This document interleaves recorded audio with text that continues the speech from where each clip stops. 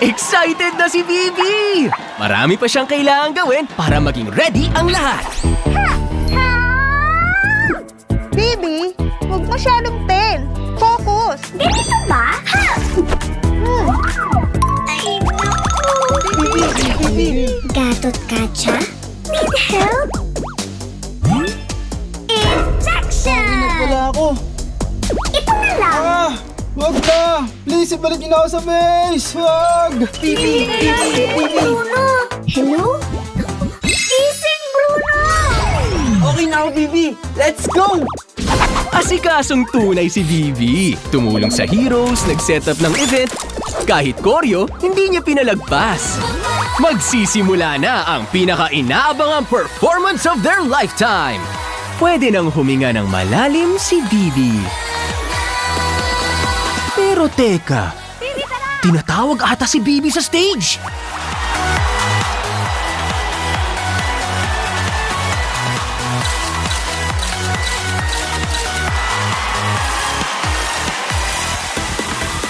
Todo kilig, todo bigay, todo ang saya ni Bibi! Dahil sa pagkakataong ito, si Bibi naman ang bumida. Nice to meet you!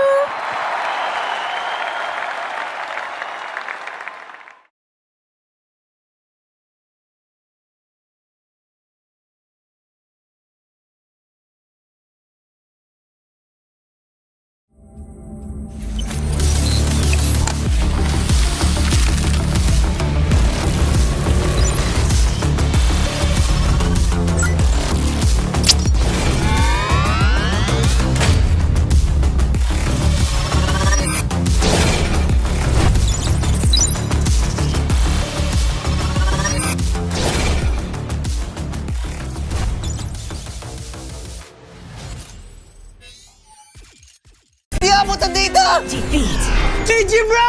Don't worry! The Only with Smart Power All 99. Hindi bitin with 10 gig data to power your games plus only Facebook or only TikTok. Load now!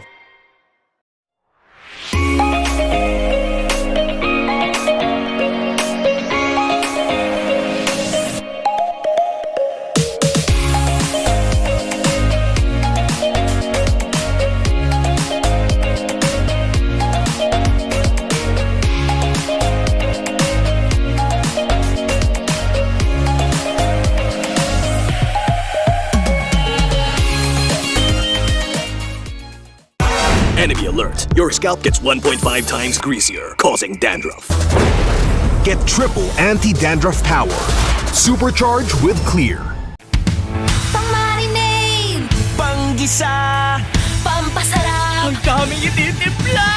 Luto mo yan with Knorr Liquid Seasoning. Mula luto tong plato, sarap panalo. Luto tong plato, sarap panalo. Luto tong plato, sarap panalo. Luto tong plato, panalo ang luto mo.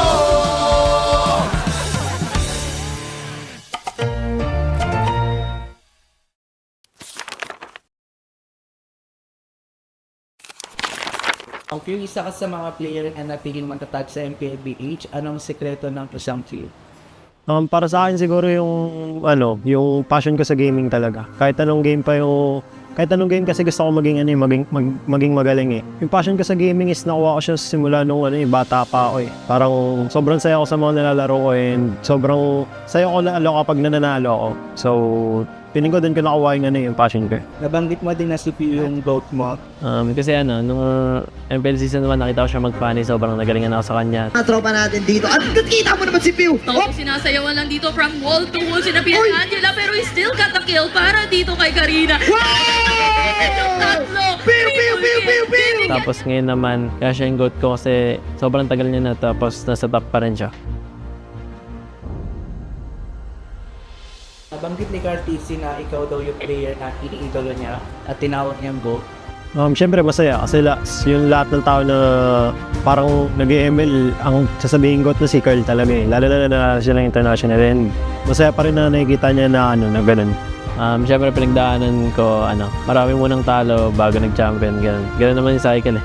From child prodigy to the face, and now MLB's greatest of all time, God CC!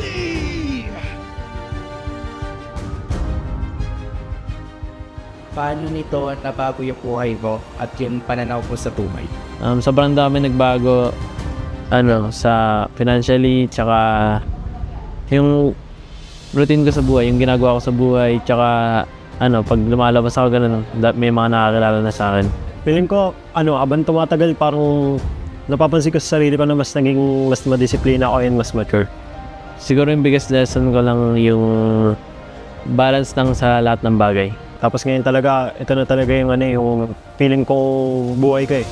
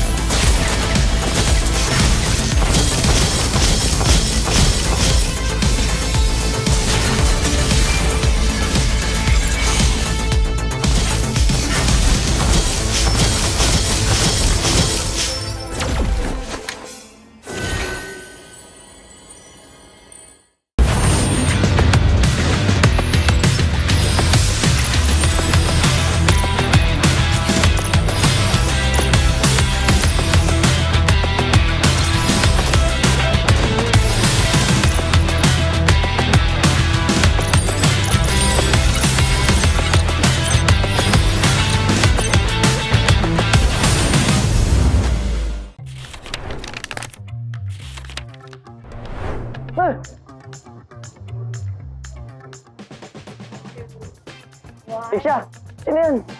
Si Gary? Esmeralda? Edith. Si Edith. Edith. Arnold. Edith. Edith niya. Ano? Edith. Robe. Edith. Yan si Gerak. Gerak. Gerak. Gerak. Gerak. Gerak, gerak, gerak, gerak. Uy, naunaw kanina sa Edith. Sige, all one. Pinagbigyan kasi nila ako eh. Lancelot! Lancelot! Lancelot. Si Lance. Lance! Sabay tayo, bar. Okay, 3, 2. Granger. Granger! Granger. Granger. Granger. Si, Lucian. Granger. Ay, wala ako. Okay, sabay ulit. Competitive. Florin! Florin! Florin? Florin? Ay, Florin. Florin. Wala. Okay, 4. Lapu-lapu. Ano yan? Sino yan? Kalea? Bruno. Lapu-lapu? Lapu nga. Ay, palakol. Parang bagong hero yan ah. Hindi si Popol. Wala, hindi ko alam yan. Sino yan? Ay, palakol! Ay, palakol pala yun! Ay! Ay! Ay, sumati. Siyang nagmamatilde. Matilda. Ate.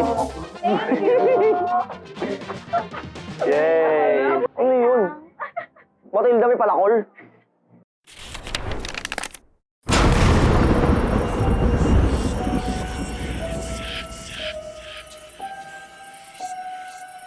Gising na ako nang di wala ako sa swerte.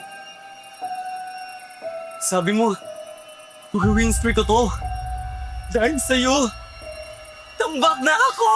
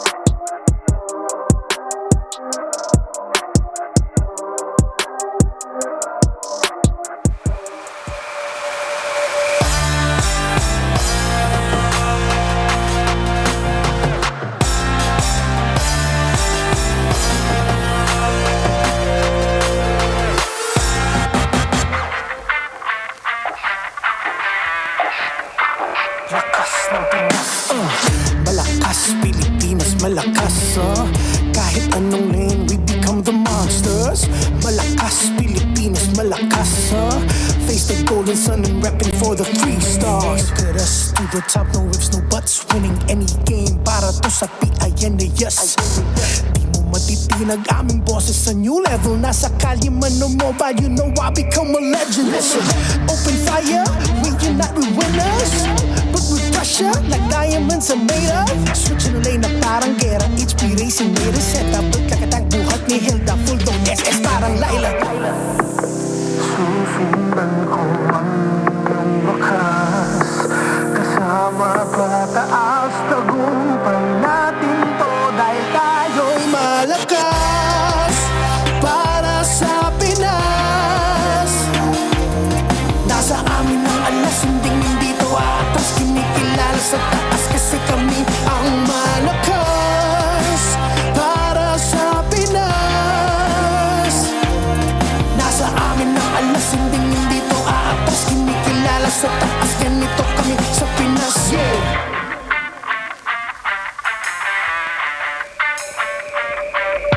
Laging MVP, no surrender, no retreat. Pag nagsama-sama, just imagine what we can achieve. Laging MVP, no surrender, no retreat. Giving 100 on my all, cause we just cannot be defeated. We are unstoppable, immune and invulnerable. Ready ang equipment, lahat frozen, mala, crowd control. Pakita on the jab, east to the southeast. Taas ang watawat, proud and loud, cause every enemy we devour. Susundan ko ang iyong wakas, kasama pataas, tagumpay natin to dahil tayo'y malakas para sa Pinas. Nasa amin ang alas, hindi to atas, kinikilala sa taas kasi kami ang malakas para sa Pinas. Nasa amin ang alas, hindi to atas, kinikilala sa taas, ganito kami sa Pinas, yeah. Malakas, Pilipinas, malakas, kahit anong tumas. Malakas, Pilipinas, malakas, face the golden sun and repping for the 3 stars.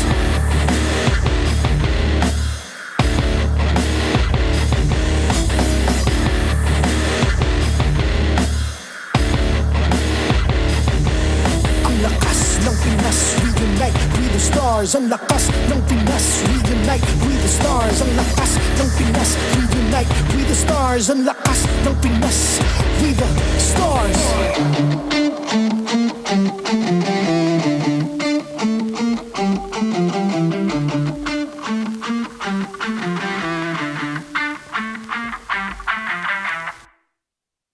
The 16th season of MPL Philippines is brought to you by the following sponsors: Infinix GT30, the power behind every madlang gamer. Victories you can count on. Smart, the simply reliable telco partner of the MPL. BPI, the official bank partner of MPL Philippines. Mas epic na bukas, buksan sa BPI. Our partner in esports, Clear Men. Power up your dandruff-free scalp. Supercharge with Clear. And Nor. Sarap panalo with Nor. Don't miss any MPL action by following our official Facebook and subscribing to our YouTube channel. Follow MPL PH on TikTok for more content. Experience MPL live and stay in comfort at the Green Sun Hotel. Enjoy the promo exclusive to MPL ticket holders. This is until October 13, 2025, so hurry and book your stay. We're weeks away from the playoffs, and you can secure your tickets now. Join us at the bigger stage for the biggest clash of the season. Go to the official MPL PH website to secure your seats. MPL Philippines is monitored and supervised by the Games and Amusement Board.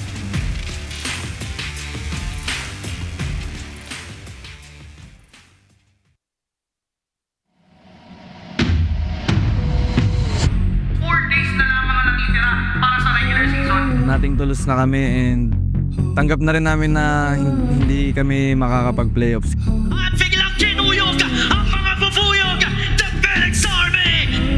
Tingin ko masyado lang namin nirespeto yung TNC kasi natatakot nga kami makukuha one way. Yan talaga yung inisip namin. Sa ngayon, one step at a time kami talaga ngayon. Tinitignan namin kung sino yung mga makakaharap namin every week.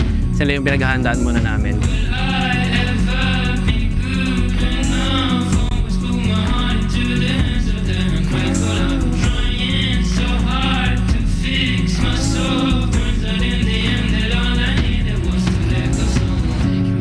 kaya naman talaga naming manalo eh. Sadyang di lang namin matapos yung game eh.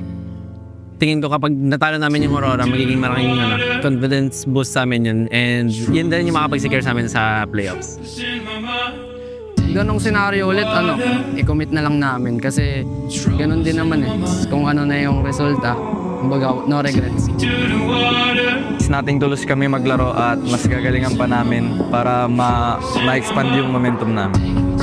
Pero ipapakita din namin yung 100% namin bukas. Ang message ko sa APBR, kahit anong mangyari, enjoyin lang natin yung laro. Tapos kung ano man yung maging resulta, hanapin na lang natin kasi parehas naman natin gusto mag-playoff eh.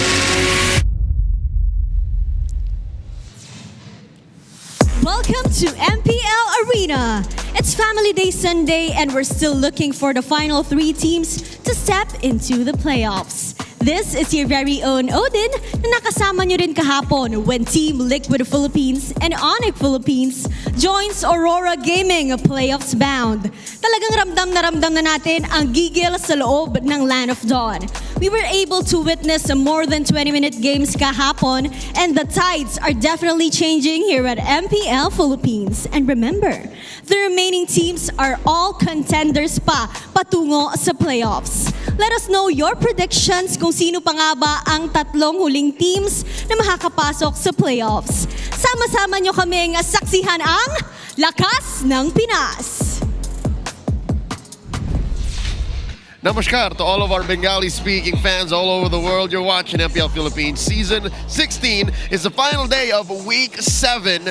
Bring you the action. My name is Leo at your service. Here with Midnight and Wolf. We got 2 best-of-3s coming your way. Gentlemen, how has the weekend been so far? It's been hectic, honestly. A lot of competitions going on around the community. You know, it's one of the, I would say, tightest day of this week because at this point we're really down to the number of games these teams have to win. That's right. We've seen a lot of changes in the meta game that you might or may not like. That being said, I'm gonna address the elephant in the room. It seems like it's all gonna be 20-minute games from now on. Woo, the meta has shifted. First off, we'd like to thank Infinix. Experience victory with the Infinix GT30. With GT Trigger and MLBB certified 120 FPS, enjoy ultra smooth gameplay and outplay the rest. You're gonna need all 120 FPS if you're gonna win those matchups. Again, 20 minutes of staring at a phone. Yeah, what was it yesterday? 3 games straight? Yeah, you gotta have those FPS, man. I don't know why I said that, but you know, you want to join the Infinix X11 show match, play alongside Shirazawa, Athena, Giant Gaming, and Womi in an epic 5v5 match this October 25, powered by the Infinix GT30. Same phone, by the way. Yeah. I already know who's winning. Yeah, that's Team Jamie. Jamie, let's go. Team Womi. Really? Team Womi. What about Athena? Are we doing our girl dirty? She's still playing too. I'm a big fan of Womi. Yeah, but without any with a lot of bias. Yes, that's going to be Jamie. All right. So if you want to join in on the fun, you just like and follow Infinix Philippines on Facebook for the full mechanics. Winners will be announced on October 13th. So are you #Team Cherina, or if you're like me, you're #Team Jamie? Yes, sir. Join now and outplay the rest. I'm partly Team Cherina. Okay. Turns out when I go way back. I mean, you can choose whatever you want, you know? And we work with Athena. We literally work with Athena. We were with her last night. That is true. You know what? Okay, you convinced me. I'm that easy to convince. I'm Team Cherina now. Love it. I'm not voting. Love it. Frozen yogurt on me later. Level up your game with Vibe by BPI. If you download and sign up for Vibe, you'll get 50 raffle entries. Last month, 200 lucky winners received 1,000 250 MLBB diamonds each. This month, we've raised the amount for you to potentially win 50,000 diamonds. Yeah, download and sign up for Vibe now. Begin an epic tomorrow with Vibe by BPI. You can do it today. Ladies and gentlemen, this tournament is monitored and supervised by the Games and Amusements Board. Season 16, we said it would be the season to watch, starting week 1, week 2, week 3, almost a month later. Here we are, and today's matches are still must watch. Yeah, dude, I still can't. I can't get my head wrapped around the idea that it's week 7, but there's only 3 teams that have secured the playoff spot. You know, we always, season after season, we always say, oh, this is the best season so far. This is the most competitive season so far. I think MPL PH Season 16 is legitimately the most competitive season that we've had, because even when we have our, RORA with APBR secured, TLPH and Onyx with them being having their playoff secured. If you're looking at the losses of the top 3 teams, it's interesting because TLPH did not ever win against both RORA and Onyx in their series, but they're top 2. Imagine how crazy that is. And then Onyx, they have defeated TLPH twice in this season, but they have lost against the top 8, the top 7, and the top 6 team. Not to mention, imagine, not a single confirmed elimination just yet going in a week 8. Exactly. Yes. And also to add to that, the number 1 team in the regular season only lost to number 8 seed. Oh my goodness. That is how crazy, how crazy competitive the Infinix standings are. But you think about it, for Falcons, even when they are top, their 8th place, they're still pretty strong. Yep. At dead last, you can never count them out. They'll be in action against APBR tonight to open up our broadcast. Again, a best of 3 to decide their fate. Folks, I think we have done the calculations. APBR will not be automatically eliminated in case they do lose, but Falcons, it's dire straits. They gotta win this if they want to keep their hopes up high. And then we'll be closing off with Aurora, number 1 seed, going up against TNC, who's still crossing their fingers. Their fate has not yet been sealed. They don't know if they're going to Cuneta Astrodome or being left in the dust. Yeah, man, for Aurora, this is a match that I think there's not a lot of pressure for them, but you're still gunning for that number 1 secured in the regular season. Yeah. I think when it comes to the storyline, I think it will be best for Falcons to win against APBR because, like Leo have said here, APBR is not guaranteed to get out of the playoffs contention without us, as Shizu and Super Marco will be facing up against each other. It's the bulletproof versus the silent. This is the time to raise your voice, the time to let it all out, guns a-blazing. The Hive is entering a new era. Last season, they failed to break it out into the playoffs. This time, with the Cuneta Astrodome, that historic site where, I don't want to bring out a number, I was going to say a bajillion, a bajillion sporting events in the history of our country has been held. I don't think neither of these teams want to miss out on that. Yeah, and to be frank with you, like, this match is very poetic. Like, right after facing off against Onyx Philippines, they said no to the new era, and right now they're faced with the past. This is a very historical matchup between Falcons and AP, because do take note, this is the team that left that franchise. That's right. So this before Falcons, the first iteration of Falcons right now has been from Falcons APBR. Then eventually APBR have drafted the new ones from the scene, and Falcons now on to passing the mantle to the current. What is this? The current. Can you what is the explanation here? What is the when you say current?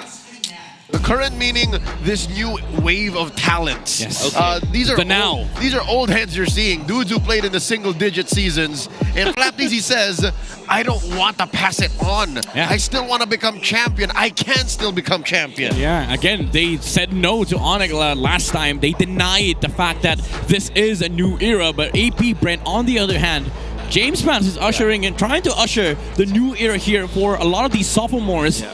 But Falcons, they want to deny that from them. And few echoes the sentiment.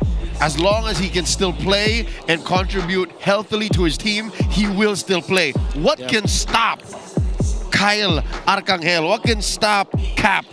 Because his fingers ain't freezing just yet. Yeah, that's right. That's right. I think when as you add to your strengths as you play more in the game. Like, obviously, you lose some of your mechanics, but I don't think that's applicable to someone like Phil, because he has always been very good at the game. Up until now, he can still play super well when it comes to like the hardcore mechanic type of mid laners. He can still play the Kagura, by the way, so that's still a lot. stuff that he can give to Mr. Few. But what adds to his value as a player, his quote-unquote contribution from the Tagalog word ambag, his contributions to the team will always just increase because of the experiences he's able to learn along the way. Yeah, he's just a smart guy, you know. Like every time we see Falcons play, it's always the genius behind these amazing plays. And I love the energy that I'm seeing from Team Falcons. Like these guys haven't given up. They know that the road is very, very slim, but they have to take it anyway. Such is the nature of the life of a pure athlete. That's still them, in my eyes, the best pure athletes in the game. They're going up against the New Bloods, led by the veteran, Aqua, affectionately known as Dad. He has led his team to a very tight spot, and he's leading the charge up against Kapitan Few. They only each have one unique hero in Season 16. The Lunox for Aqua, Loyi for Few, and then they have the shared smorgasbord of 7 mages. Yeah, what's to say that the only reason why Few has not played the Lunox and Aqua has not played the Loyi probably has only been because of the coach choices, you know? Maybe it's just out of choice. This is literally the Venn diagram of the mid lane heroes that we have between Aqua and Few. And it's crazy how they kind of resemble how they play individually. They resemble each other so much. At the same time, it's also different. Yeah, it's kind of like, you know, again, very poetic for these two players. I believe Aqua also does have something that Few doesn't. It's the MSC title. Oh, wait. No, never mind. They do have yeah. Never mind. Okay, so wait, Few has the MS... Few has 2 world championships on top of Aqua. Yeah, that's for sure. That is true. This is a hard match to watch, honestly. Like, for Team Falcons, for sure, they feel the pressure. They have to win this match for them to stay alive. But for APBR, they're also trying to fight for, you know, this bright future that they have. Yeah, points-wise, I think it's important that they get at least 1 minimum. If they win, chances are looking better. Ladies and gentlemen, we want to hear from you first before we move on with the matchup. Here's a community poll for this bout in a dystopian survival game. Okay. A la World War Z, a la DayZ, a la... You know the game, right? Minecraft. Technically, technically Minecraft is counted. Yeah. Who would win? Who would be your MVP? You would have like one dude with you. Flapteasy, Aqua, Kalad from Aurora. He'll be in action later on. Well, you'll see him there. And others. Between the three players that have been mentioned here, who can survive a month with just water? Only my boy Kalad, bro. What? Kalad did that. That's true. Oh, really? That's how he lost so much weight. Yeah. Oh. That's him. Water fasting for a month. Oh, I see. Okay, We have a clear winner here. I think I would name others. As much as I love to hang out with these 3 gentlemen. Who is it? We'll find out soon. I'm not so sure. I have to ask you if I can give identity, but go ahead, let's welcome our teams on stage. Is it time for the Falcons to fly higher? Welcome, Super Marco, Ogwen, Few, Kyle Teasy, and Flap Teasy. Take flight, Team Falcons!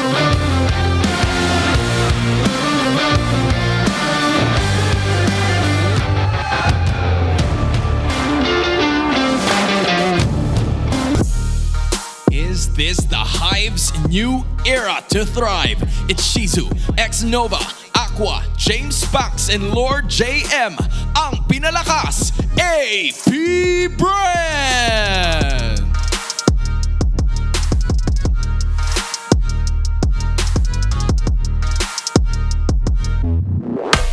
To oversee and uphold the tournament's integrity, guiding us through this match are our marshals, Joshua, Chico, Patrick, and Jeff.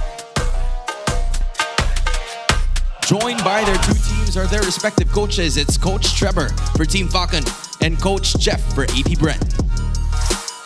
Ito ang unang araw or unang laban ng araw na ito. It's Falcons against the Hive. Midnight, talk to us about Falcons PH. Hey, again, all pressure for Team Falcons. This is a do-or-die match for them. They have to secure the win against APBR to stay alive for playoffs contention. And we did see there is a brilliance of hope here for this team. Kyle Teasy has to show up in this game. And he'll show up against APBR. Ooh, it's Lord JM. for now. James Max, Aqua, Exo, and Shizu. And I want to really put some lens on Lord JM, although we are going to be talking about Aqua a lot later today. But Lord JM has actually stepped up in the last week because he's always been part of the criticism for the first 6 weeks that we've seen in MPL PH. But in week 6 and now starting week 7, we have been seeing Lord JM actually be more comfortable and show up in games. Yep, we are speeding through the steps here as we move on to talk about these head-to-head stats. Look at the Lord control on APBR. Kyle Teasy is actually in the top 3 total Lord kills in the season. But when you're looking at control average, APBR beats out Falcons by about 3%. Wow, very interesting stats there. I think it's because of the fact that Kyle Teasy just knows how to prolong the game. Overall, Falcons know how to prolong the game. It's quantity. Exactly. But it's like, you know, there are games where you have like 3 Lords or 4 Lords. Yeah, that's true. When they play. And that's all them. Yeah. But in the games that there's just 1 Lord or 2 Lords, that's right. James can lock him in better. Ladies and gentlemen, let's take a closer look at what happens behind the scenes and listen to the Smart 5G ping test. Lolo, mic test. Wala. Cute. Saan swerte dyan? Swertein nga kami. Jen! Wag! Masabi ko lang sa mga kalaban namin, good luck sa atin and sana makapag-playoffs tayo sa atin. Mic check, mic check, mic check. Hello guys. Check ping. Laglaga ng mga laglag. Oh my God, bro. Hindi mga kapalkon natin. Laglaga ng mga laglag. Mensahe ko kay Marco at sa Falcon APBR. Sa Falcons lang pala. Tanggapin na natin, nababawi na lang tayo next season. Wala na eh. Tanggapin na lang talaga natin. O malay mo, tutulungan tayo ng Falcons. Kasi dati silang player ng bread. Ibigay na nila sa atin 2-0. Nice G, Falcon. Doon po kayo dahan. Good to hear that Lord James is in high hopes despite the dire straits they're in. Yeah, look, the fact that we talked about him a little bit earlier on, because I really feel like everybody has to step in a team. Aqua has always been really good for the team, but there has to be someone else to step up, and Lord JM is happy to take that mantle in the past weeks. Dude, his performance last week is crazy. Like the Uranus Esmeralda, he was overtaking games. That's right. Against, I believe that was against Onyx Philippines too. That's yeah. Man was legit stealing Lords. Yes. Actually, yes. With Uranus, Flicker, Ionic Edge. Oh and yeah. Earlier this week, Alalanzo. Yeah. Literally yesterday, won with a Terizla. Crazy. Gila. As they would say. Would not be on my bingo card. If you told me week 7, that's right. You would see Lord J, Mr. 50-50, win with a Terizla. He's on the other side now, of the 50. He's winning a lot of He's more stuff. like Mr. 55-45 now, I think. That's true. Yeah, maybe. That's, by the way, that's a big difference, because that's like a 10% difference between. It's a 10 swing. The disparity, yeah. It's 10 more for APBR. And I hope that they continue with this kind of like energy for APBR, you know? It just doesn't have a nice ring to it. I just rather not say 55-45. Yeah. Mr. 50-50 is the thing. It's cooler. Yeah. 60-40. It's too long, dude. 55-45? 60-40 is actually, that sounds cool. 90-10 is alright, but nobody's 90-10. Yeah, nobody's 90-10. Except Kyrie. Demon Kite, I guess. In their prime, in their hype-wise. Yeah. Season 7, Season 8, you know what I mean? Yeah. I think, 90-10. Yeah, that's 90-10. pretty much that. With that big retribution button for some reason. So, who's Mr. 100? Carl, the GOAT? I think it's a cop-out. If you say the GOAT right now, I think that's a cop-out. The GOAT himself? Aside from Mr. GOAT, who's 100-0? I'm pretty sure it's a hard question. It hasn't existed. MLBB is a very diverse game. But first, let's listen to Wolf, but not here, for the Howl, for the Infinix Keys to Victory.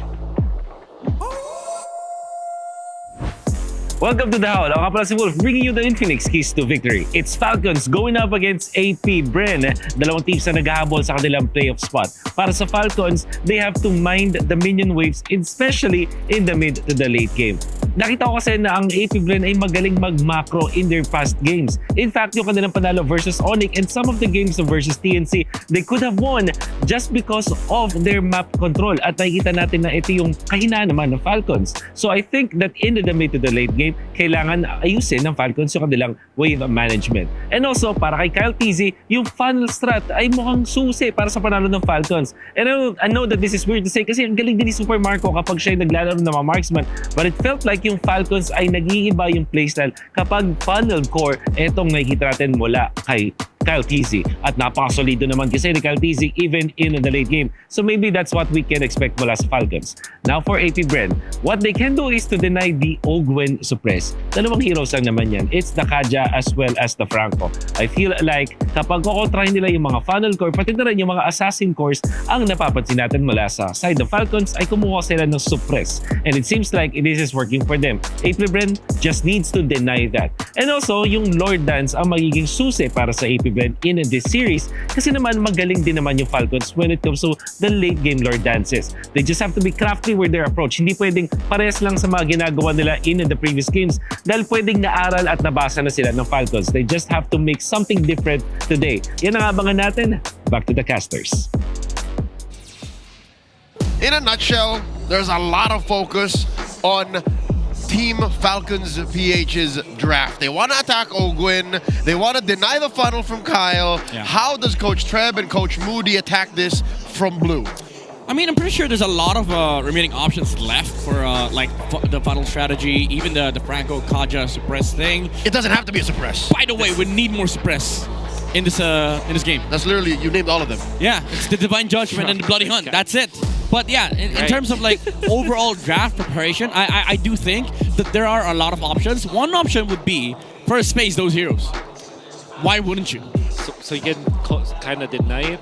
Yeah, or you deny it from AP Bren. You deny the second phase bans because that's what I believe that's what Onyx tried to do. Like they tried to remove those heroes in the second phase. I want to find a term to kind of describe that kind of drafting where it's not like you're very confident. It's not like you're you're insanely confident, but you kind of know that you need this kind of pick in the first 3 picks. Prioritizing. Yeah. Compartmentalizing, or just master the basic style of drafting. Yeah, that's essentially master the play. I think it's he'll come and play later. Yeah. We'll see it later. I used to call it when I write Keys to Victory for Aurora. I call it the blind picks because it's a traditional way to describe that kind of pick, right? Where it doesn't matter what your opponent's doing. Yeah. Yes. You just need this now. Yeah. All right, confirmed. We're going into dangerous grass. Team Falcons actually good at this map. Grass of danger. Oddly enough, they are on blue, so they take out the Zushin, the Khalid. Oh, they're attacking X-Nova. Yeah, I think it's a good strategy from Team Falcons. You're securing yourselves a better position in terms of draft because you're removing some of the comforts from the side of AP Brent. But this does also set up like a lot of the early game picks. Like again, the Franco, even the YSS from Team Falcons. That's why, like for me, it begs the question of what do you do with the Kalea? Because X-Nova does play a good Kalea and a mean Kalea at that. Yeah, and most importantly because it wins the lane for you. At the same time, for in this metagame that we have, you want some of disruption from the roam role. So that's probably why Kalea has not been the priority for both Falcons and AP Brand. And when I noticed for AP Brand, they always want a vehicle for the Angela. Unfortunately, it will be banned out by Falcons. All right. With that said, one more. The Angela goes. Team Falcons take it out. Red 3, the 1-1 still at large. Yep. And even when that happens, again, inevitably, that's what AP Break should do. You leave the Lancelot Yusenshin trade. Well, there is a world where... Okay, never mind. I was going to say that they might not care. It slipped yesterday. Yeah, because the thing is, if I'm not mistaken, the first loss in 1-1 was on the hands of Super Marco. Okay, the Kyle PZ funnel. Expect fighters in the gold lane for Falcons, or with the exception of the Granger, which kind of doubles as a... It's a strong laner. That's what I'm trying to say. For AP Brin, there is still the joy factor that they can third pick, so they might just... they might just get Arlet in this scenario. Maybe steal away the Hylos, perhaps? Jimmy James did play 2 Joy yesterday against TNC. Dude, I love that you mentioned the Joy. I think it's one of the forgotten answers against the YSS. Oh no. Well, this confirms it. It's very unlikely for them to get the Joy, but they do pick up Harriet, a very strong gold laner. And Arlet, perhaps? I think they do have one record with Harris and Joy. That's also true. That's also... wow. Okay. All right. Old school. Stave your suspicions, gentlemen. No way. We no longer have to wait for the Joy. It's the Haya. Well, what you said, I think you're just safe to get the Arlet and Hylos here, right? No? Yep, that's right. Arlet, they might go Ruby. because that's what they combo with this Yi Shin. Well, that was APBR actually, but typically teams will pick up this this Ruby. Yeah. Especially because you already know that you're facing up against both Harris as well as the Hayabusa. There's a lot of value with that hero already for Falcons. And then, what I noticed for Falcons is that they do like the Franco as against Assassins. They might even like prioritize that hero. It's Uranus and Farsa. Is this like M3? Is this M3 that I'm looking at? I don't think it has to be any generation because even in Season 16, Falcons, with their record, has a positive win rate on Uranus. This is Flapteezy's fourth game on Uranus, and he's sitting at a 66% win rate. Yeah, to be fair, he did play a mean Uranus against Onyx Philippines. Was able to shut down a lot of like the openings that you know, the enemy could have had in the early game. So this is gonna be a big problem for APBR, honestly. However, for APBR, since they've already seen the mid lane and the XP laner for Falcons, they now have the option to get their XP lane themselves. Esmeralda seems to be a good option. Typically, you pair it up. Choose my own path. That's going to be Arlet, which was also part of our discussions earlier on. I generally like it. Oh! Wait! Oh, the buff! When Pandora buff. Falcons won last against Onyx, Vincent and Nina were here too! Vincent and Nina. They know the strategy. That's how you prepare. You don't prepare drafts. You prepare the buff. Yeah, you prepare the buff. Whew. Okay, well, that should be part of the keys to victory. Big shoutouts to Toriyama actually. He made some keys to victory. Yeah, included Pandora as one of the keys. Clever man, that guy. Yeah. I wonder if APBR is going to be looking for another set of stuns so that they can combo this Arlet with another stun. I've seen how the Arlet was played yesterday, and I didn't like the fact that it was played by Omega in the roam role. It was very weird in roam. Yeah. It was, you know, Super Yoshi, I believe that Super Yoshi can play that easily, but unfortunately, you need some sort of contact hero with the Arlet. What about X-Nova though? He did play a lot of like Arlets during his MDL tenure. That's also true. You need some sort of vision to go with it. At the same time, you also need stuns to couple up with it. So it's a weird scenario to have Arlet right now, especially because the Arlet does not want to be revealed in the river, in the bushes, or you know, in the jungle. And that's why Falcons banned the Cho. Yeah. It's crazy to think that they're comfortable picking up the Arlet against Uranus though. Like most XP laners would hate that matchup. For sure. That's why I really feel like Arlet is such a... It's not a one-size-fits-all kind of hero anymore, unlike before. So now the Ruby being banned by APBR, as we've mentioned, a hero that could be played by Falcons easily and comboed up with the Season Shin. Yep, looking at Falcons lineup, they already have all the cores they need. I do feel that this might be a gold lane fighter. Might even be Bane. Bane against... Yeah. Okay, so there are two heroes that I think of, or actually three heroes that I think of when I'm facing up against Harith in the gold lane. That is going to be Lunox first, a very important mage. And then you also have Harith. Oh, sorry, CC, which interestingly has been the trend nowadays by teams. And if you look back, most of the matches where CC Gold was played is because of the Yi Shin and also because it's facing a Harith. So the CC Gold lane for Falcons is not too far off. It's crazy how the metagame has evolved. Yeah. It feels like 1 in 4 or 1 in 5 CCs are gold lane CCs now. Yeah, for sure.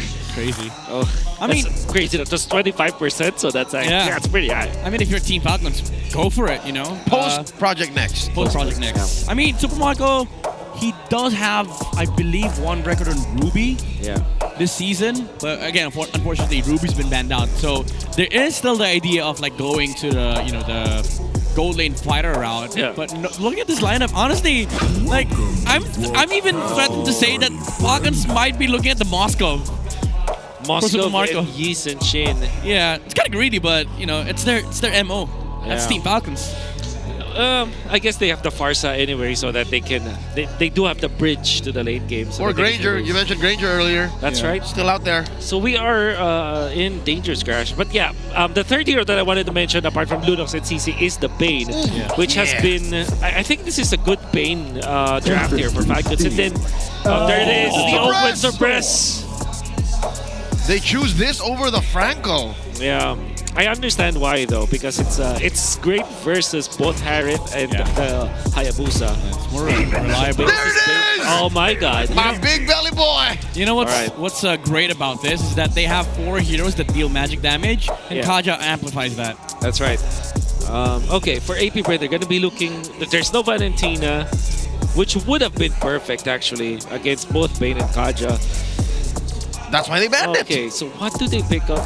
What do they combo? Do they pick up the Novaria in this scenario? By heaven's mandate.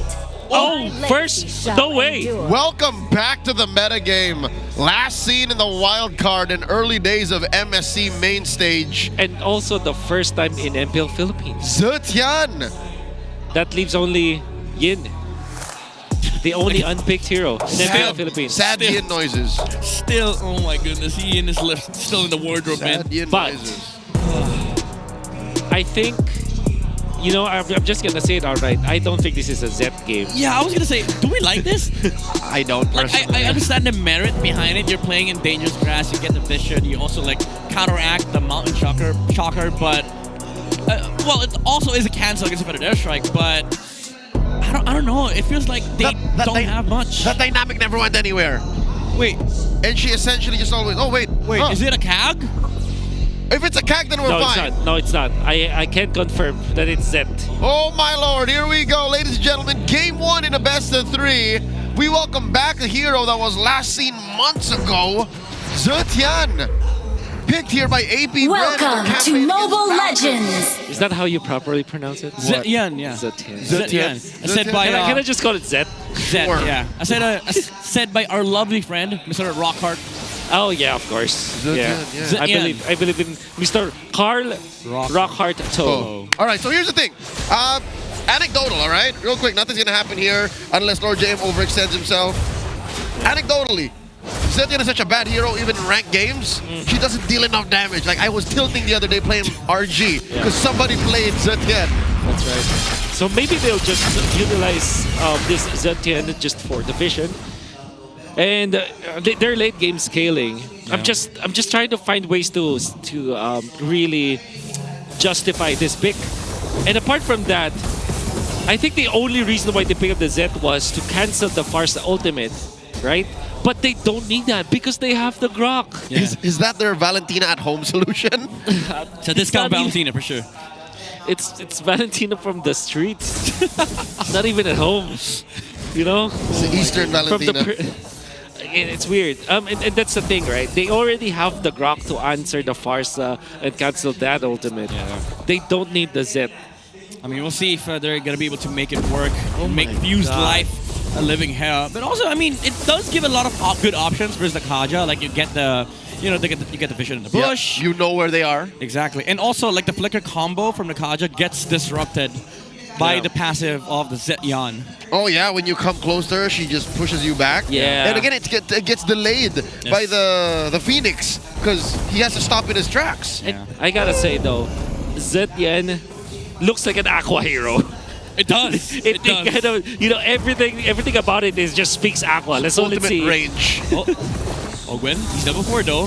They're rushing the turtle here for Falcons. They do win the first neutral objective of the game in AP Bren. They don't have any answers. Again, it's the Uranus problem that they're going to face with. Yeah, they might not have enough to damage the Uranus, especially in the late game. Maybe if they do focus on Shizu. So I'm not exactly familiar. Oh my goodness, Flicker! Flicker, Divine Judgment from Ogwen catching X-Nova. They don't have the damage though. Yeah. So X-Nova is able to flicker out. That was the ultimate to cancel the ultimate of the Farsa, the Feather Dare Strike. But they did have to commit X-Nova's flicker. As long as AP Bren is equalizing, I think that overall AP Bren wants to do in this game, or probably the entire MPL PH Season 16, whatever is left with their games, is to play it up until the 20-minute mark. I mean, bring out the moves, right? The more moves you give out, the more wins for AP Bren. But maybe that's the answer. Like we saw earlier when they used the Divine Judgment, Aqua was quick to pull the the ult of the Zetian to sort of disrupt the flow of the pickoff from Team Falcons. Exactly. It's not just for recon, not just for map intelligence. You can also use it as a quick counter to stifle the The combo, I guess. The combo, the order of skills that Falcons want to drop in.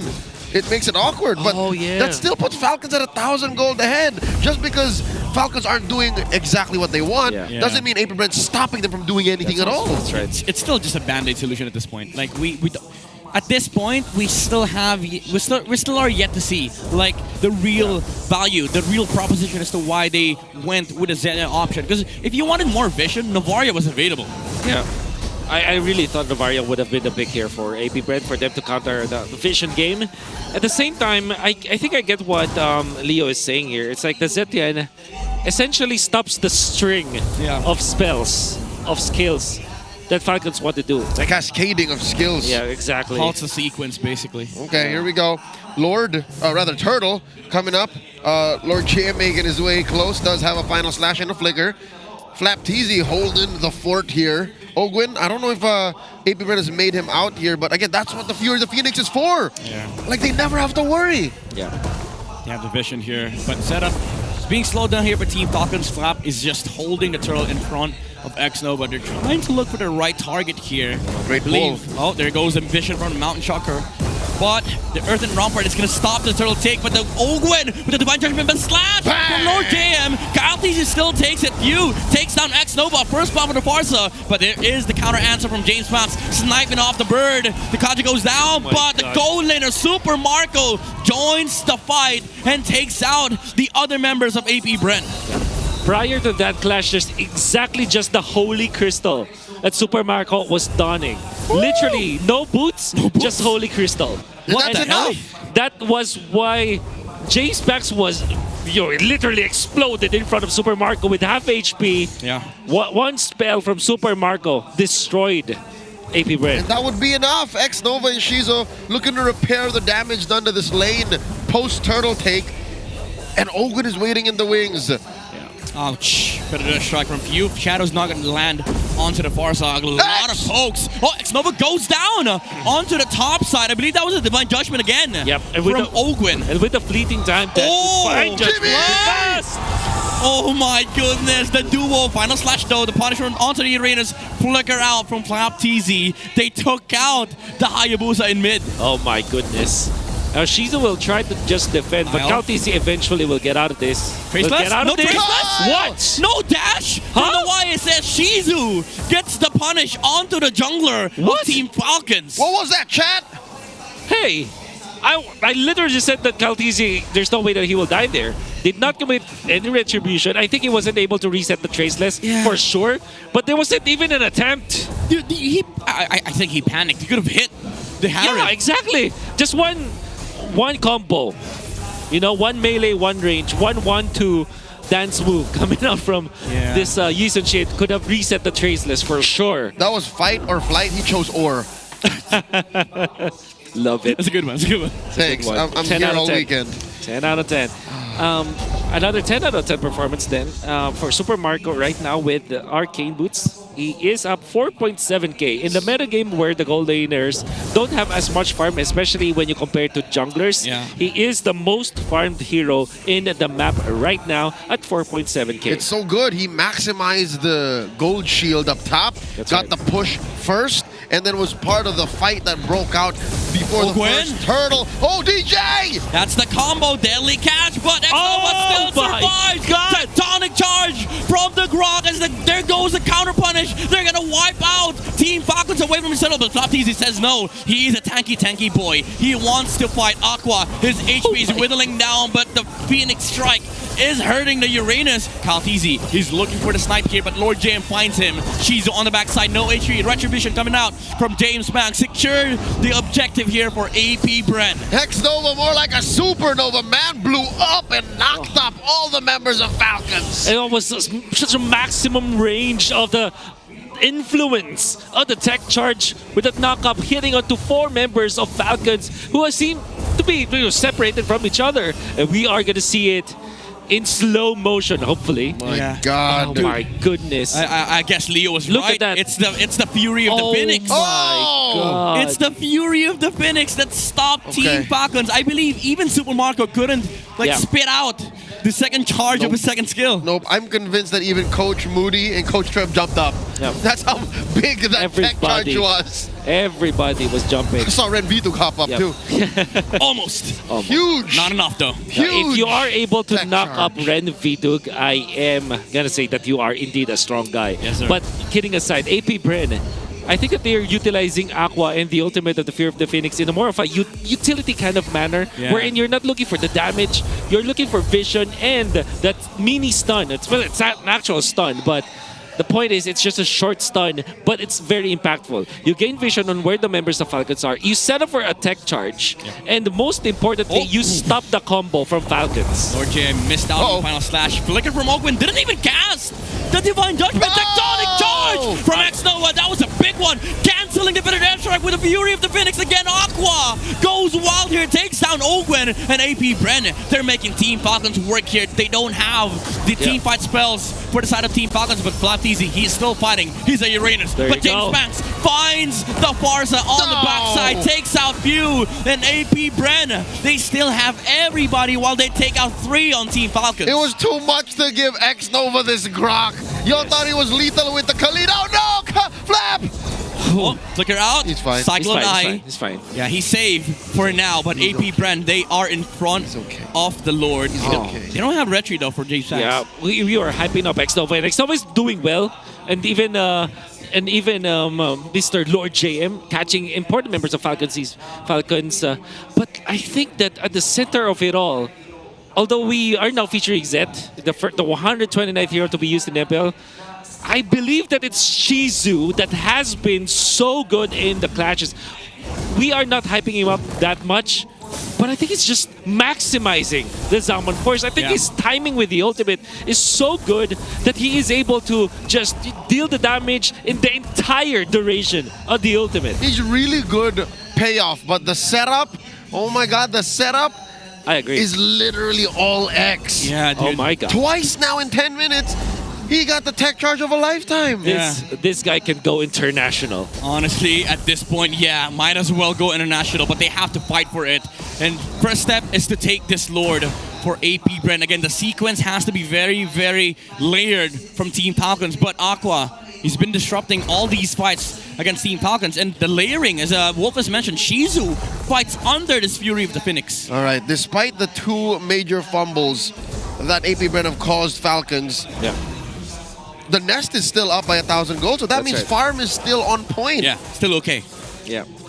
They're going to be A-okay, especially when it comes to the junglers, as James Pax is behind by 1,200 gold. And 2 levels? And 2 levels, which is also the reason why AP Bren is not rushing the Lord at this point. And they also have to find where the Kaja is. Because Ogwen is always going to be an important hero. And Kautizi sneaks in the push up top. That, making quick work of that tier 2. X-Nova going hunting. Oh, Fury? Oh no, they know. They conceal? Might catch Ogwen now. They call it off. Close call. Again, let's just put into context exactly what the Fury of the Phoenix does, all right? It's damage, it's vision, and it's a 0.8 stun. I don't call that a mini stun. I think that's as close to a second stun as you can get. I agree. So it's enough to like stop the combos from happening. It's enough to stop any kind of backup from Falcons. If they do initiate with the Kaja, just imagine how that will play out.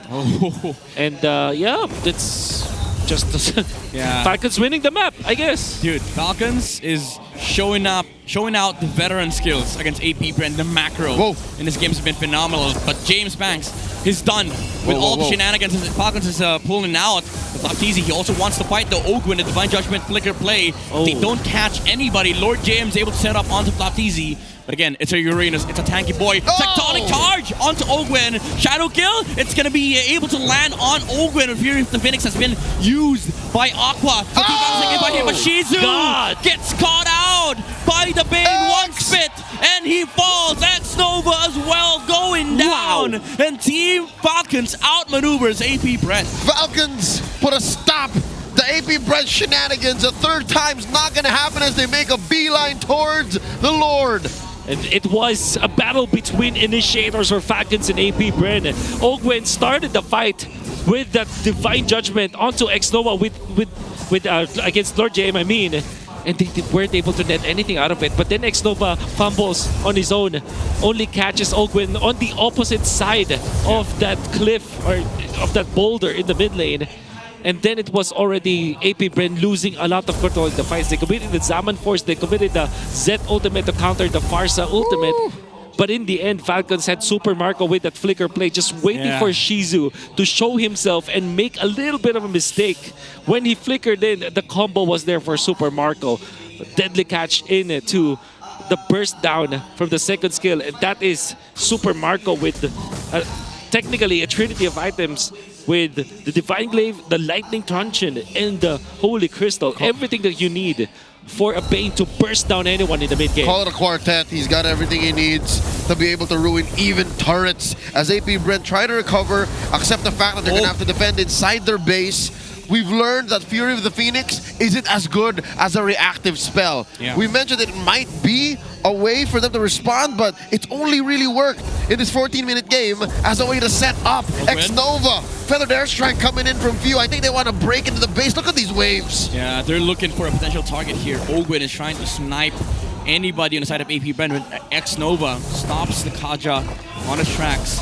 But Team Falcon still, again, they have the map control over APBREN. They have access to the jungle. They can just sit here, farm everything, and make the goal lead much, much bigger. If there's anything we learned about APBREN last night, and of course the potential for, that's a passive. Potential for a Bane to go late game, Wolf. Are we going to see double or triple Holy Crystals again? I think only double. I think it's Ogwen! Or JM. Oh, missed out! Oh my on god. the flicker combo, Mr. 50-50. Oh. He lost the coin flip there. That's a big whip. Concealed by Nova. Was he looking for? Rampart Fuel goes on the other side! Oh no, every hit is missing from APBREN. Oh no. And that's a lot of skill shots that so important to have in this defense. Now Falcons are knocking. Oh no, they don't have the counter-engage tectonic charge back. Nova gets dodged by Calteezy! It's able to go out with a Traceless. Lord James stands on the front line. Another Traceless from Calteezy. He's going wild with a Hayabusa with the Shadow. Is able to take out the YSF. Flapteezy standing in the front line still, preventing the other members of APBREN from joining the fight.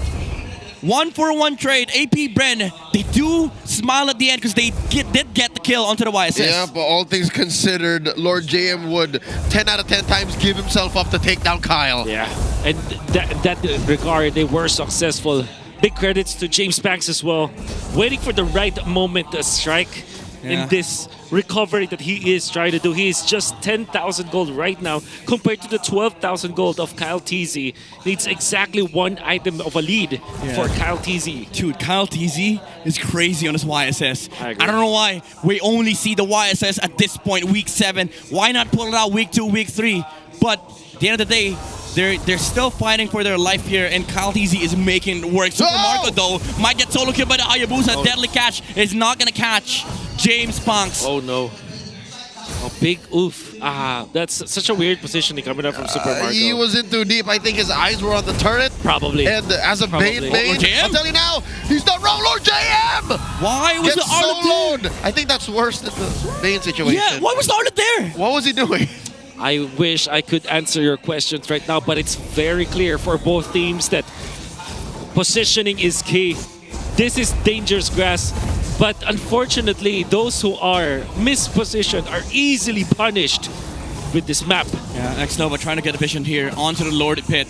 They see the 30k HP on this Lord, Kyle TZ, still trying to burst it down. James Punks, though, he has to walk over to this area. No Shadow, but Falcons, they do reset this Lord. Oh, they need Marco. He's on his way, waddling towards the Lord. At a fifth of its health. Mount Shocker holding onto the boat. They don't have the Shadow, so Team Falcons, they burst down the Lord. There's no punish. Xnova goes down. Shadow coming out from James Banks, but they don't have the right targets, though. Flapteezy again standing in the front lines, preventing the other members of APBREN from actually reinforcing the front lines. Lord goes to Falcons. Wolf, a masterclass in the Uranus. Flapteezy, just literally a body behind APBREN. Yeah.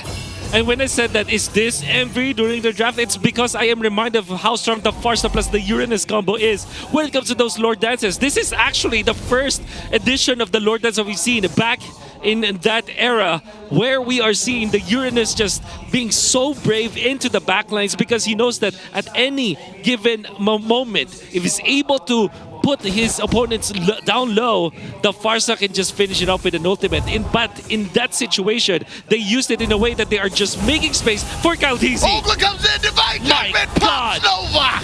Oh my goodness, they take out the Grok, no tectonic charge this time, but Shizu goes out. He wants to go for the punish, he's gonna be able to take out View. But again, Flap TZ standing in the front lines, but this time around, the final slash hits from Lord JM catches Kyle TZ. And now AP Bren, they're marching forward, but they have to help James Banks. They have to defend this base. But man, oh man, AP Bren, they finally make it work. How did they get into Falcon's face so quickly? What was that? Well, it's the Lord JM 50-50 that will work in moments that mattered so much.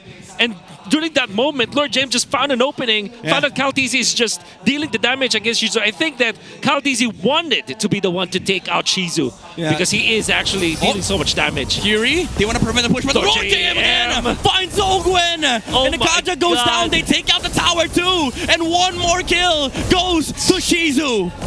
Oh my god, Lord JM. Again, this is the first time in a while that AP Bren's side of the map is clear, and they're going straight for it. Mr. 50-50 bought them this time, bought them this space. It's not a joke anymore. It's not. Dude, when was it ever a joke? We've seen it twice now. Never a joke. That's never true. doubted. Never doubted. We never doubted the 50-50. First two, missed. Last two, amazing from Lord JM. Now, the big question is, the next 50, what is it going to be? Logic states it should be a fumble. Yes. Because you've already won twice, lost twice prior to that. Hey. But AP Bren now have the gold lead. You roll long enough, you restart the sequence. We don't even know what the sequence looks like. That is how statistics work. Yes, because if the next one hits 50 and then game ends, there's no other 50. Because with AP Bren, you don't know what the real sample size is. Yes, right. They've done so well to grow the game, to roll the game out to very long durations that they make Lord JM hit more than 50%. Minutes. Just wait. They are playing the table, ladies and gentlemen. Oh, Flop. Is he going to get punished here? Oh, the dash is not enough. The Rampart is there. He has to flicker out. No final slash, however, as well as the Fury of the Phoenix. So AP Brent, they do have to reset. But at this point, Falcons, they have the Lord setup. I love the discipline that the Hive has put on display. They could have flickered just to take down Flap, but they refused to do that. Yeah. They're not gonna do that unless they know where Ogwen exactly is. And Lord JM! Okay. Oh, they take out the 50-50. They don't want to play with odds. Falcons, they remove the Arlen from the equation. And right now, AP Brent, they have to fend this off, the Lord off, without the final slash. No flicker, no final slash, literally a 4v5. And the same spot where he died. This is another part of the 50-50. Yeah. Close to it. This is full circle for Lord JM. How does AP Brent contest Lord now at a third? Big knock-up. James Bonds with a shadow kill takes out the Kaja from Team Falcons, and now it's a 4v4. But Feather Destroy coming out from Fuse, zoning out the other members of AP Brand. Kyle tries to find Aqua on the backside, but the Mountain Chakra is gonna miss. Oh, no! So now we go to reset, but the Rampart, it is gonna stop Flap TZ from doing any further damage to AP Brand. You know what? For the next 30 seconds, AP Brent actually has the advantage. The only thing Falcons has over them is the map. That's why AP Brent isn't so confident to dance. Yeah. And look at the positioning from the Bane as well as the Farsa. They're trying to go for the backlines, but AP Bren will just get in front of the Lord some way, somehow. Without the Arlad, they are able to punish Ogwen's positioning. They want to burst this Lord down. There's no stun on the side of Team Falcons. Kyle TZ, he's going for the beeline. Tectonic touch, but Kyle with the Traceless dodges the stun, steals the Lord, buys immortality. He goes down still, but Super Marco arrives to finish the job, takes out Shizu. Aqua goes down as well. Flicker coming out from next level. They're going to try to take the Bane down, but he survives.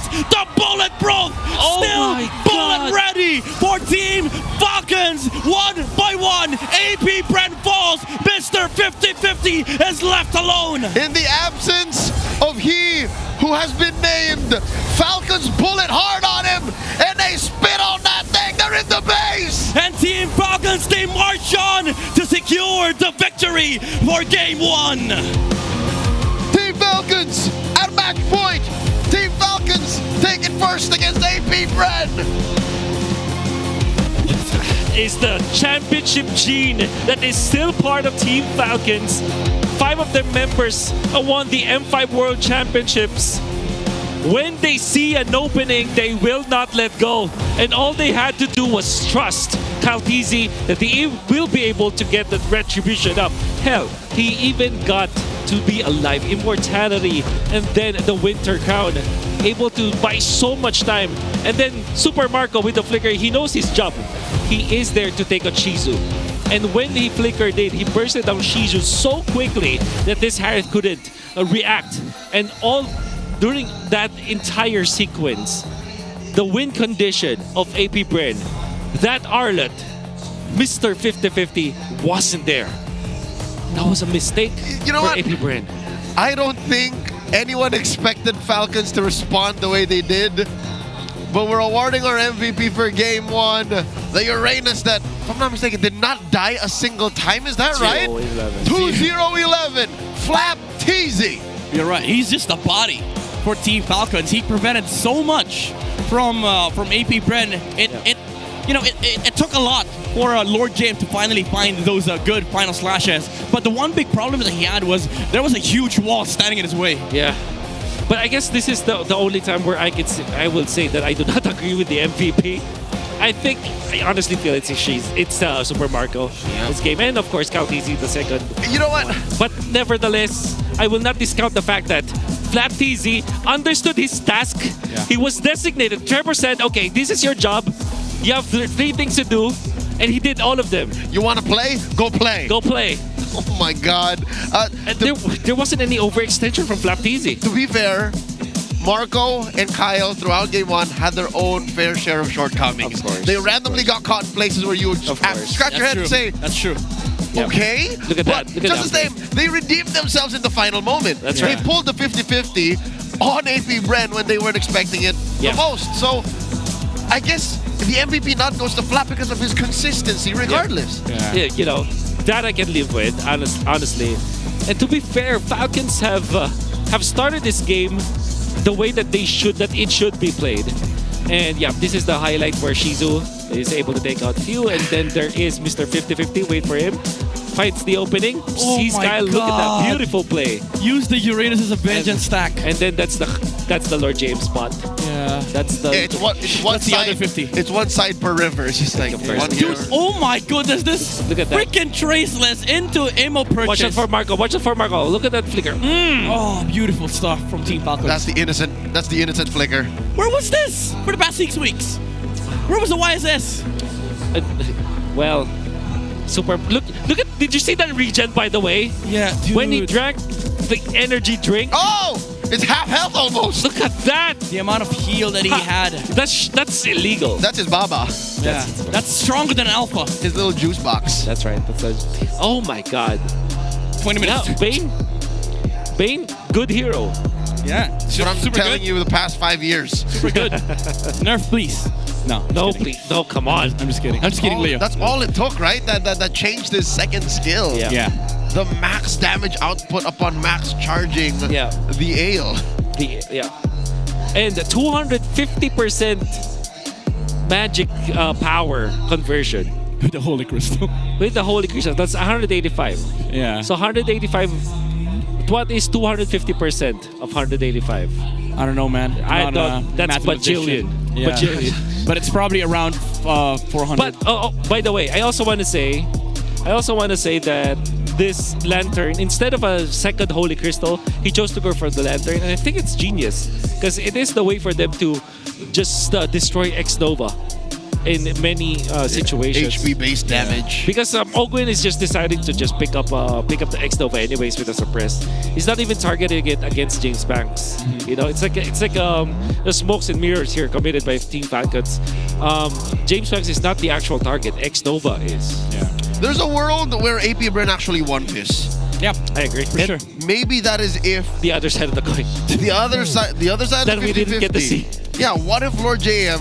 What if they sent someone else to clear the waves? Yes. And then Lord JM was part of the fight. Yeah, I mean it's not to 100%. it's not to say that we're undermining the other 50 of Lord J, but it was just a bad position to take, and it also allowed Team Falcons to go for the punish. X-Nova's been doing a phenomenal job of like holding off the Uranus, fending off the Kaja, allowing Shizu to actually perform the fight. But somebody had to start the engages here for AP Bren with those final slashes. That's why some of the team fights that AP Bren won worked, because Lord JM was able to find those openings. But I guess you could also paint it as it's Lord JM playing into Team Falcons, trying to find a solution against the Arlet. Because there was one point in time where Ogwen was like, all right, I'm done with this Arlet. I'm going to just flicker on him. Yeah.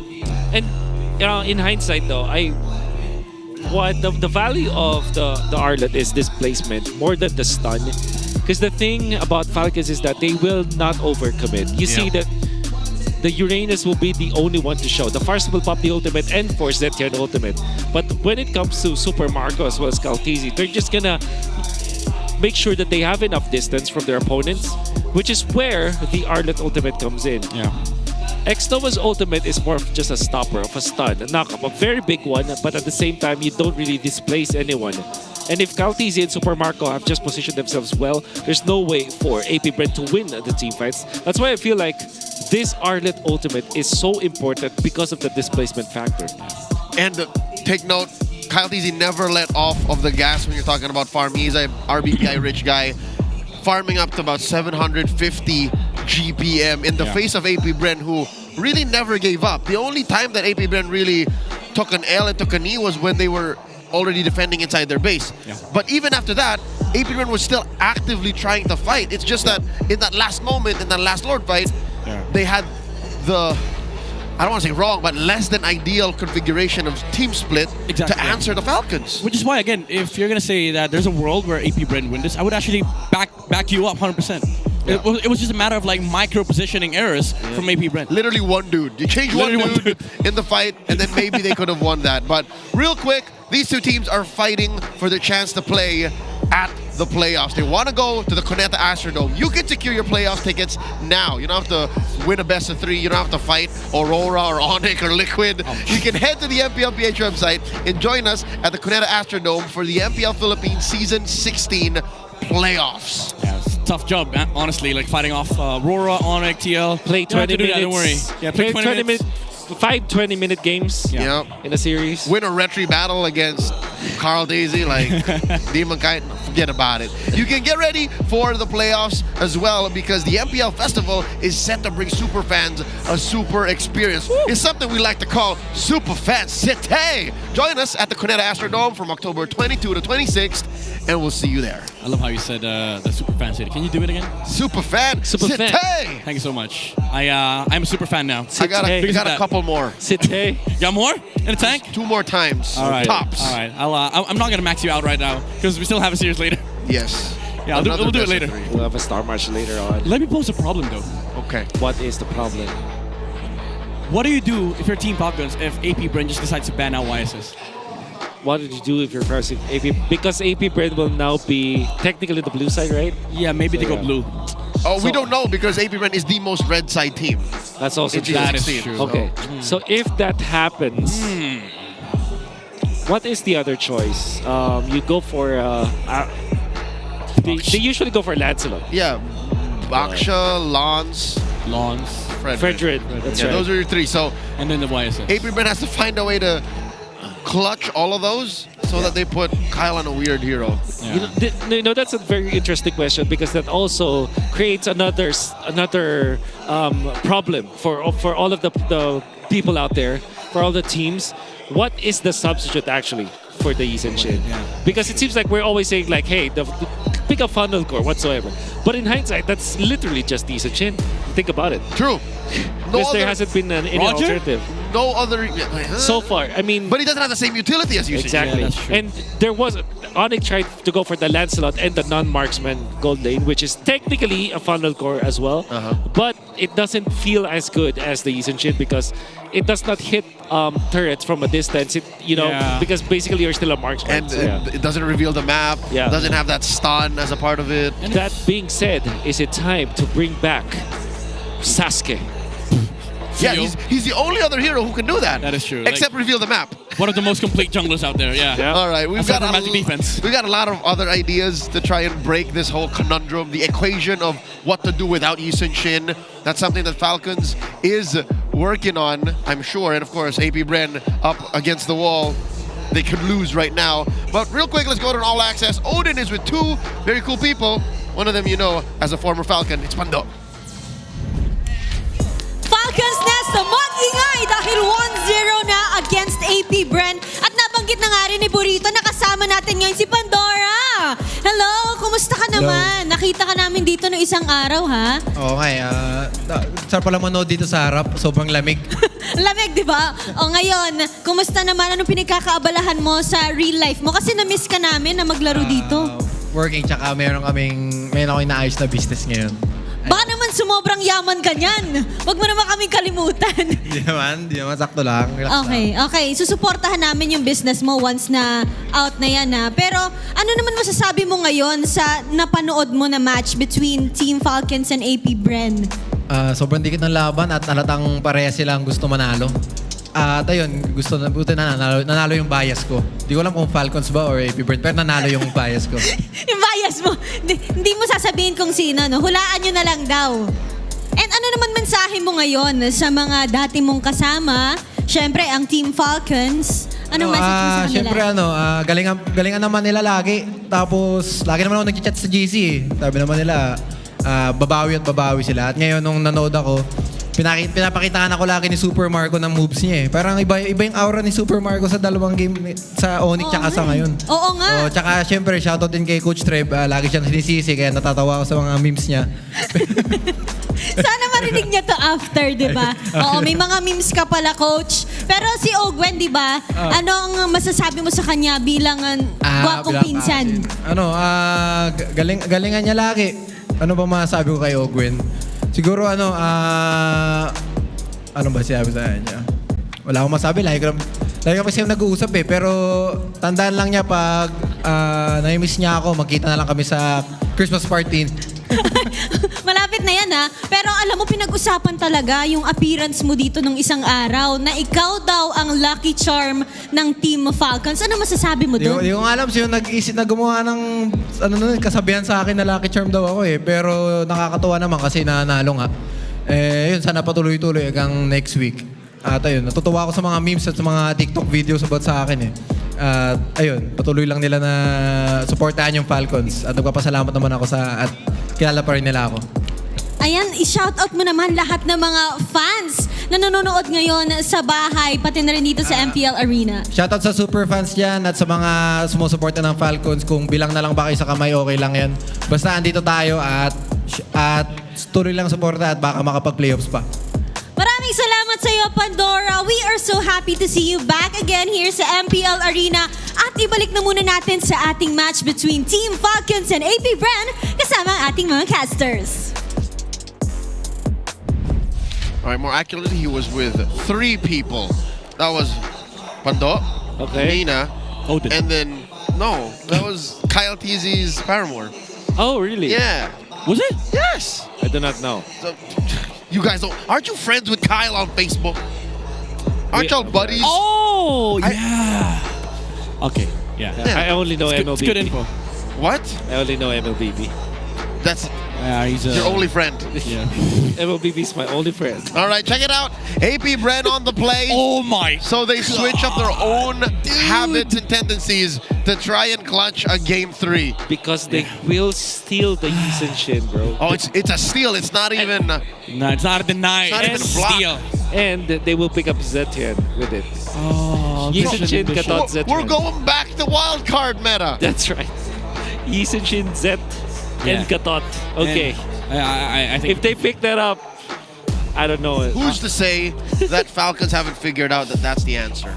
No, their answer is Pando, honestly. They don't care about anything else. That doesn't sound logical. Hey, sometimes you don't need logic. You just need the power of friendship. You just need the heart of a champion. You just need Vincent Inigo. Yes, sir. That's right. Dude, they beat out Onyx. They beat Aurora. You know who else beat Onyx? What? AP Brand. Yeah, that's true. That is true. It's also true. All right. Going into maps, it is Oh, River no. Expansion this time. No, that's the anti-Falcons map. No. And Falcons is at a 50-50 here, while AP Brand have lost a good chunk of their games on River Expansion. Okay. River Expansion. At least both of them don't have good experience in expanding rivers. One would Rivers of argue, expanding nature. one would argue that Falcons has a better experience there. Yeah, that's true. 50-50.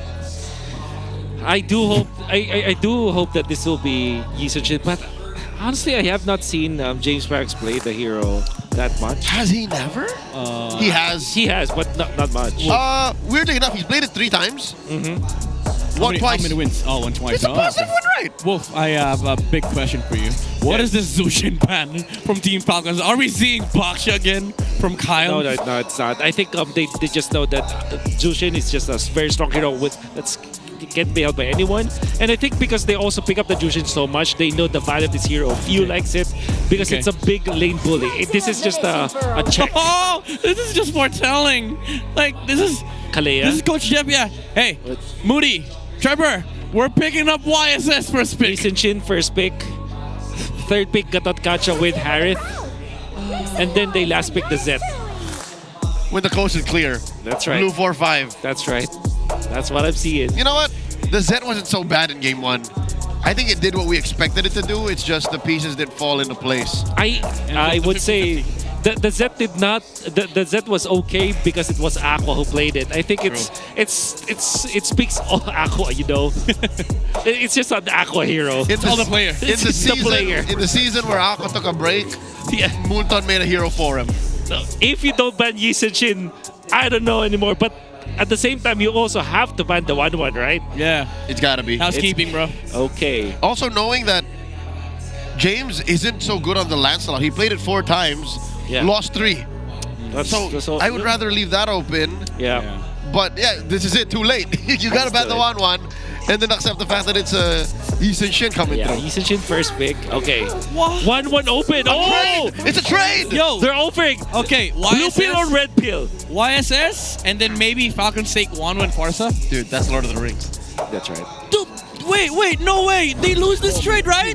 Because if you go 1-1 Farsa, APBR just goes Phobius. Or Uranus. You go or Gatot Kacha. Or either way, they lose the trade. What if you go 1-1 Phobius? No. 1-1 Phobius is pretty good. You cover your bases. That's right. Okay, that's a fair actually argument. pretty good. That's a fair argument. But what do you do against Falcons, What do you do against Uranus, though? What? What do you do against Uranus? If you are playing Phobius 1-1. Yeah. Interesting. You concede? You cry. No, you don't. It's okay. I think that you can pick up something like maybe there's no Baksha. Yeah, there's no high. I mean, No, only you're viable option for jungle is Haya export. too. Payback. Farsa 1-1. It's Farsa 1. Oh, Farsa Uranus. Because they know that APBR will not pick up the 1-1. So, okay. Because they know. They know. They know the So trade. they're not worried about the Uranus. And they also take the Uranus away. And then in blue 2 and 3, you can't Phobius. Yep. All right, so Okay. This is one way to solve the However, situation. I think you pick up the Grok now. Your APBR. When I give the word. Oh, They choose the other. Khalid. They choose the other X-Nova hero Ouch. Kimi Khalid. That's an ouch. alongside the Kimion So- Aqua. Do you still pick up the 1-1 in this scenario I for don't think Falcons? so. I don't think so. Like Khalid, Kimi. It's too much. And also, you have to think about your Kaltizi hero as Yeah. well, because if you pick up the 1-1 now, you're going to be left with Lancelot that could be Joy. banned out by APBR. Joy can also be banned. That's why I understand why the Lancelot was picked up in this scenario, because I think that it's much better to secure the Kaltizi hero rather than secure the 1-1, which can also be countered eventually by APBR. Yeah, and if you ask me, like, there's no any good jungler left out there. Like, Yeah. even the Haya sucks in this game. Yeah. So Falcons now on the ban, taking out that Ruby. Do they go Bane Red 5 ban? Yeah. I think it's worth it, especially if they want to pick up Harith eventually. The Golden. And it's also because Falcons can pick up the Matilda in their last pick. Oh, they can actually pick that up. If AB Brand bans the Matilda, then maybe they don't need to ban the Bane. Yeah, they take the Bane red 4. Yeah.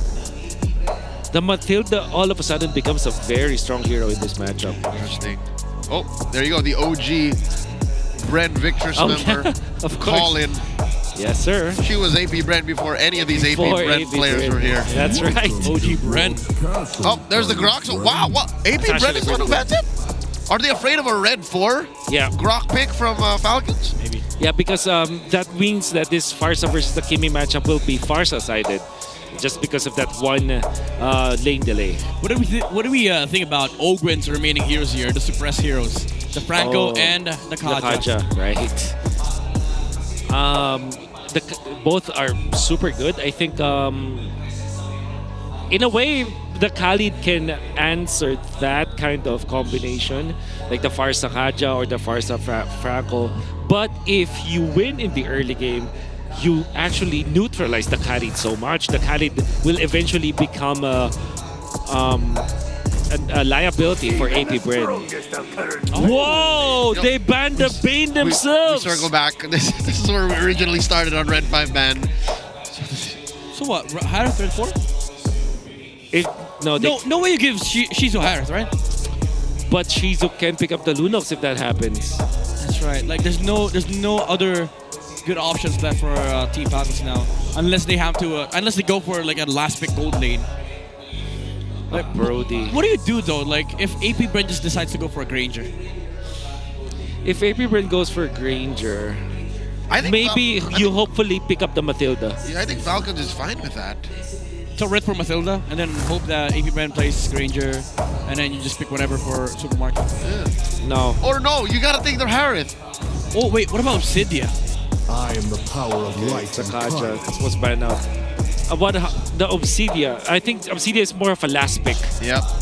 They really have to see what Shizu is playing before they pick that up. And if you're waiting for Shizu to see what he's playing, he's gonna be Harith. Yeah. You know what, Ogwen? The Franco looks to be a really good pick for you, but I honestly feel that Matilda will just be the safer play for Falcon. And that's the thing, Matilda can come in Red 5. They don't have to rush it. No, but they kind of have to, because they have to look at the gold lane matchup. They have to see the gold lane first. Uh-oh. So what is a neutral pick in the gold lane? An Expanding Reverse Granger is a good neutral pick for Falcons.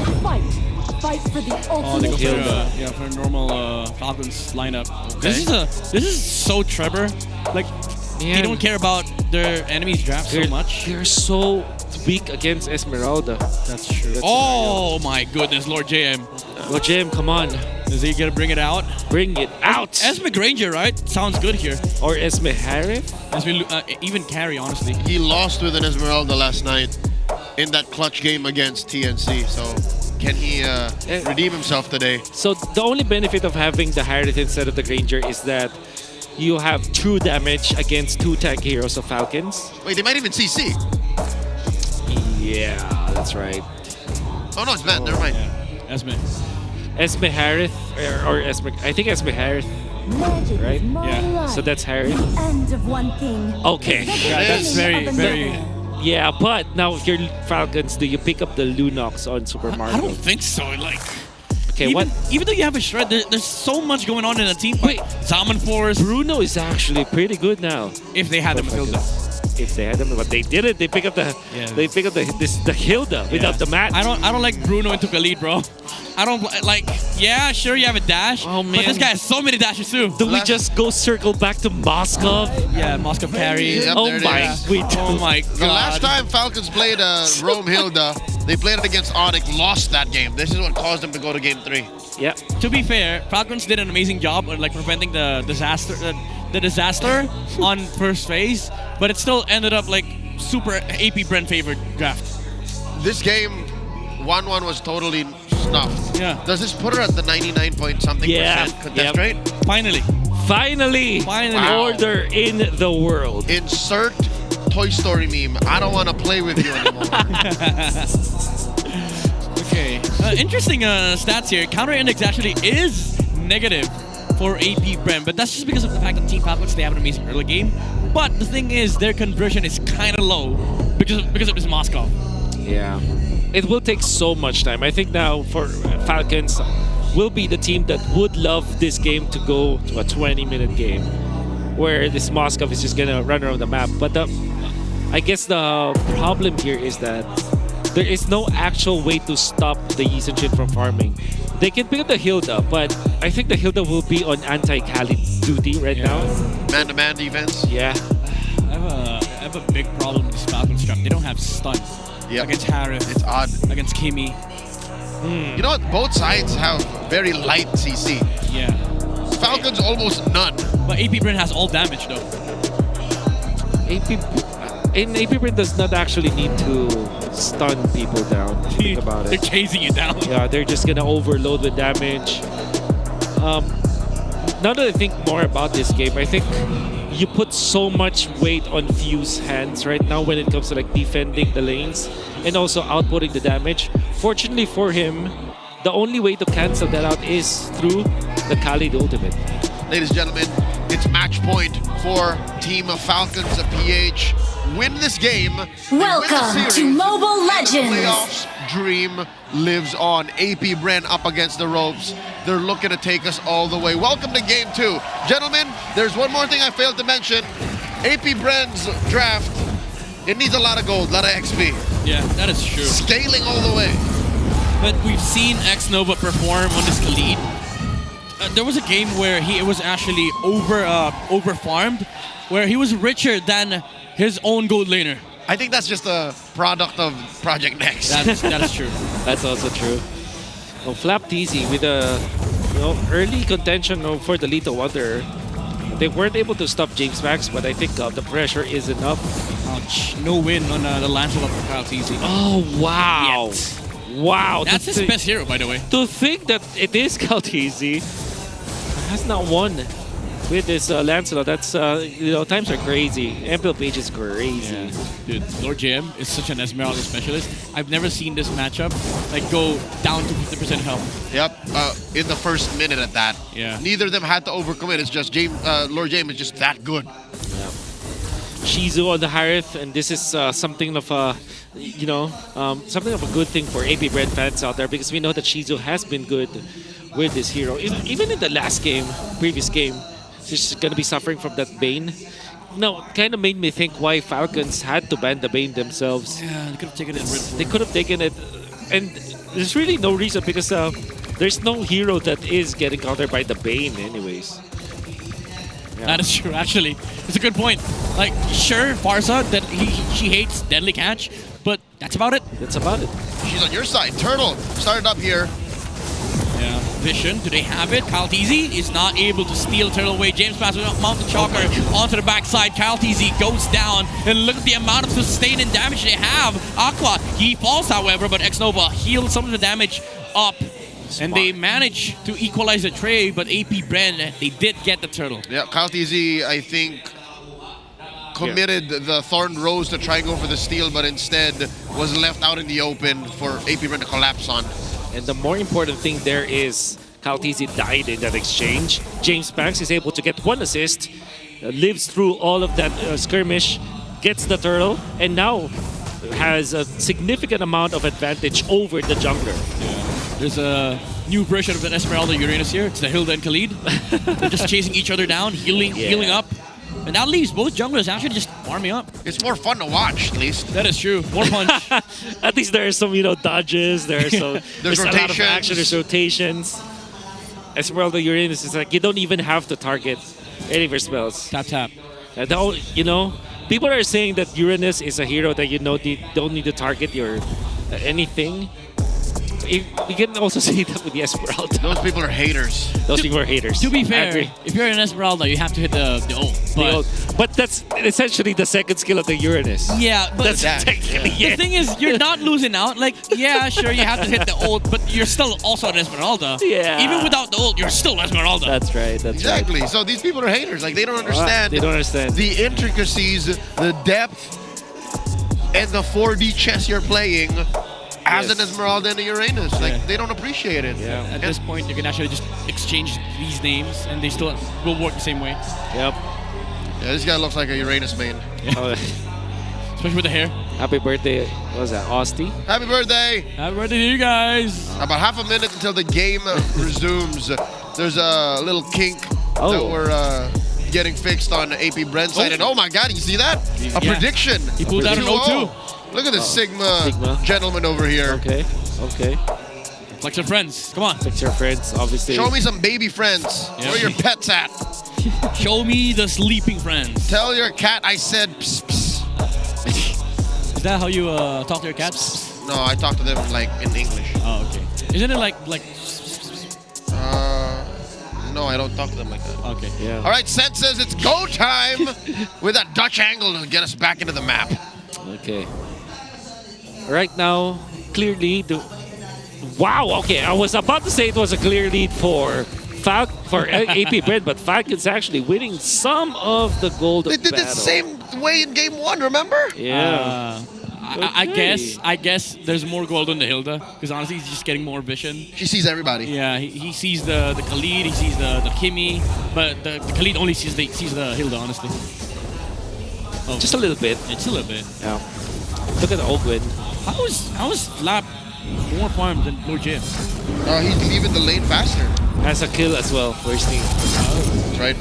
Turtle already started here by Kyle TZ. Feathered airstrike by Few. Look at the blast. Aqua, he's fine. Oh. Punish. Okay. What? Coming out from Ogwin. What was that? X-Nova just fell down. He had a flicker too, by the way. Wow, and there was not even a contention for AP Bren with Turtle. And Kyle did not have to use his retribution, so he's safe to secure his own buffs. That's right. Yeah. That was such a weird after timeout play coming up from AP Bren. They're so separated. They did not take advantage of their Khalid. They've lost the momentum that was earlier gained by James Banks, and now you can see Caltizi just running around and farming, and now will be able to equalize. Ooh. When it comes to the goal. That's a really bad exchange for AP Bren. Oh my goodness. Falcons is cooking. Look at that attempt from Ogwin trying to steal the orange buff. And honestly, I think at this point, the middle lane and the jungler is having a hard time from AP Bren. Super Marco is just getting a lot of gold from this tower. X-Nova, though, with the Raging Sandstorm Flicker, it's gonna miss from X-Nova, but it doesn't matter as they will still be able to get the kill. This is what they would call Enti Bang in Indonesia. He tried a flicker and a dash out max range. It was just too much. Yeah. X-Nova will just get away from that, but the kill on Super Marco is important. Okay. Wow, tight there steps. You go. Okay. Good footsies coming up from Jim. Few. Hey, Few. Bottom lane though, Ogwin. He is punishing these damage dealers on the side of AP Bren. These four is Flop. Doesn't have the flicker though, so he's not going to be able to chase down the Harith. Oh, Lord Jam takes a Few! Oh, so much for that wings by wings coming up from Few. Okay, well, I don't know. At this point, I don't even know what's happening. It's just brawls around the map. and running. Yeah, a lot of running. No system for now. And, Few just utilizing the wings by wings in front of Lord JM, asserting his dominance in the league. Season 1, baby! Season 1, baby! Against a hero with movement speed buff, a flicker, and raw tank. Okay, Trash Pulse is gonna miss from Aqua and Team Falcons. Even though they they lost Few there, they're still gonna be able to position themselves in this turtle because of this Uranus. Okay, so that's the purple secured by Kyle, making sure the wave is pushed up so they're ready for the final turtle. Flap TZ zoning out 3, and the pull by Kyle TZ closer to Falcon's side. Yeah, they see the vision here. They see Kyle TZ, but again, Flap TZ with the Uranus stands in the front line, puts his body for AP Bren to witness that they don't have the damage yet to take this Uranus down. Filipino cannon doing work. This is so similar from the previous game, but a little bit upgraded because this time it's not only FlapTZ who is manning the front lines, but also Ogwin is not stopping. No signs of slowing down from both Ogwin and FlapTZ. And that only makes it so that Kyle TZ is farming so much. Yeah. This Uranus is going to be big, massive in terms of tanking the damage from AP Bren. Especially when he builds up the Radiant Armor, it is going to be a problem for both Aqua and Shizu. So that's what he's waiting for. It's a power spike. About 2,000 gold up, Falcons. It's still Super Marco with the gold lead and Kyle TZ despite the early fumble on that first turtle. Ogwin closing off the exit, the Mountain Shocker by James. The map belongs to Falcons. AP Brand can't get anything done. The end result of this is that AP Bren is not able to materialize their early game lead. Oh, Crash and Pulse. It is going to stop Team Falcons from pursuing this skirmish. But again, it's all Team Falcons that are forcing out these moves against AP Bren. AP Bren are not able to utilize their aforementioned early game advantage with the draft just because of the vision and the aggressiveness that's coming out of both Flap TZ as well as Ogwin. Ogwin made this his residence right now. Yeah. The jungle of AP Bren red side is actually just Falcons, you know, that's just Ogwin's domicile right now. He lives rent-free. Yeah. That's And you add Flap TZ to the equation too. Like, he holds left side. What's left for AP Bren? Mid? These two dudes have put up cots on the AP Brent side of the map, maybe even double-deckers. Put a little nice desk there. That's right. Propped up some extension cords, charging their little devices. Shizu? Shizu gets spotted in the brush here. Ogwin comes around and whoop. Oh, Talon Force used by Shizu here. That's a big resource burned here by the Harith. It is going to slow down AP Bren from actually contesting this lure, but Aqua is already in a position. They don't have James Banks here, however. They're still going to be able to clear the mid lane. Ogwin with the Radiant Armor is going to be important in this fight because there's a lot of magic damage from AP Bren. Even Flap, like Midnight, did you see that? He built the Blade Armor first. Blade Armor. Is he not respecting Shizu enough? Yeah, I think he recognizes the fact that, all right, maybe I built up the counter against Kimmy and YSS because the first item of the Harriet is going to be the Stallion sight anyway, and that's true damage. So I think that's the idea. Like, you don't negate that much magic damage compared to the physical damage aspect of AP Bren. Okay, so he's just making the more efficient choices. Flap TZ still chunky enough even after taking so many free hits from Lord JM and Aqua. Falcons, I see they're struggling. They're also not able to get as free a Lord Dance as they would wish. Yeah, but the Moscow's getting a long run, though. Oh my God! Ogwin! Getting solo! One more! By the Hilda. Mountain Shocker used, but Ogwin, he is standing under the bush. He wants the regeneration, but the Traceless is there. But he falls down. But Team Falcons, however, they found Axe Nova on the other side. It's the roam for roam trade. But dude, James Banks is finding it hard to actually farm in this game. Complete reflection of both the roamers. They went to the orange buff, both of them got punished. But this means that this will actually favor AP Falcons. I mean, that's right. So far, right now, Lancelot is at 7.2k. 6.8k now for James Banks. Not too far off, but the fact that Cal TZ have recovered so much is going to be difficult for AP to deal with. Oh, Aqua able to get out. Flicker Pressure, committed. pressure from Flap TZ and Few.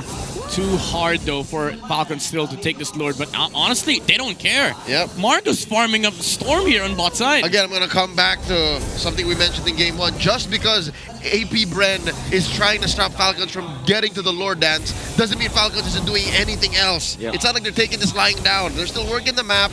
They're still denying James Banks' free farm. And Lord J, Mr. 50-50 jumps in. Doesn't care though, they don't have the damage, or do they? Flap TZ still standing in the front lines. All right. Super Marcus Spear is going to be so important because now he has picked up the Trinity. There's going to be a lot of damage that's going to come out of Super Marco, whereas Shizo, only 2 items available for himself. AP Bren are pressured to take this Lord fight now. Oh, Lord James, they're trying to burst it. And Kyle TZ, he gets the Lord. James Banks came too late to the party, but they still want to fight Lord Jam. Wow. The Falling Sun Moon doesn't get anybody, but the Mountain Shocker misses too. And Flap TZ still tagging the front line, but here comes Super Marco onto the backside. He fights the Harriet, and James Banks falls down. Shizu though takes out the Farza, but they're losing everybody. Kyle TZ falls down to Lord Jam though, the tankiness of these XP laners. They're still fighting here for Team Falcon. Super Marco is alive. They don't have the damage dealers on the side of AP Bren. It's messy, but I'll call it a dub for Falcons. Oh my goodness. See, Falcons are just like a battering ram right now against AP Bren, and they have, okay, Lord James secures the buff. Mr. 50-50 still takes it. Nova and him trying to defend, but these three are relentless. They're still going. Yeah, it's a battle of XP laners at this point. And they also took out so much of the map right now, Falcons. Lord JM! Oh! Okay, curveball. He goes back. They want to defend the Lord while also Lord JM zoning out the Uranus so they can actually safely defend at the top side. But again, it's all just Falcons pressuring AP Bren and letting Super Marco farm. He was like a boomerang. You see that? He was planning to go forward, and then turns around, catches Flap. Yeah. CalTZ does not steal the buff right now. And that's James Max securing it for himself, but we already know that there's a big difference between our junglers. CalTZ is already up with the endless battle. But 9.5k gold compared to the 8.5k gold that Isachin is holding right now. But the big difference is in the gold lane. 4 items available for Super Marco, including the Rose Gold Meteor. It's almost 2,000 gold. That's right. But if you're Falcons though, like, there is a point in this game where you actually want to brute force AP Bren into fighting, especially the first few Lords, because AP Bren, they're not shy from like taking this game to late game, honestly. They have so much heavy hitters on their side. They're scaling, and I think that's what Falcons is doing now. They're attacking the map so hard that AP Bren has no choice but to fold eventually, even with just a 3k gold lead. Now they're applying pressure once more to the purple.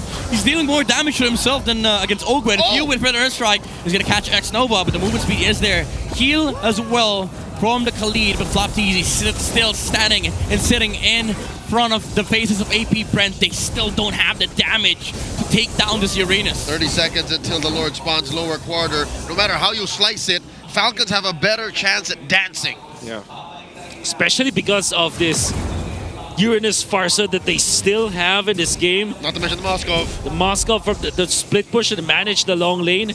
They have survived the early game, so there's no question how much they can pack up, how much of a punch they can pack up eventually when the fights do happen. And the presence of Ogwen as well.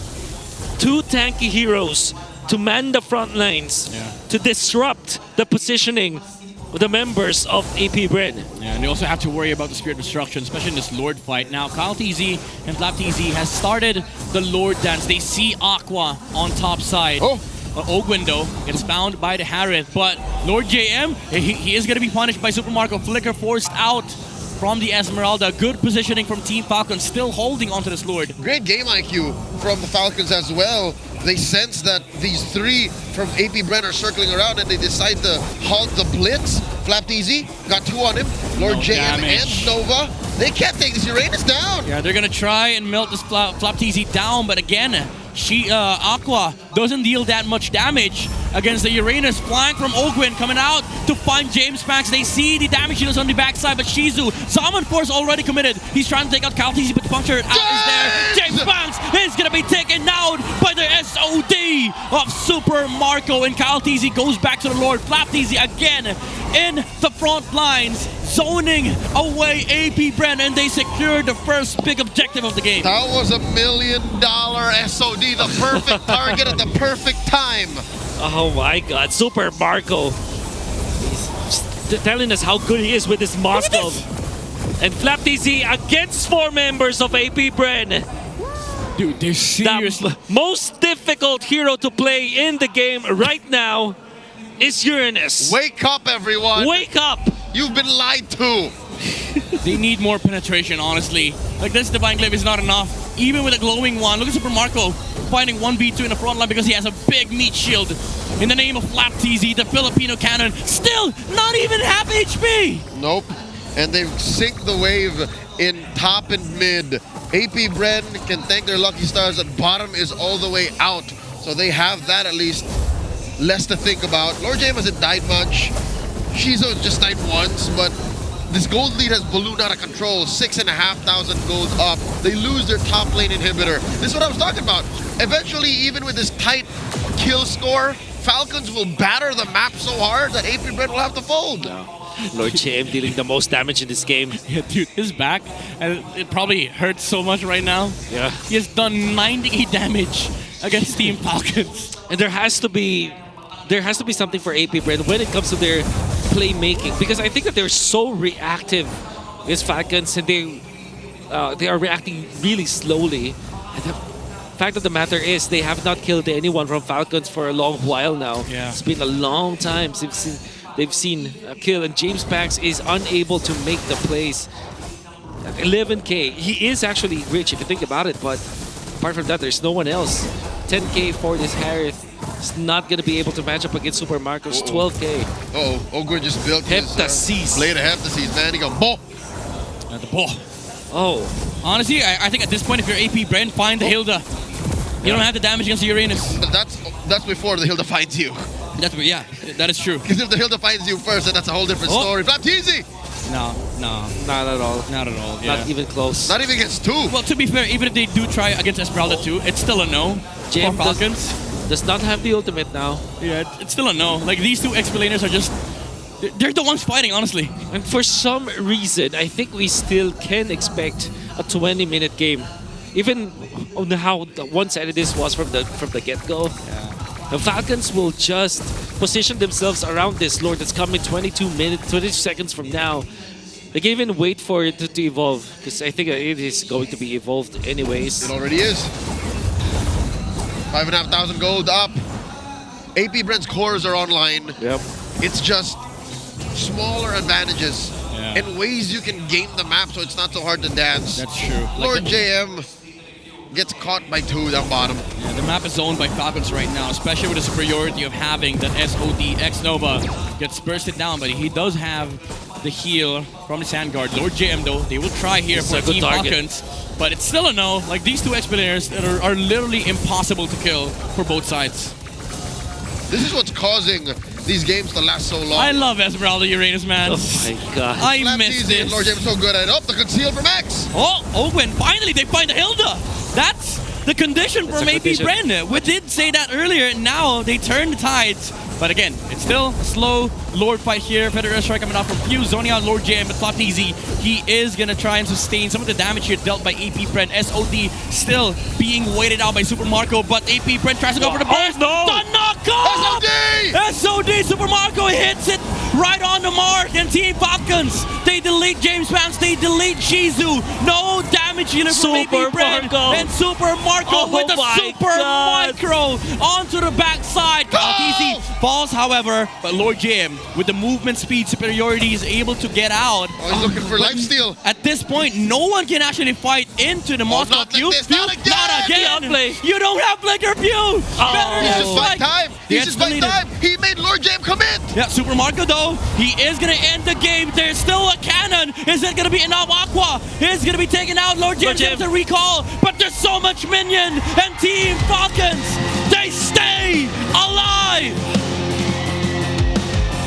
The dream continues for Falcons to stay in playoffs contention. They sweep AP Bren. Kyle Teasy securing the Lord that was started by AP Bren. AP Bren are doing good already. Are taking that with Shizu bursting down the Lord. 2 heroes zoning out the members of of Falcons. But Kyle Teasy secures it in the end. And Lord JM did not have the blade armor. Shizu, and on the other hand, had to suffer from a lot of damage from the side of Falcons. But Lord JM did not have the blade armor. Super Marco was just freely hitting that Esmeralda. Huge props to AP Bren. What a match between these 2 teams. But man, Leo Wolf, I gotta say, we end week 7 without elimination. These teams do not want to call it quits so easily. Cuneta Astrodome is just around the corner, and everybody wants to go. Let's go on stage. Odin is with Falcons to talk to them about their big win. Still alive and soaring, your winners, Team Falcons! Boys, congratulations! Nabasa namin yung statement nyo ni Flapteezy na hanggat meron kayong maaambag sa team, maglalaro ka. Few, ang tagal ka na namin kasama. How do you feel now na naka 2-0 sweep kayo against AP Bren? Ayun, sobrang saya kasi parang kahit slim yung chance namin makapag-playoffs, maganda pa rin para sa amin yung nangyari ngayong araw. Kasi gaya ng sabi ni Mark sa amin, kaya pala manalo ba't week 7 pa? Ni Super Marco? Bakit week 7 pa? Maganda yung performance mo, especially nung game number 2. Sinabi mo daw, sabi ni Few, na kaya nyo naman palang manalo. Bakit week 7 pa? Saan ba nanggaling yung ganitong lakas na meron ngayon ang Team Falcons? Siguro kasi, palaglag na kami. Kaya last lalo namin ginagalingan eh. nabigyan kayo ng motivation habang meron at meron pang chance. And si Flap TZ naman, gusto kong kausapin, Flap, kasi alam natin na meron ka ding statement doon about the old gods and current gods. Sinabi mo rin na ayaw mong ipasa yung torch kahit kanino. So, ngayon na naka 2-0 sweep kayo, feel mo ba, kampante ka ba na magtutuloy-tuloy ang panalo niyo hanggang dulo? Ano po, hindi po ako nagiging kampante kasi may labang pa kami next week. Tsaka papakita na lang din talaga namin yung best namin kasi andito na kami sa sa dulo eh. And feel mo, ilang seasons ka pa ba namin makakasama?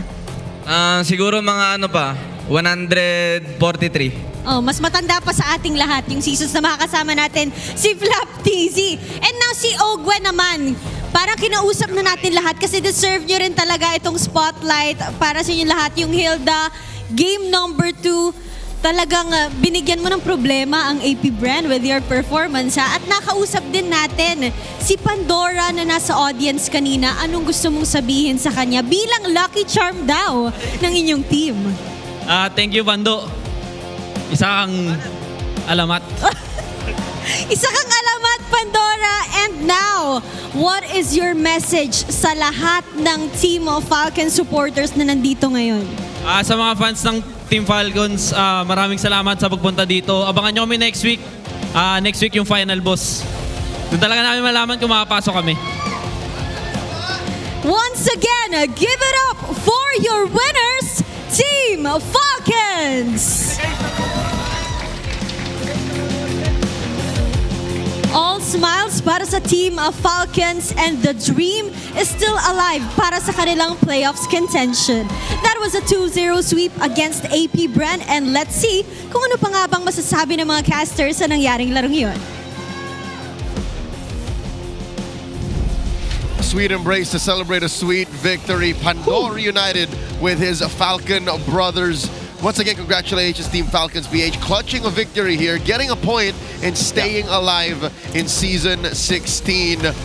Wow. Just to translate what Flap TZ said, again, his second MVP in the game with the same damn hero in a row, with no debt still. Yeah, 100%. He said he wanted to play in MPL for 143 more seasons, translated to about 71 and a half years. Yeah.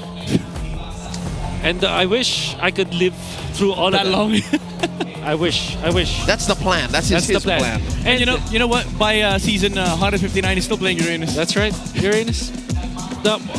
One of the, if not the most difficult hero to play in MLBB. I'm convinced that Uranus haters have never played Uranus. Yeah, you have not tried how difficult that hero is to play. But speaking of translations, as we're seeing the highlights here, few asked themselves, I think, or himself, why do they have to win in the latter stages instead of winning in the first half? Well, my answer to that, Mr. Few, is why did you not bring Pandora from start? Yeah. So far, 2 out of 2. 100% win rate with Pandora on the floor. Yeah, to be fair, there were a lot of questions. Where was the YSS? Where was the Uranus? Where was Pandora? It's a lot of wheres for Team Falcons, but now where they are, look at that. It's still in the regular season. And look at this, they are going to be chasing down Super Marco. But Super Marco is able to just cycle through the dash, with Immortality being picked up. And look at this, no damage from Lord JM because, again, no blade armor. Probably one of the crucial or mortal sins, or cardinal sins that you can commit against the Moscow. Yeah. I mean, a lot of marksmen, like Claude, Carry, Moscow, you'd want to go blade armor. That's what Flap TZ did. Yeah. And that's also why the YSS and Akimi feels like they don't do anything at all against the Uranus. It's mostly just the true damage of the Harriet as well as the the Esmeralda dealing so much against Flap TZ. But at the end of the day, it's not enough. It's not going to be enough. You need something else. Okay. 20 minutes. 20 minutes. APBR so far, ever since week number 7, has played 5 games that went all 20 minutes plus. They're really good at that. Good at that. Aren't all their victories past 20 minutes? That you know what? I can check their average game duration. Well, no, they won one-sided games against Sonic. Yeah, they won a 10:57 game. That's true, yeah. And their longest game is 25-23. 25 minutes. But so far, since week 7, All the games that they've played have been 20 minutes. Yeah. 2 blade armors. And two radiant armors. Yeah. So, yeah, Lord Jim, I think this is just lack of communication from APBR. He was on his way, look. He got the pants. Yeah. So that could have been the blade armor, it just came in too late. That's, yeah, but come on. I mean, like, he could have swapped maybe... Actually, 20 minutes... Hey, this is impossible. 20 minutes and you're not locked in? Yeah. So that is... You know, he chose to not pick up the blade He was armor. wrong up until the last line. They lost. Yeah. Because he had 10k. Like at some point, you could have slotted in a blade armor. Yeah. Like even after brute force, or maybe enchanted oracle blade armor. Yeah, it happens to the best of us. It happens to the best of us. Even in your ranked games, you go look back at the stats and say, "Oh, I should have built this." You know why? It's the 50-50 selection. Yeah, exactly. We have not reached the other side of the coin again. Yes, he was about to get there. You saw it. He was like dominance or blade armor. Dominance of one. Yeah. And then he was wrong. Oh man. Damn it. 49-51. He missed out. Oh my god. But he was still the carry. He's still the carry. 112k. But the sad part about that is 60% of that probably went to the Uranus. Yeah. And you know, Lord James is asking us, if I can deal this much without the blade armor, why are you still questioning me? That's true. Yeah. But again, all that damage went to Uranus. He got the 29,000 damage with 0 deaths. By the way, for Flap TZ. For 2 games in a row now, Flap TZ took Sandbag and Wingman. That's right. But still our BPI rich guy. Still Kyle TZ had about the 750 goals per minute range. Same GPM. Yeah. Different hero. Yeah.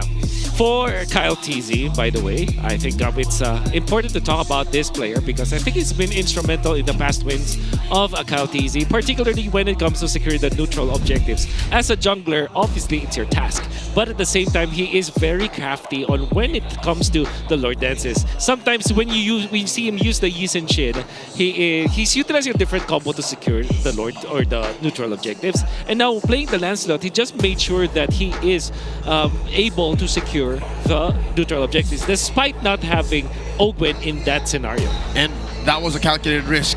For Kyle sure. TZ is just that damn good that he knows when he needs who to be able to secure these major objectives. He's still in top 3 most often than not. Celebrate Onyx victory in M6. The Joy Onyx PH pass will be available. It started about 2 weeks ago. The starter pass will include the M6 Championship skin Joy Onyx PH and more exclusive in-game content. Join Joy Onyx PH on your very own road to champion. It also has its partner, because of course it has to have a friend. It's the FMVP skin Beatrix Skyforce Maverick. Also available that same week, and then in that same week it was 30% off, so you missed out. But good news is you can still grab it in game. It is the M6 MVP Finals skin by Calra. It has his son's name Slake printed on the midriff of the outfit, and you can take that memory that he made in Axiata Arena, get it to fight alongside Beatrix Skyforce Maverick and claim your own victory. Played Beatrix 2 days ago, by the way. Won MVP. Oh, for sure. Did you use the skin? I was using the skin. Bro. Okay. Yeah. You know, I would want to see Super Marco in that hero for sure, but I think there's so many good heroes that Super Marco can play. Who would have thought that even the Bane can be played by a bulletproof Marco? Yeah. So Moskov, Bane. New options. I'd like to see him good on the Granger again. Yeah. Yeah. I mean, at least now we have better options for Falcons. YSS, Bane, and Pando. I can't believe that nobody is out of the playoff contention yet. We're ending week 7.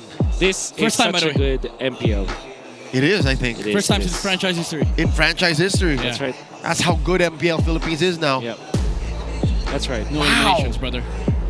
Yeah. Week 8, everybody's still fighting for something. I mean, except for the 3 teams like Onyx, RORA. The world is watching is like, so M7. Yeah, what's happening in M7? I don't know. Crazy. Folks, take a listen to the mic check brought to us by Infinix. Once again, that's Wolf. This is Midnight. My name is Leo. On the other side, you'll hear the howl. Stay with us. Napaplaker lang ako. Masarap buhay mo, Ter. Thank you, guys. Okay, bibigyan kita ng masarap na buhay, boy. Blade armor na ako. Hey, ma. Ano ba yan? Nagsama na kaila. Out lang. Shit dito, Marit. Walang sama. Para, pre. Walang ano yan, walang plaker yan. Sipat ka. Nakablade pre. Walang dash sa Skyle. Tumama si Bata. Ready, Wala sama na. Carrit. Erit. Pre na ka. Kaya okay lang. Pakita na ka. Alert. Ay, low si Shiso ah. Nalalaw, pre. Asahan yung dalawang maunat. Tara. Go, Mike. Nice, Mike. Walang ulti to, Khalid. Walang ulti. Bida mo, Mike. Saan na ba? Nice, Mike. Patay. Tapos. Tara. Tower lock na lang, boy. Tower lock na lang. Baby girl. Tama na natin kayo sa ukay, boys. Mag-get ka. Tower lock. Nice, 1-0. Let's go. Baby girl. Nagising pa. Buhay pa na yung likod niya. At sinong mag-aakala na yung team na napakahaba ng losing streak ay buhay pa rin up until week number 8. MPL PH S16 is such a give that keeps on giving. Hindi pa tapos ang kampanya ng Falcons pati naman ng APBR at ang ginawa nila in this series mukhang nasunod talaga ang mga hinain nating keys to victory. Let's start with Falcons kasi nakita natin na minanage nga nila yung minion waves. In game na number 1 and game number 2, naging malaking factor yung pagkontrol ng macro dito ng Falcons to them to be able to win in a team fights in the Lord. And also, yung funnel strat ni KalTZ mukhang magiging susi na nga against APBR. Nakita natin ng game number 1, the way that they use this Yisan chain with the Bane is so good when it comes to neutral objectives at pati rin naman dun sa pag-secure na kanilang farm in the early game. Now for APBR, we said na kailangan nilang i-deny yung suppress ni Ogwen. Game number 1, hindi nangyari yun at naging malaking problema sa kanila yung Kaja. They had the chance to ban it in game number 1 but they didn't. In game number 2, dun na nga sila natuto but it was too late at nakahanap na nga ng opening aside ng Falcons. And also yung Lord Dance. We saw in the last clash na hinahanap na nga talaga ng side ng APBR yung Lord Dance. In fact, halos matchekan na nila ito. In fact, masabi nga natin, baka nga talagang maganda yung Lord Dance sila. I personally believe that they could have won that last Lord Dance had it not been for the championship factor mula doon kay KalTZ. Retribution yung kanya nakuha at si Super Marco na nalasa na lang. Not having any blade armor on Lord JM dun sa Esmeralda, naging problema yan para i-manage nila yung Moscow ng kabilang team at eventually Falcons na nga ang nanalo. Hanggang sa ngayon, hindi pa natin masasabing out na ang Team Falcons. Hanggang sa ngayon yung APBR din, hindi pa. Mamaya, makikita natin kung meron na nga ba talaga mas makakapag-secure pa ng playoffs o tatagal pa ba hanggang week 8 bago tayo magsabi na may team na out na nga ganyan ka-competitive ang MPL PH Season 16. Speaking of later on, that's gonna be Aurora going up against TNC. Tingnan natin kung ano mangyayari sa series na yan. For now, magbabalik kami. Huwag kang halis, magbabalik ang MPL PH Season 16.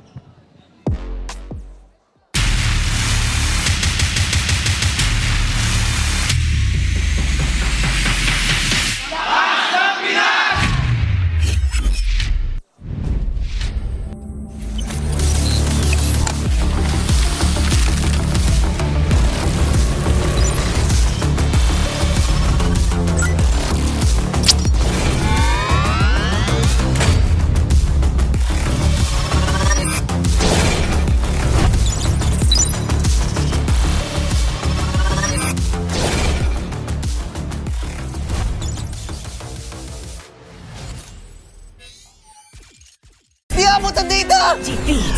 GG bro! Don't worry. Be unleashed with Smart Power All 99. Hindi bitin with 10 gig data to power your games plus only Facebook or only TikTok. Load now.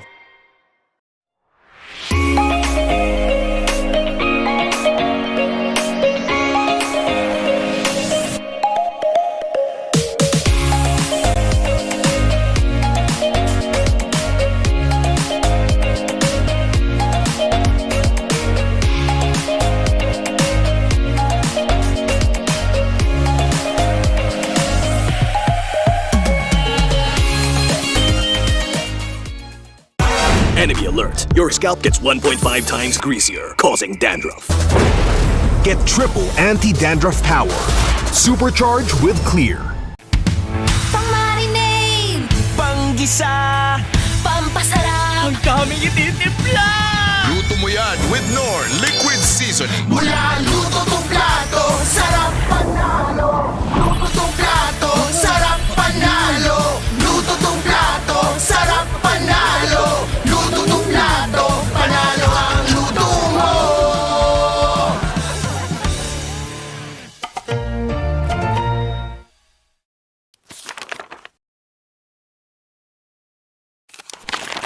Ang few isa ka sa mga player na natigil magtatag sa MPL PH, anong sekreto ng isang field? Para sa akin siguro yung passion ko sa gaming talaga. Kahit anong game kasi gusto ko maging magaling eh. Yung passion ko sa gaming is nakuha ko siya simula nung bata pa ako eh. Parang sobrang saya ko sa mga nilalaro ko and sobrang saya ko lalo kapag nananalo ako. So, piling ko din ko nakuha yung passion ko. Nabanggit mo din na CPU yung GOAT mo. Kasi nung MPL Season 1 nakita ko siya mag-funny, sobrang nagalingan ako sa kanya. Tropa natin dito. At nakita mo naman si Pew! Tapos sinasayawan lang dito from wall to wall sinabihan ni Angela pero he still got the kill para dito kay Karina. Tatlo! Pew! Tapos ngayon naman, kaya siya yung GOAT ko kasi sobrang tagal niya na tapos nasa top pa rin siya. Nabanggit ni Cartesi na ikaw daw yung player na iniidolo niya at tinawag niyang GOAT. Siyempre masaya kasi yung lahat ng tao na parang nag-ML ang sasabihin GOAT na si Carl talaga eh. Lalo na siya ng international and masaya pa rin na nakikita niya na ganun. Siyempre pinagdaanan ko, marami munang talo bago nag-champion, ganun naman yung cycle eh. From child prodigy to the face, and now MLBB's greatest of all time, GOAT!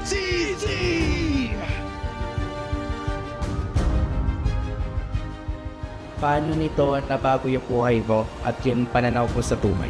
Sobrang dami nagbago sa financially, tsaka yung routine ko sa buhay, yung ginagawa ko sa buhay, tsaka pag lumalabas ako ganun, may mga nakakilala na sa akin. Feeling ko, habang tumatagal parang napapansin ko sa sarili ko na mas madisiplina ako and mas mature. Siguro yung biggest lesson ko lang yung balance lang sa lahat ng bagay. Tapos ngayon talaga, ito na talaga yung feeling ko buhay ko eh.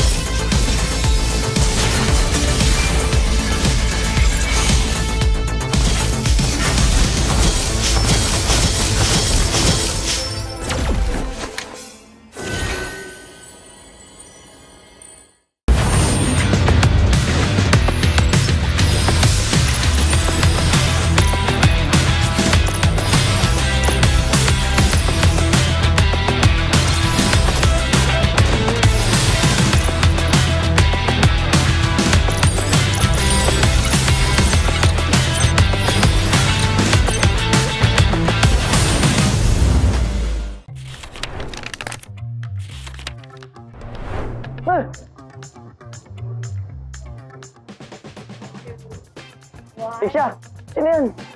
Si Gary? Esmeralda? Edith. Si Edith. Edith. Arnold. Edith. Edith niya. Look! Edith. Robe.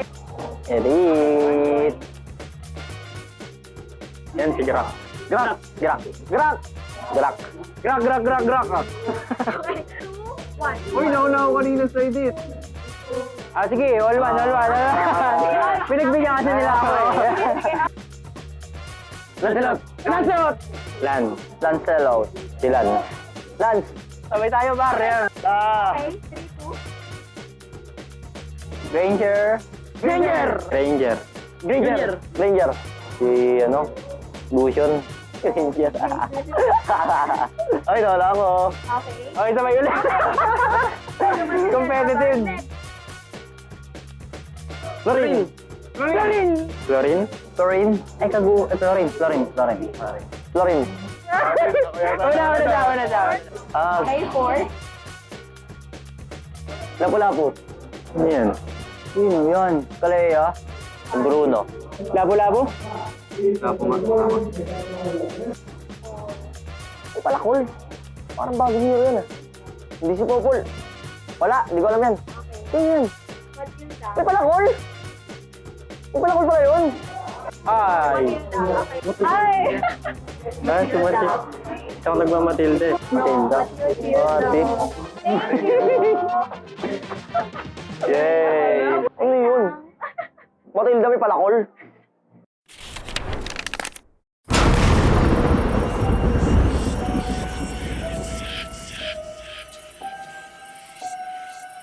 Gising na ako nang di wala ako sa swerte. Sabi mo, mag-win streak ko to. Dahil sa'yo, tambak na ako!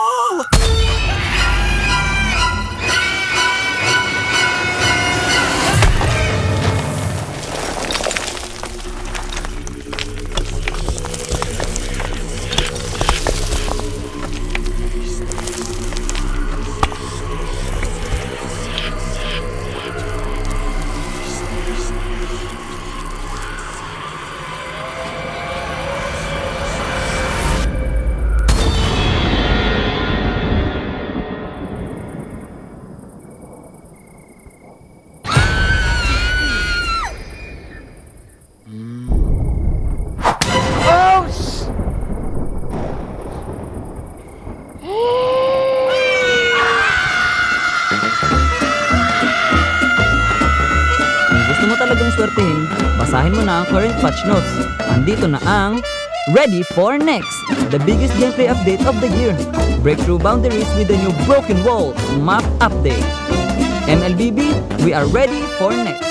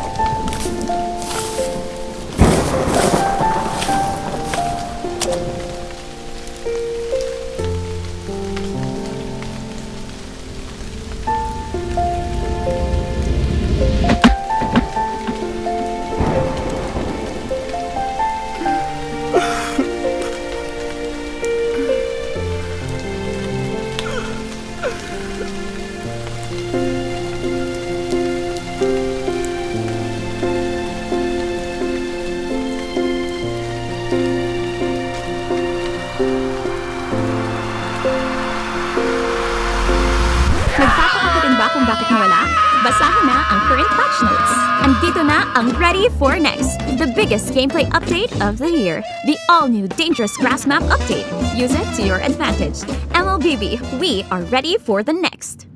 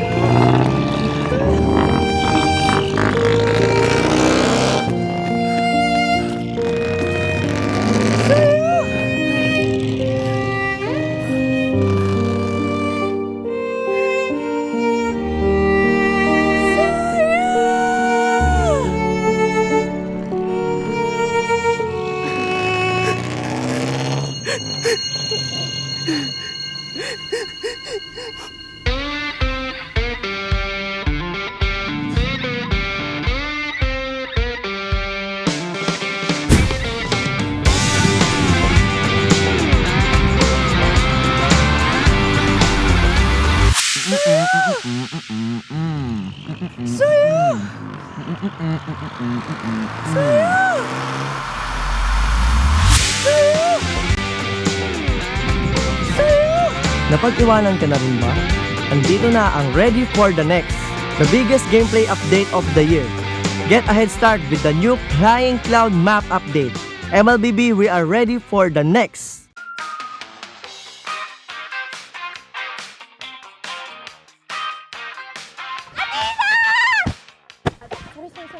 Sinundan mo talaga ako dito!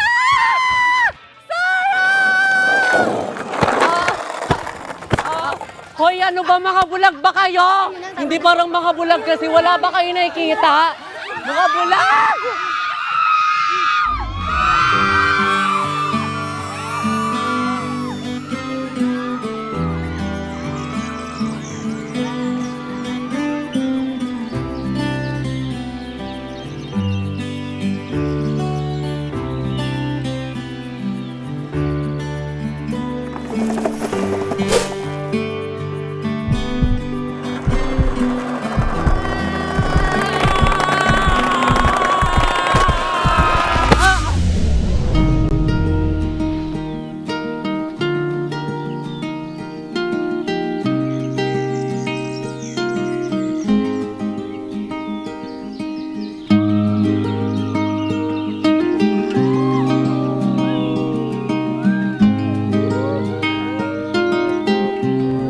Minsan, love comes rushing in.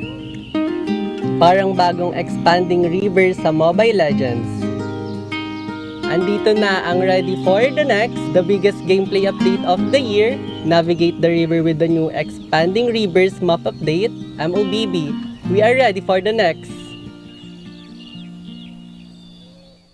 Guys, nandito na yung bagong update sa Mobile Legends. Yung dangerous... Hoy!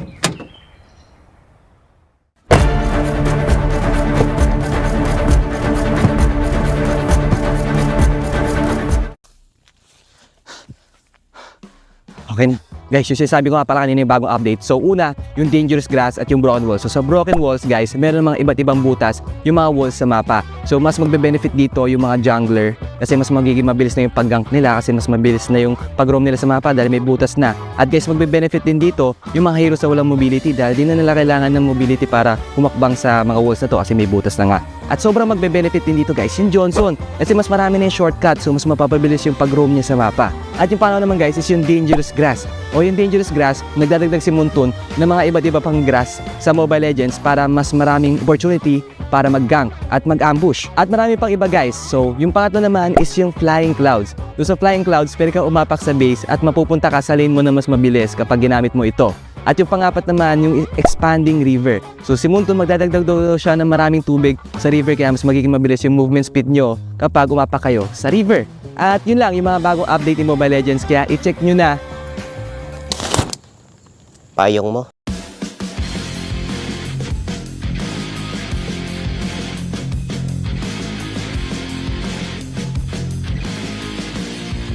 Hello guys, ako ulit to sa Bentings at syempre, dito na naman tayo sa ating Meta Pro Episode 3 at makakasama natin si The GOAT, Carl TC. Okay Carl, umpisa na agad natin. Ano sa mga meta yung pinaka-tumatak sa'yo sa mga nagdaan? Sa lahat, pinaka-nagtumatak sa akin na meta talaga yung sa Season 6, yung panel meta kasi sobrang na-enjoy ko yun. Yung Claude, Brody. Naalala ko yun, M2 ba yun? M2. May na pa nun, Raptor ata. Raptor Machete. Saan ka nadalian tsaka nakahirapang meta? Yung pinaka-nahirapan akong meta nun, yung Season 9 to Season 10 kasi shifting na nun pa Jungle Emblem. Okay. Ayoko kasi magtangke dati. Naalala ko ba? Okay lang i-bring up natin yung naalala ko yung post mo kay Q. Hindi ko lang kung direct yun. na nagja-jungle emblem lang naman yung mga hindi marunong mag-retry. Hindi kasi ako makakuha sa mga naka-jungle. Ang lakas ng retry nila eh. Bukod sa malakas ng retry, ang bilis ng pattern ng farm. Kaya may iwan talaga. Unang makakapag-start. Naalala ko, natawa lang ako guys. Sa ating next question, Carl, kung gagawa ka ng sarili mong meta, kahit ano, pwedeng magkakapares na hero, magkakaiba, anong meta yung gusto mong gawin at ano yung gusto mo itawag? Kung gagawa ko sariling meta, siguro yung mabilis pera ng lahat, tas mabilis yung cooldown. Tas yung skill, sobrang dami. Yun, parang mayhem, ganun. Ganun yung gusto ko. Tapos yung, deathmatch ba siya o ano? Normal siya na 5v5. Pero parang gusto ko rin ng 10v10 ganun. 10v10? Yung magkakaibang skill. Magkakaibang ba, yung Kagura, may hook. Ganun. Parang mga ganun. Gusto mo ba yung ganun ba? Ayoko nun. Mabilis lang cooldown, tapos maraming pera. Okay na ako sa mga skill nila. Pangatlong tanong natin, dahil magkakaroon ng next project, yung may iba na yung mapa, sino sa mga team yung feeling mo na mabilis makaka-adapt at makakapag-adjust doon? Tingin ko yung mga na makaka-adapt agad doon yung may mga magagaling na coaches kagaya nila Coach Wine at yun. Onyx. Onyx. Tingin ko kasi mahilig sila mag-experiment. Tapos syempre Aurora din. Halos lahat naman tingin ko. And tingin ko parang new beginning to sa mga teams na di na nanalo ngayong week. Reset talaga. Baka natin guys. At syempre guys, hindi lang kami ni Carl ang makakasama nyo dito sa Meta Pro kasi meron din, tawagin na lang nating Meta Super Fan. Yun. Pero please welcome guys si Jeya. Hello Jeya! Welcome dito sa ating Meta Pro. At syempre, kilala mo naman, Face of MLBB. Sino? Carl TC. Syempre, walang iba. Syempre, alam ko may hinandaan na 3 tanong na. Pwede may tanong kay Carl. Tanong ko lang, Carl, kapag in-game, kapag lamang na kayo, mas pinipili mo ba na mag-play safe na lang or gumawa ng sariling play? Like, roam, like patay gano'n?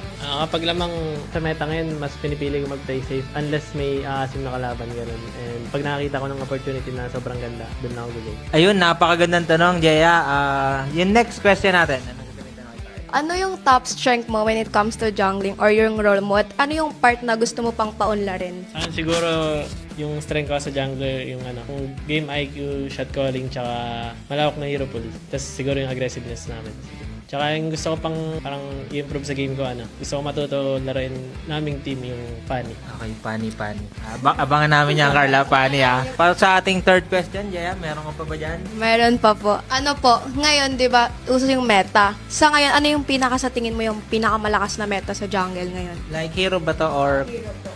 Okay, yung hero ni Carl. Tingin ko yung pinakamalakas na hero ngayon sa meta, yung Lancelot. Kasi ang dahil ng dash niya, tapos yung items niya ngayon, pwede kang semi-damage lang. And sobrang sakit pa rin. Tsaka may skin si Carl na. Gamitin niyo yun guys gamitin niyo yun. Revamp mo na, boss. Oo. Ayun, sana i-revamp ni Munton, no? Para request, revamp Lancelot M2 skin. Abangan namin yan, Munton Baka naman. Okay, maraming salamat, Jeya. Thank you. Ingat ka. Thank you.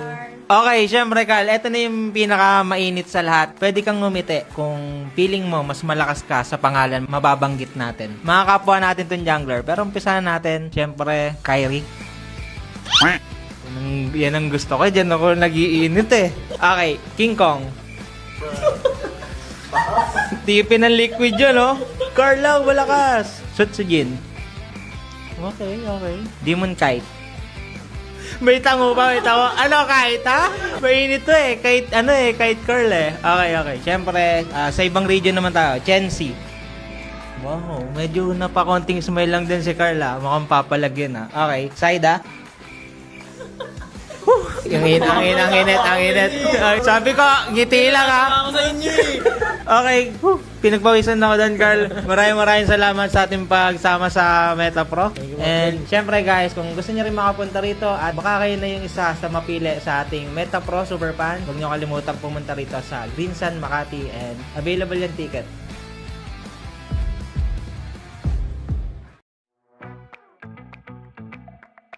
Yung thoughts ko sa Project Next, nakaka-visit kasi yung mga roamers mas mayaman pa sa mga carries Siguro nakapanibago, pero hindi naman sobrang laking adjustment kasi may mga nadagdag lang ng onti sa map, tsaka may mga pwede kang gamitin.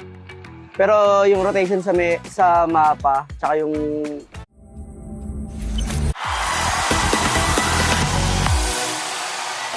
Baby, ang galing mo talaga!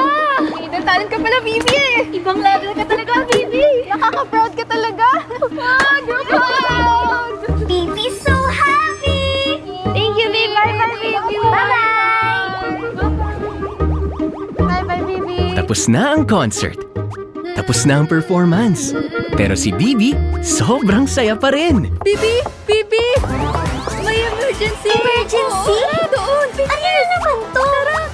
Surprise! Happy birthday, Bibi! Lahat to para kay Bibi? Heto na ang special treat para lang kay Bibi. Para sa pinaka-solid na support. Wow! Thank you! Right, left. Oops! Masyado atang natuwa si Bibi. Ouch, Bibi. Joke lang. Isang kakaibang gift para sa kakaibang hero. Bibi, a hero? Oo naman, Bibi. Hero ka rin. Hero-licious! Itong gift na to, siguradong bagay sa'yo, Bibi. Pero kailangan, mabilis ka. Bibi, mabilis rin.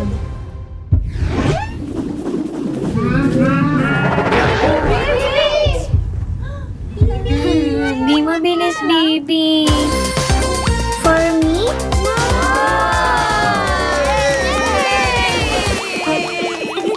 My turn! Sigurado ka magagustuhan mo to, Bibi. Tada! Ang cute, di ba? Ha? Bibi to?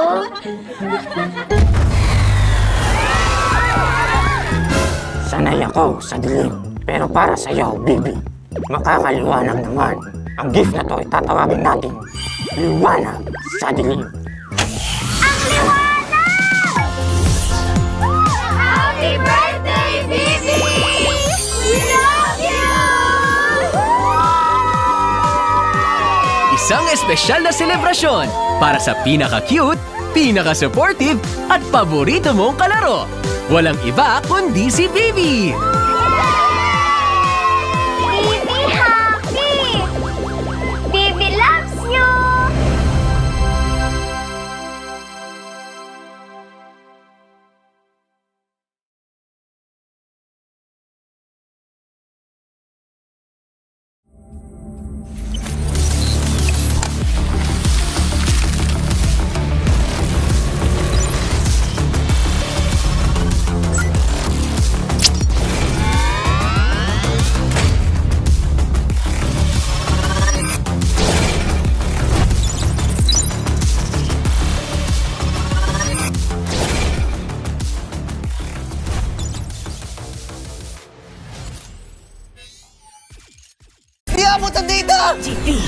GG bro! Don't worry! Be only with Smart Power All 99. Hindi bitin with 10 gig data to power your games plus only Facebook or only TikTok. Load now!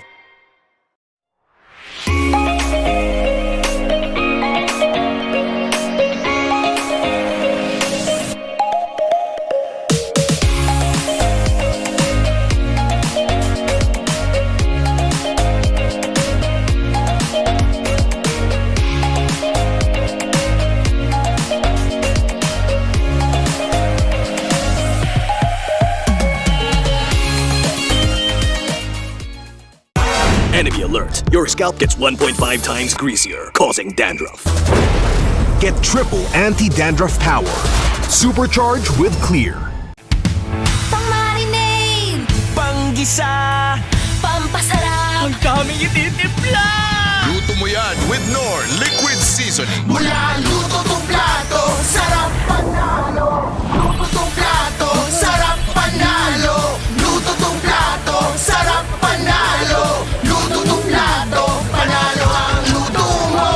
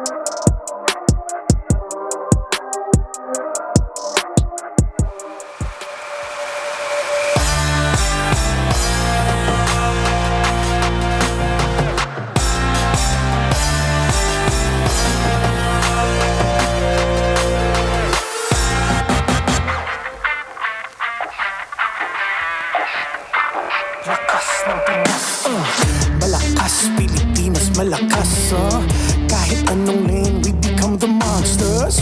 Malakas, Pilipinas, malakas, face the golden sun and repping for the 3 stars. Look at us, to the top, no ifs, no buts. Winning any game, para to sa PIN na yes. Di mo matitinag aming boses sa new level. Nasa kalye man o mobile, you know I become a legend. Listen, open fire, we unite, we winners. But with pressure, like diamonds are made of. Switching the lane na parang gera, HP racing made a setup. Look like a tank, buhat ni Hilda, full dome SS parang Laila. Susundan ko ang iyong bakas, kasama pataas, tagumpay natin to dahil tayo'y malakas para sa Pinas. Nasa amin ang alas, hindi to atas, kinikilala sa taas kasi kami ang malakas para sa Pinas. Nasa amin ang alas, hindi to atas, kinikilala sa taas, ganito kami sa Pinas, yeah.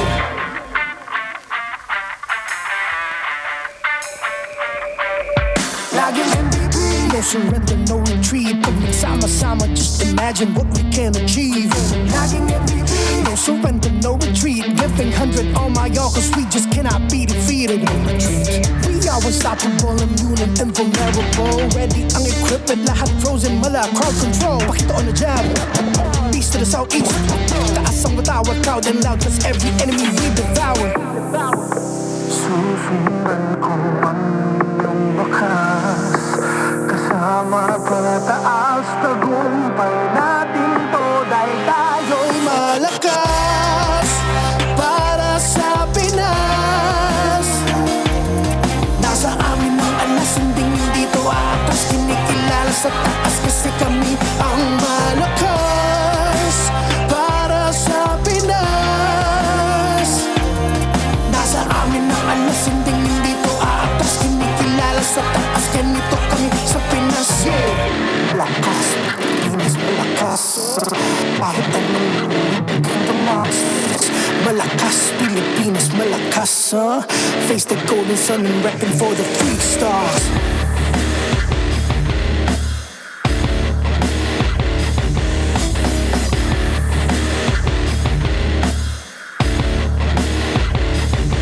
Ang lakas ng Pinas, we unite, we the stars. Ang lakas ng Pinas, we unite, we the stars. Ang lakas ng Pinas, we unite, we the stars. Ang lakas ng Pinas, we the stars.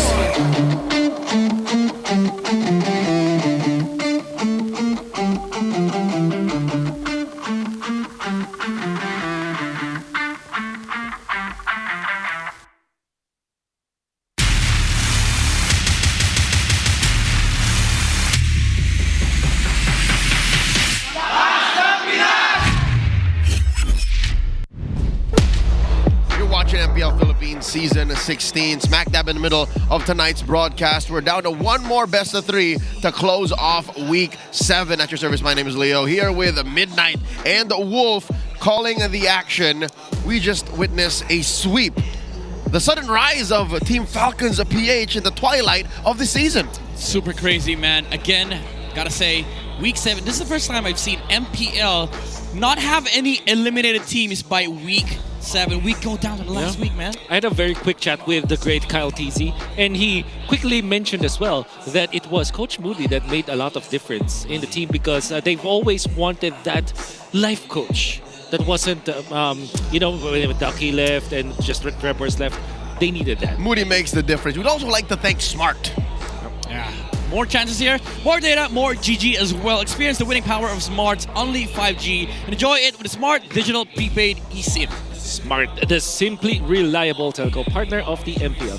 Victories you can count on. We'd also like to thank Knorr Marinade, Saute, or just use it for the flavor. You can use Knorr Liquid Seasoning for everything. Have y'all ever used Knorr Liquid Seasoning for anything that's non-savory? So I have not been not using Knorr Liquid Seasoning. All the time, all the dishes. So you literally use it for everything. Actually, yeah, and I'm not sure if that's a good thing or a bad thing, but for me it's a good thing. He never says nor to nor. That's true. 10 out of 10. Nor to nor. 9 out of 10. This tournament is monitored and supervised by the Games and Amusement Board. Real quick, let's talk about that win by Falcons. They swept AP Bren. And to AP Bren's credit, they still took the game past 20 minutes. Yeah. Both times. It was still hard for Team Falcons, but compared to their first meeting, I would say this is much more like if you're Falcons, you're more happy about this kind of win because you see that, okay, this is actually our identity. This is the way that we should have been playing for the past 6 weeks, but now it saved them that playoffs contention. Yeah, so they're not out of the woods yet, but also not out of the playoff contention as well. So it's a relatively comfortable spot. And the thing is, you put in a little bit of momentum. You know, you sprinkle some of that momentum on the side Like of Nor. Team of Falcons, just like North. Which is important because when I was able to talk to the likes of Carl TZ and other players that's renowned, they said that all that Falcons needed was momentum all along, and now they have it. And it makes sense, because halfway through season 16, they suffered such crippling losses back to back to back, and then now they've just started to recover. And that resulted to them being a number 7, putting AP Bren down a rock bottom at 8. First time since week 2, they move up a spot.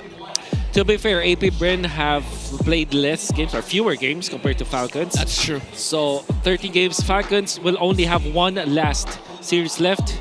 And I don't know if you know this, ladies and gentlemen, but it's up against the current Embassy champions, FLCN. Yeah, that's the hard part. Like, even though we say that, you know, they're still safe, they're up against one of the best teams here in the regular season. And also, it's not up to them. Even if they do win that, it's not up to them. If they're ever going to be able to secure that playoff spot. Because that'll put them at 5, and that'll tie them with a lot of other teams moving forward. Five-way tiebreaker. And we don't know exactly where the other teams will end up by then. But if you remember, the last time Liquid and Falcons played, even when Falcons were down on their luck, it was still quite the banger. Yeah. And the thing is, for TNC themselves, they still have a lot of problems to face. They're part of that 5 They're part of that squad. 5. They're also part of that equation where it's not completely up to them. And they're also part of the fact that they are facing up against RORA tonight and then Team TLPH later on. That's crazy. And Onyx, I mean. A lot of things that we don't know about. I don't even know if we have actual rules for a 5-way tiebreaker. I'm sure we'll figure it out. Yeah, we'll figure it out. What's interesting? 1v1. What's interesting about these two teams and something that's similar between TNC and Aurora, despite them being so far from each other in the leaderboards, is their composition. They are made up of players from many different eras of the league, from many different teams, and you could say that it runs in their blood. It's in their DNA. So you have the Kingslayers in Light and Demon Kite. You have Old Echo from the Super Team. Okay. Benny Cutie, Zyda, and Trimar. And then you have Old Blacklist crew in UN Edward. And then, of course, the Old Venom from the Barangay, the Mamba. And if you think about it, Benny's also part of the...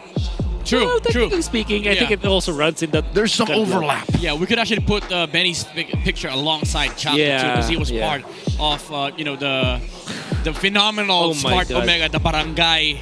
And I would say, honestly, even to this day, like these players, they kind of like anchor that same identity. You know? They play the same way, especially for both Demon Kite and Light. Whoa! All right. So here's a quick update. As difficult as it is to figure out the math for that possible 3-way, 4-way, 5-way tie, Aurora, though, to be able to get top seed, again, number 1 in the league, all they got to do is win one match. It could be this one tonight or something, another match in week 8, but all they got to do is win one match. By the way, I wasn't prepared to see a long-haired Light again today. Year of our Lord 2025. I wasn't ready. He had a haircut though. Yeah, I wasn't ready. Talking about TNC's playoff conditions, they have to sweep Aurora. Oh my and God. Falcons beats AP Bren 2-0, So that's which already happened. They're halfway through. Hey, this is very much doable for TNC. By the way, this is good storytelling. This is not scripted. Nothing in this regular season is scripted at all. It's just the way it is, you know. We get down to business. And now for TNC, they got what they wanted after Falcons win off of AP Bren. Now it's their own work. They have to make it up against Aurora, and not just one game. 2-0. They have to sweep the #1 team in the regular season. Everything has to come out right. If you are a member of the Phoenix Army, you want to see M4 Benny Cutie. And as painful as it is to say, you want to see M6 Dominkite. Real talk. That's what's going to happen if you're a member of the Phoenix Army. That's what you want to wish for if you're part of the Phoenix Army. But for the Northern Lights, what they need to do is just rely on how good Dominkite is the entire season. That's the reality. M6 is so far behind us. Dominkite is currently #1 and #2, save for Hero Pool, in most gold lane stats right now. You know, being first in KDA, being first in GPM and DPM is already very, very... I don't even know what word to describe. It's just magnificent for Dominkite. The fact that he is second place when it comes to kills, while having a high KDA amount, I think this is, you know, first place even a thing. Hey, I'm gonna blame Skypiercer. You always been getting a lot of kills. I'm gonna blame Skypiercer. He's sharing. He could have been #1. His main... Are you saying that his main enemy right now is his teammates? Yes. Oh my God. He's played a lot of Grangers with Skypiercer, but he's also played a fair amount of like Moscov's Harris. Oh my God. Without Skypiercer. #1 would be Nosha in gold for kills, mind you. Ladies and gentlemen, we want to hear from you before the match begins. Here's a community poll. If you're late to school and you need a driver, who would you trust? All right? Would you go to Escalera, Tamicophobia, to Falcons? Justin, again, this is Falcons Esports from Myanmar, that old roster, or someone else? Who would you like to drive for you? Is this a Johnson joke? I think so. It is, I think. If I'm late for school, I would trust Wolf through driving to school. That's others for you. Okay. Letter D. Well, I would, if you trust me to drive that and if you're late, I'm just gonna pass it over to Escalera. Because this guy actually, and if you don't know this, he's actually a GP driver before. Meaning he's a professional. Professional driver. Okay, for I would trust Escalera, just not the next paid driver from Season 9. No. For those that don't know. No words. If you know, you know. Yeah. I have zero a match words. failed to occur because of Thank you. such a conundrum, a coinkydink, as some would like to say. But I would answer here. You know what? Someone in this matchup, 3 Martizi. Ooh. 3 Martizi, because of the bank he made by playing for MDL Indonesia, bought a car on his way home. Really? He got a good I set did of wheels. not know that, actually. Yeah. It's a good story. It's my boy. Hey, we need a write-up. We need an article. What? He just has a car. That's just big boy things. No, I need to know what happened with the car. Oh, he's just driving. It's just there. He just has. He has a Good job. Congratulations. He has a car. Like Big shout outs. Wolf having a car is not news. So 3 more having a car is like just. Well, he's not a player. 3 more That's right. is a player. And I probably will. I don't drive fast. Yeah, I don't. He doesn't. In comparison to you. Hey, I don't drive anymore. That's why. See, That's there's a reason why. That's why. Ladies and gentlemen, let's welcome our teams on stage. It's Aurora versus TNC for one more match tonight. Can the Northern Light streak continue? Welcome to the arena. Dominkite, Light, UN, Demon, Kite, and Edward. Lights up! It's Aurora!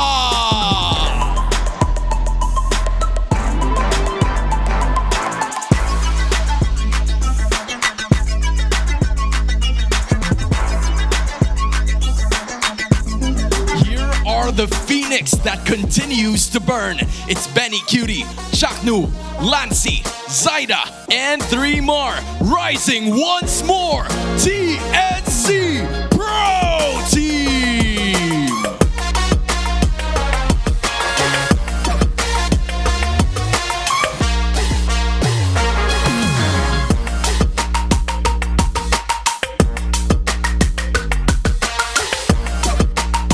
To oversee and uphold the tournament's integrity, guiding us through this match are our marshals, Joshua, JJ, Patrick, and Jeff.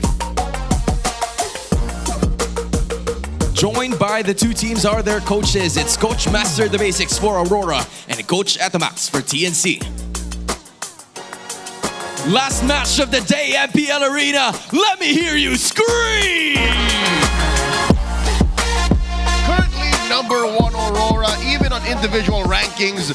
Midnight, talk to us how great Aurora is in Season 16. They're so great that almost all regions and teams should be scared of this team. This is one of the scariest teams we've ever seen in MPL Philippine history. And I believe Wolf even mentioned this in one of the Howl segments, that this is in fact one of the scariest teams. Yep, and they are going to be facing up against TNC that has been struggling for some parts of the regular season, but when they are hot, they are indeed hot.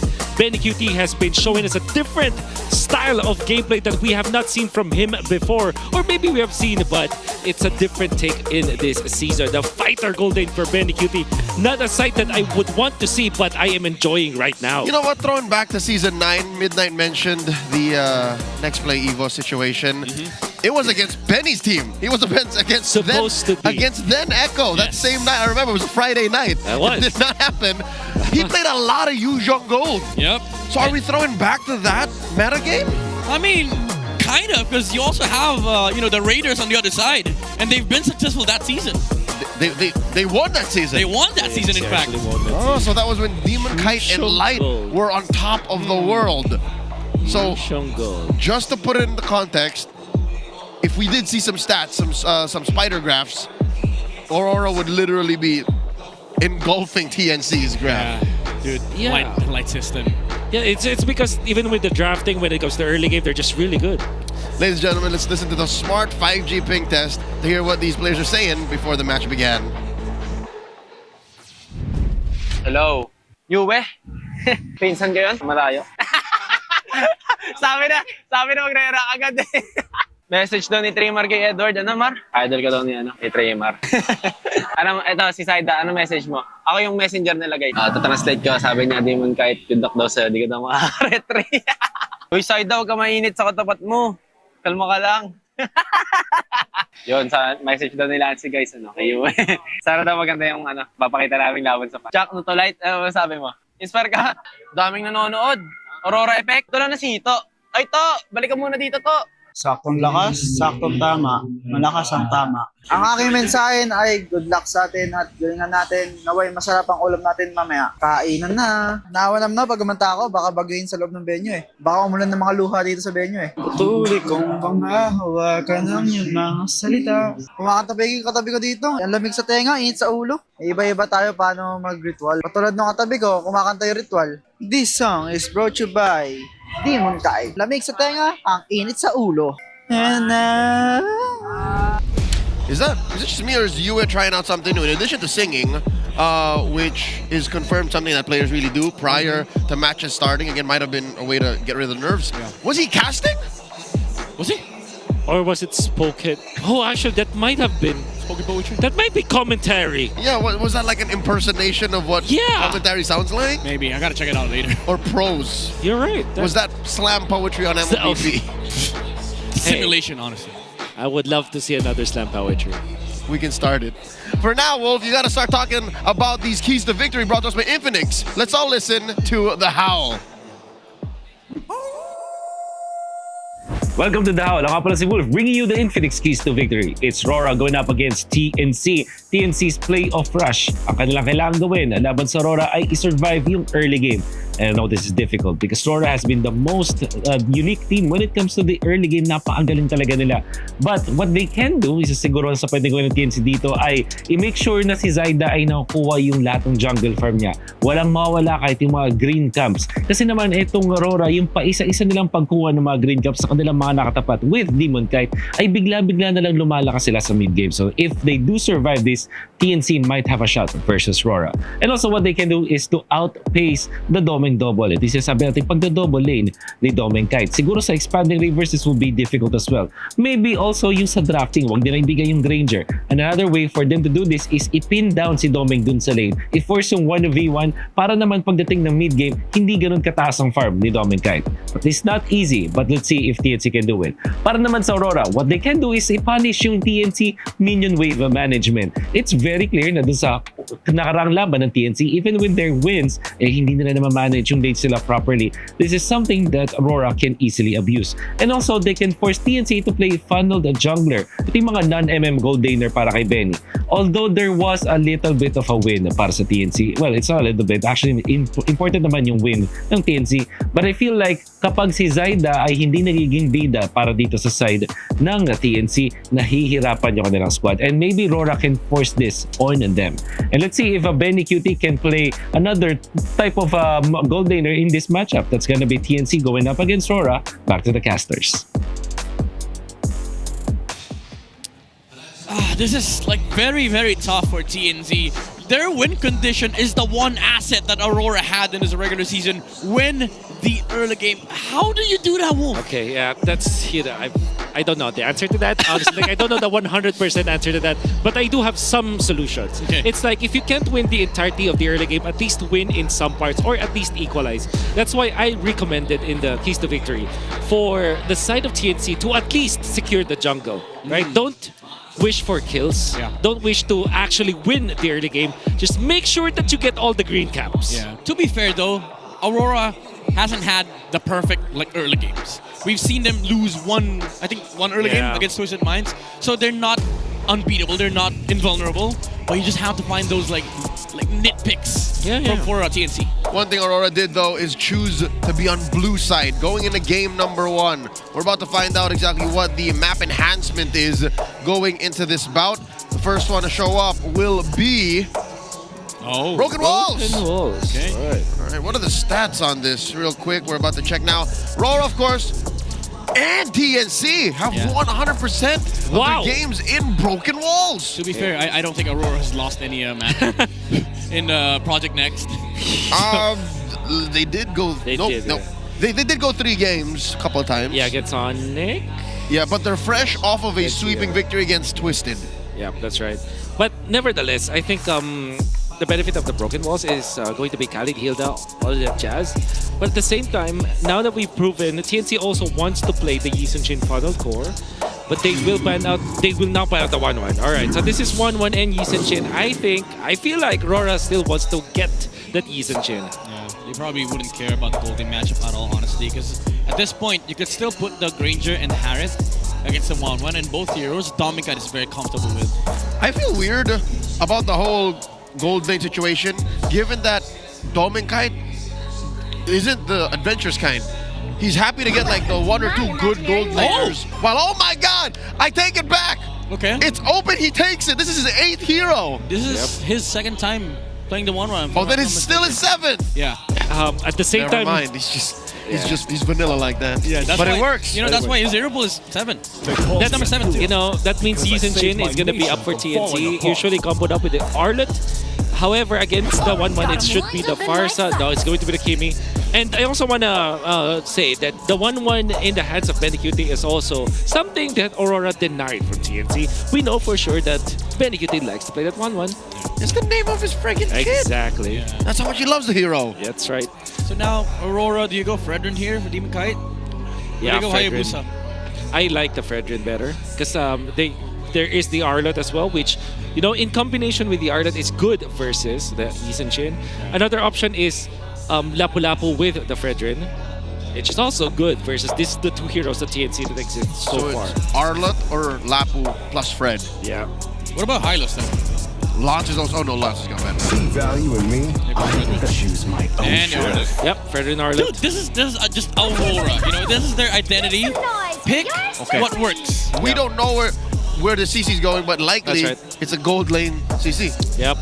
Likely for this team. For this team. For this team. For this player. Yeah.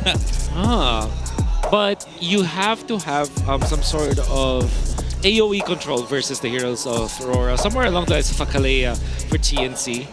I'm looking by Shaktu though, he plays the Grok so well. However, it was banned out by Aurora, so they have to find a substitute for that hero. And now for TNC, I think that they should also consider banning Hylos and Gatatkacha, because these are the heroes that would be good for Aurora versus their heroes. The falling star. I'm actually surprised. Nobody, Kalea was ignored in first phase. That's right. Well, I guess for TNC, they are more. They are putting more value in the CC just because it can be flexed in the XP as well as the gold lane. And we don't know, again, into the Arlot, which is also most likely XP laner, TNC are keeping us on our toes. Aurora, though, Coach Dexter, Coach Master of the Basics, they're taking their time with this blue 4 ban. They're digging deep. I mean, that's what you do against TNC. You know, they flex a lot of heroes on different roles, different lanes. So you gotta think about what are the possible like variations from TNC. That's the way to go. You ban the Lapu so that Edward has like a good time in XP, considering that they don't know yet where the CZ goes in the laning stage. Do they also have to ban the Phoveus? Has Phoveus into Arlet and 1-1 just become a necessary evil? That is definitely a hero that will be so free against Aurora. You don't want to be in that spot where you're required to have another set of stun, hardcore stun. Maybe you're forced to pick up the Franco for light in that scenario. You want to play the draft in a more flexible manner. For TNC, I don't know if they're going to be banning another mage here. Maybe a Valentina. Because that's usually what they pair up or play up against at night. I don't like this. Dude, I don't like this. I've never liked teams banning you as hero. Like, you ban his hero, he banned 3, 4, he pulls out another 5. He pulls out a different set. Yeah. Maybe in this scenario, pick up the Odette. Come on, man. Selena has seen a drastic drop, so based on Aurora Season 16 stats, that's the only other hero he's had more reps on. Yeah. And stock looks bad. And the thing is, they banned Avaria, but they banned Cecilia. But then there's also Farsa. Yeah. And then you have Eve. Yeah. So, and you have Kagura. And Odette. Oh, I like this. Dude, I like this Granger ban. From Aurora. It forces out the CC Gold. Yeah, CC Gold, the option of going Harris as well. That's the problem is, I don't think you go Harris for TNC because Aurora would just get Hylos. That's right. And the 1-1 almost exclusively wins that fight. So that's Phoveus, as we have mentioned. I think Aurora they can consider going for the Franco. Ooh. And then the Odette. No, just kidding. Farsa is pretty good, but the Franco looks good on Aurora right now. Hey, last time you joked, they picked it. So the chip. What was it? The chip. It was the chip Claude. That's right. Chip Claude. So Aurora, I honestly like the Franco idea. Yeah. Odette, not so much, because there's a knock-up for the Phoveus. There you go. Yeah, there's a knock-up for the Farsa. Yeah. Dark Wave is gonna get disrupted. Just go Farsa, honestly. Okay. What's that? Payback time. All right, now very good drafting from Aurora. Once again, they never miss. Do you go Hylos here for chocolate? Hylos is good. There's no Grok. Maybe Gatot Kacha as a way to peel. Hilda. Do you want to go Hilda? They would be short on crowd control. They will be short. You want some sort of knock-up. What else, Gwyn? They do pick up somewhere lang das fucker Mila before. Maybe that's the weirdest pick that they can have. What about Beleric? Beleric against the 1-1. Yeah, first guy to pull off of Beleric in MPL. Well, since franchise history. But Padang and Gatot Kacha kind of fall the same place, but they need something a little bit different, a little bit spicy. Nope. They're sticking close to what's known in the metagame. That is the Gatot Kacha. Yes, sir. They're currently third most picked hero in Season 16. Has an abysmal win rate, I'll tell you now. The Mamba struggled with this. Played 8 times. This is 9th and only won twice. Yeah. But I guess the thing with Gatot Kacha is that the reason why it's highly picked by all of the teams, in fact, mostly TNC, is because it's reliable. Although you can say that it has lost so much, it doesn't change the fact that Gatot Kacha is reliable. When it comes to peeling for a team, it is a very good laner, has good combination with the Kimi. It's now going to be up to how TNC is going to be able to utilize this hero. I think that this is such an even draft between teams, but Aurora's draft is a much easier lineup to pull off. Not to mention the power pick on the 1-1, Franco on light. They're playing with such signature heroes that TNC's new meta approach might fold to just sheer experience and comfort. Welcome to Mobile Legends! Best of 3, first seed versus a team that might get lost in the shuffle of that 5-way tie when we go into Week 8. Let's see how TNC steps up to League #1 Aurora. Yeah. To be fair though, I do think that they sort of have a soft answer against the Franco of Light with the Phobius. You know, it's kind of hard to play Franco against Phobius because there's a lot of like disruption that could come out from 3-Mar. I'm liking the fact that the choice of the second emblem for the most 1-1 users now is to pull yourself together just because they want to take advantage of the Inspire. Faster Inspires. Yeah. Who invented? I believe it was Super Marco that did it first. Probably a long time ago.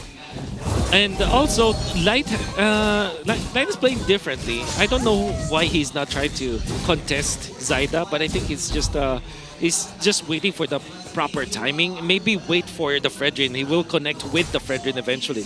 Because it's weird to see the Franco just, babysit the Fredrin. Yeah. Like, it's just two heroes staring at a green camp. Yeah, I don't know if that's a clear direction. What is the goal here for Light? Because it's not like TNT's going for Demon Kite. I don't know too. Maybe they're afraid of like the combo of the Kimi, gotcha. Also just the extra gold and XP that Chalk is gonna get with those vision. So they'd rather just funnel up Demon Kite and Fredrin to amplify his presence in the early game. Yeah, but however, if you look at the Yi Sun-Shin, is already one green camp ahead, able to get the Lizard up top, top lane I mean. So this means that Zyda is up one jungler creep over Demon Kite. There's 6 heroes on XP. This is Project Next. Welcome. And they're using the other side of it. Traction Pulse. Oh my god, the combo! Better dash strike coming out from Yue. They don't have the damage to deal with Demon Kite, however, as the dash goes out. But Zyda takes out Light, and TNT finds the layering, the combo, Traction Pulse into the taunt, forces Demon Kite away, and they find kills against Aurora. TNC takes the first turtle. It was an awkward approach. Demon Kite took the long way around, and apparently that's all TNC needed. 2 or 3 seconds without the Fredrin to win the fight. A mini win condition for the Yi Sun-Shin is to get the first turtle and then steal some camps from the opposing side. Already able to get the Lizard up top, and then he gets the Crammer in the bottom lane. Almost took that bear in the mid lane. But that also means that Zyda will be up so much when it comes to the gold compared to Demon Kites. Yeah, And wow, Demon Kite was lowest gold at a certain point. Yeah, dude, now, wow, Zyda is level 6, almost hitting level 7. Yeah. So this is a very big disparity between the YSS and the Fredrin. But we did see this similar, similar event between RORA and Twisted, so it's still up for debate. If TNC can actually manage to control this early game lead that they have. They still need to capitalize. It has to turn into something. And currently, RORA is not actually hurting. They're just down to 100, 300 gold. And still, I think, this is true. What's RORA's lowest gains? Oh my god, Chakna with a jump. What are they thinking? All right, it was just zoning. Just zoning out. It's fine. It's fine. Yeah, but Demon Kite is currently still lowest gold. Yeah. So it makes me wonder, you do get XP from jungle creeps, right? If you're the roamer. You get the bonus 40%, right? Yeah. Not only from the minions. So that's probably, and EXP by the way. So that's probably why Light chose to just clear with Yue and the Fredrin. Maybe they had a rotation because he actually went level 4 before the turtle fight. So maybe that was like some mathematics, mathematics Aurora was doing. Bloody Hunt ASAP. Yep. Somebody geeked out. Somebody geeked out and just looked for what is the safest way that we can get to level 4? Yeah. Let's babysit the jungler. Yeah. And then get to the XP lane. I mean, Omega's approach was double lane with the roamer. Light's approach is just put the jungler. Yeah. You're gonna get level 4. Even up to this point, he has higher gold in XP against the Garatkacha. Oh my god. This is some nerd type stuff. Yeah, but again, Khaled effect. The Khaled effect. There still has to be a conversion. Currently, it's still deadlock. TNC has a small lead, and in comes Edward, no one home for the final slash. Oh, he's still going for Lancey, but frontline though, 3-Mar is gonna get deleted by the Bloody Hunt Feather Airstrike combo, and Edward survives for a little bit longer, and Demon Kite is able to maximize the space that Agent Zero is able to give. They take second turtle. Blink and you'll miss. Demon Kite eventually took that turtle. I mean, they have lost Edward, but that is at the expense of 3-Mar. which again, you know, this just proves to us how strong the Franco is on light. We predicted that this will be the pick for Aurora, and now it's paying dividends for the team because even when you suffered with the first turtle, with just one bloody hunt on an important hero, the Phobius suffers. And I think this was the big picture to get the bloody hunt ASAP. Light taking a quick visit up top, helping Kite, and down in mid. Oh, so much stuff coming out from TNC. The jump from 3mar was able to punish the Farsa, but they take the trade here. Yue gets the gacha. Stomp from the Demon Kite ultimate as well committed. And damage is not enough to actually take out Lancy nor Zyda. Appraiser's Wrath apparently deals so much damage, but it's not enough yet to kill anybody on the side of TNC. Good stuff coming up from 3mar. Did not get out of the line of sight of Light, so that there is no potential for a hook from Light. Because there was even a time where Zyda is so vulnerable. Until Zyda was safe, 3mar did not stop. He actually knocked up Light at a certain point just to make sure that Zyda gets away and is far away from the threats of RORA. Looking at the bottom half of the map, both XP laners have left their lane, so it's a deadlock right now. Both turrets at about half health. Mount Shocker, the hold on the track. Oh my goodness, that angle from Light. He's able to use the AOG though, and the Franco goes down. Demon Kite, however, on the backside. Oh, he missed! The Appraiser's Wrath. Zyda is still able to survive, but 3mar is not gonna sustain the damage coming out from the crossbow thangs from Demon Kite. They're still going for more. The chase, Yue. Not going to be able to land the stun, however, but top lane, Benny Cutie is fighting against the 1-1. Vengeance has been used. The chase, is it going to be there? Dominic falling pretty low. Final slash does not land from Edward and Benny Cutie. He is outplaying these two members from Aurora, but here comes Light.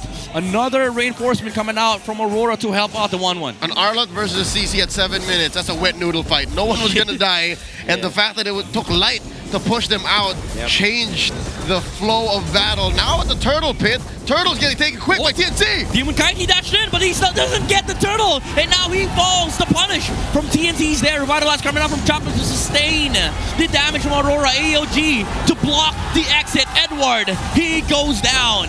TNC are taking wins left and right. They're up 1,000 gold. They take that top lane tier 1. This was definitely Benecuti's doing. Up top! Oh, 3mar with the flicker. Dark Wave hits Light.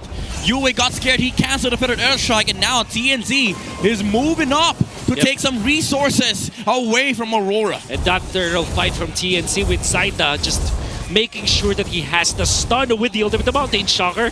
It's a classic stun retreat combination that usually comes from the roamer, but this time Zyda knows that he has his own stun, targets Demon Kite at the right moment, and then eventually nets a kill after the turtle fight. Big wins for TNC. RORA making the most of the space they got from the bottom lane. TNC owns 2 out of 3 lanes. You can even call the river theirs, but down bottom, finally Aurora make a dent on TNC's base. They take the tier 1, and of all the members of the Northern Lights, I think Dominic is the only one who can actually breathe. Yep. The 1-1 is able to secure safety for Aurora, like safe farm, because he does have a way to save himself. But the problem is, it's all funneled into one hero right now, and you look at TNT, there's so many stuff going on for them. Even the Phobius can actually deal damage against Aurora. You know what's really scary about this 1-1 is that it has actually set up for success.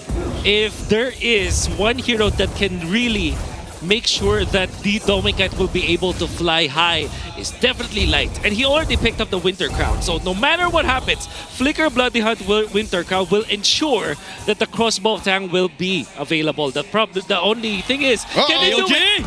He's fine. He's fine. Has needles and flowers afterwards. Dude, Chapter's all these ultimates were not hitting, but it kind of feels like there's always a lot of science behind it. It never punishes TNC. So in just a wee bit, Chakra was going to get the AOG. Yeah. I mean 30 seconds if they manage to slow this down, but Aurora, they want to fight. They bring the 1-1 here.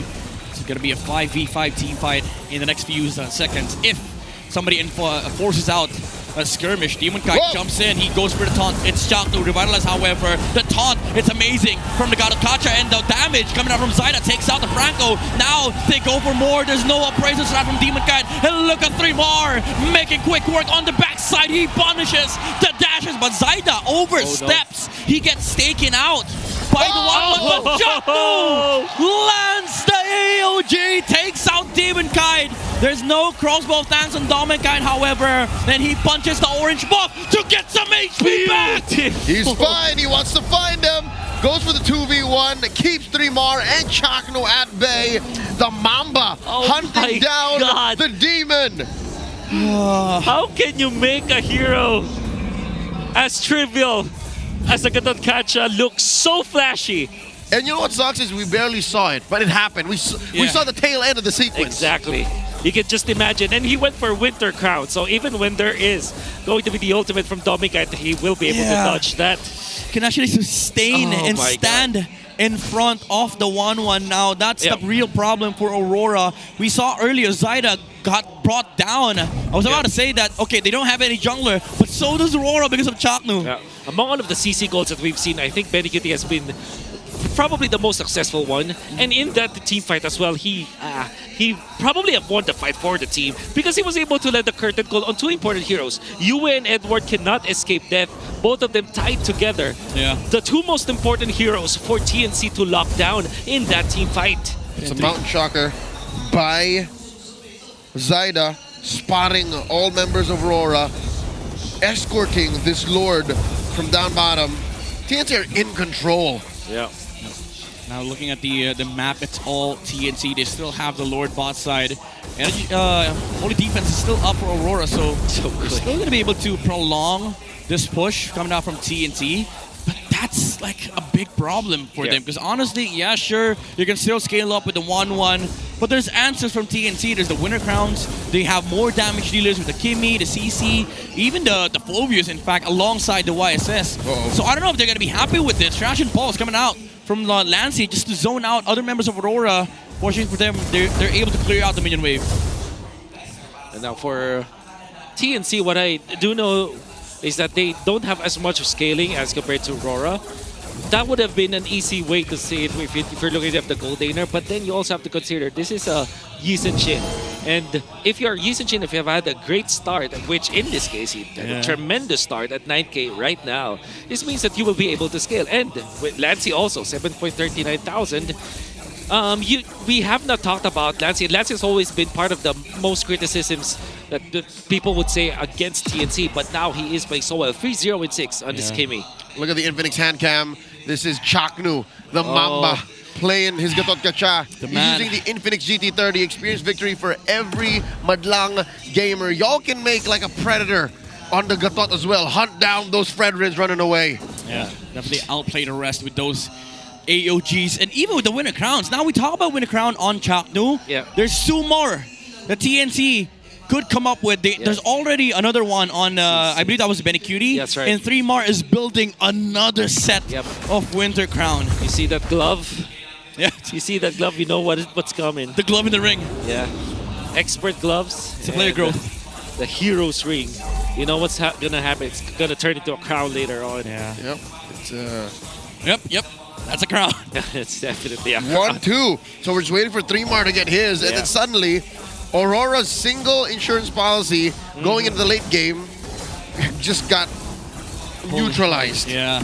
That's why Chaknu, look at the movements coming out from Gatot Kacha. He's super confident in terms of moving forward. Mountain Shocker used here by Zyda. They thought they could have actually brute forced that fight. 10k HP. Oh, the flicker! Sorry, Benny got sniped off.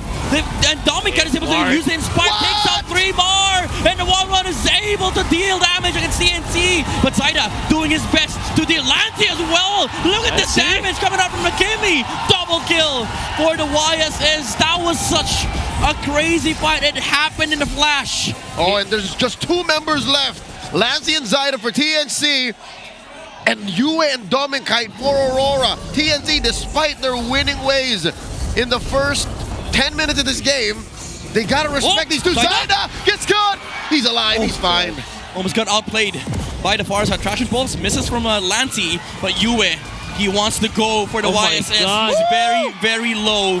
Dominicite goes for the pursuit. He is going to be blocked by the Kimmy though, but the angles, it's not there. He's not hitting his target. Okay, now he does. So Dominicite has to go away. Wow. Never thought I'd say in my career, the 1-1 is getting kited. Dominicite, savior of Aurora in that fight. But at the same time, he took out two turrets in the mid lane. And Yue just manhandle two members of TNC. Yeah. And not for Zaida to just get back down. And even when Zaida already were winning, Zaida and Lancey were already winning, they had to back down another round. Round 2. Now they're forcing the Lord here. They see Demon Kite, they're turning 4k HP, but they drop the Lord. Okay, Zaida gets it, and Demon Kite still surviving in front lines though. He's able to dash away. Chaknu gets taken out by the 1-1, but Cutie on the left side, he goes for the flank against Aurora, and now the Kimmy! He punishes Winter Crown from the members of TNT. Triple kill for Lancey, but Demon Kite is godlike. He takes out the Phobius, but TNC is unstoppable in terms of the aggression. 2 for 3. TNC solutions to Aurora's threats are just too damn potent. Zaida, he does have the boat here. Mountain Chakra available. Crash and Pulse pulls Yue, and he goes for the stun! Zaida sees the angle, sees the opportunity, and he seeks the victory. Dominica, can he defend? Winner Crown once again! But they take out Benecuti. Can they deal with the 1-1? Yes, they do. And Lancey, he wants to end the game, but Edward is here to stop the push coming out from Lancey. Deals with the cannon, and right now Lancey still going for the victory push, but I don't think you can. There's 3 members on the side of Aurora alive here. Demon Kite deals with the Lord. Edward finds the final slash onto the Kimmy. Flicker out from Lancey, but flicker in from Edward, and he's gonna find the Kimmy kill. Wait, inside the base, Light though, committed the flicker and the bite. There's still minions. 3 more coming to TNT. They want to end this. They see Edward. They zone out the YSS with a Federal Strike, but Chaknu, he wants to go for the punch, but he gets punched back by Aurora. 3 more has to flicker out. TNT, they've overstayed their welcome. Edward finds the catch here against the Phobius. They're not done yet. They take out 3 more. And now Aurora's gonna clean house. TNC gets punished real bad. 3 members missing. They smelled the blood, the TNC. They felt like they could have ended it. Little disconnection out there from Nancy and Zaida. Zaida wanted to heal back from the creeps. 10 seconds. Lancey was outplayed by Edward, and now 5 people from RORA. Crash and Pulse. Lancey doing his darndest. This wave is gonna crash in. This turret is down. RORA claiming back a little bit of the map. TNC knows they're still fine. We go to a reset, but TNC, they did overstay their push. Got punished by Edward, and the perfect Kimmy game now has a blemish on his record. 7-1 and 10. Still very potent coming out from TNC, but that base push was greedy as hell. Greedy. Very greedy. TNC did not go together. They go one after the other. Yue and Domikite tried to defend it. Domikite was able to defend it with that ultimate. The Winter Crowns weren't enough. Benecuti didn't have his. That's why he was taken out. And the minion wave easily dealt with by RORA. And now TNC, it's going to be very tricky. They do have the advantage though. We're not saying that they are down. But Aurora, they know how to punish. TNC, they just have to be more organized when it comes to this push. There's a good chunk of battle spells still off of cooldowns for TNC. That'll give Aurora a good 10-second window for them to be able to take advantage. Demon Kite dashing in. And trying to do it. Final slash! Edward into the knockoff! TNC!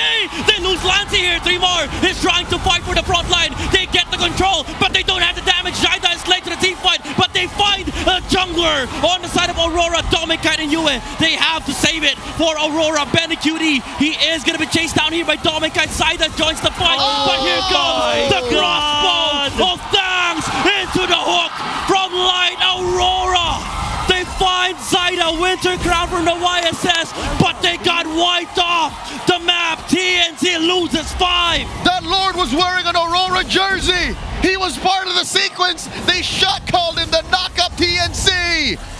Unbelievable, Edward and Light. Saviors of Aurora. Northern Lights take game 1. Off of one final slash, they seize the win. From out of nowhere, it looked like TNC had their number. Over and over again, those damn Winter Crowns stopped Domikite. But in a single engagement, they cleaned up. Final slash up top to defend, to punish. Nancy The flicker to delete that would have been a perfect game for the Kimi. They defend, and then Last Lord fight. Even with TNC finding the vision, they also grouped up together so much that Edward found the right angle. My goodness, what a player. Check it out, our super fan reaction cam. These are the epic reactions from our super fans here at the MPL Arena. I mean, you would be right to assume that these are Auroras, are happy, they are satisfied, and they are loving Edward's performance on the Arlot, our MVP. Oh my god, that layering. Edward on his Arlot. 2, 6, and 9, but an MVP performance. Stats don't matter. KDA is not important for Edward because of how well he plays this hero. To be fair though, I would put Edward still as MVP, but I have a big contender here. Put the Lord as MVP. Lord. That's what wowed me. Yeah, three times now. How well they were able to use the Lord, or again, was it just happenstance? He's a Phantom 6 man. I think it would have been lethal either way. It just added like one more layer. For sure. You cannot change the fact that 4 people got shot by that final slash. That's true, that's true. So even when there's no follow-up stun afterwards... From their Lord? That is from the Lord. Edward still caught a lot of members of TNC. Yeah, that is still insane. Like, catching TNC off guard like that. Yeah. Mind you, they were the ones who were pushing forward. They were the ones pressing Aurora, but he walked to the left side and was able to find that crazy angle. And you know what? Blessed are the ones who are ready for these opportunities, and Edward found it. It's the difference between a Ferrari and a Bugatti. Like, it's a sports car. Yeah. Whether you got the Lord knockup or the perfect final slash. Luck. Yeah. But matter of fact, he was there to set up for the lock. If he did not land that final slash, that Lord knockup would have made no sense. But because of that amazing setup, timing, and positioning, they punished TNC heavily. I would say, though, the real problem was when the push happened for TNC. Because they already understood what will happen here. They have wiped out the important members. Yue was taken out afterwards. But then Chaknu, as well as Streamer, they went in one after the other. They did not even bother to help Lancy in this scenario. They could have helped him, and then Zaida obviously cannot do anything in that scenario. No heroes available for him. Let's see. We need a slow mo like that. Oh my god. Plus the feathered airstrike too, so there must have been like a curse of crow thrown in there for good measure. Again, it was Lord Knockup is not as important as that final slash coming out from Edward. Yeah. And then Zaida felt like, okay, I want to help you, mate, but I forgot there's a crossbow tag. In fact, I might have unalived myself because of that. I don't have Winter Crown, sorry. Yeah. Now I have it, but he tried. Doesn't matter. Maybe he shan't have gone that way. You're right. Yeah. It might have gotten worse. Maybe they could have gotten a chance to defend if Zaida kept himself scarce. But that was an almost 20-minute game. And for a majority of the mid to the late, it was TNC who was in control. There was a small window of time where maybe they could have finished it. But yeah. TNC. But for one way or another, they might have lost control of the communications and their macro. And they just... They scrambled. I can't imagine. That push, I would go back to that push where Dominic Kite was able to pop the ultimate, able to take out Benny Cutie, which doesn't really matter as much because if you think about it, Benny Cutie, even though he's a gold laner, he's still a fighter. There are still 2 marksmen available for TNC. Zaida as well as Lancy, the Yisichin and the Kimi, they could have pushed. But Dominic Kite was able to save. I believe that if Zaida and Lancy just went back together, and Lancy understanding the fact that Zaida had to lifesteal because he was very low during that moment, if they waited for Three-Mar as well as Chakdal, things would have been very different. Yeah. But the lapse of judgment from TNC, I wouldn't say that they are a team that did not have enough experience in MPL. These are all veterans except from Zaida. Everybody has played a lot in the league. Even Lancy has played so much in the league ever since what, season 7 probably, 10, then went back season 10. There's a lot of experience already, and I think it is time to say that that is a lot of miscommunications for TNC. Yeah. They really fumbled that push. I agree. You know, TNC, this was their game to lose, honestly, but it came down to just having one unified goal, one unified shot call. And that was where Aurora punished. Again, this is the caliber of teams that you're dealing with in MPL Philippines. You give them one opening, one small opening, it becomes a wide gap 2 minutes later. Yeah. Oh, how these? Crazy. Imagine TNC have already checked some of the, tick some of the check boxes. Survived the early game. They more than survived the early game. And they prevented it. They pinned down Doming in one lane. And despite all that, Dominkite is still our BPI rich guy. He's also our carry. He farmed 888 gold per minute in this game, almost 20 minutes. He's currently number 2 highest gold per minute average. You know what's crazy? This is also what happened with their 1-1 game against Onyx Philippines. Onyx was winning early game. Yeah. TNC in this case was winning early, not just winning, stomping early game. Yeah. But again, one small mistake. They punish Light, they punish Domikite, they punish heavily. I think that's also one thing that they have to be careful about for TNC. These openings they cannot give to Aurora. Yeah. Also, I don't think that the 1-1 in exchange for a Yi Shin is a valid trade. But that's a topic for another day. Yi Shin is so important. Zyda should have known.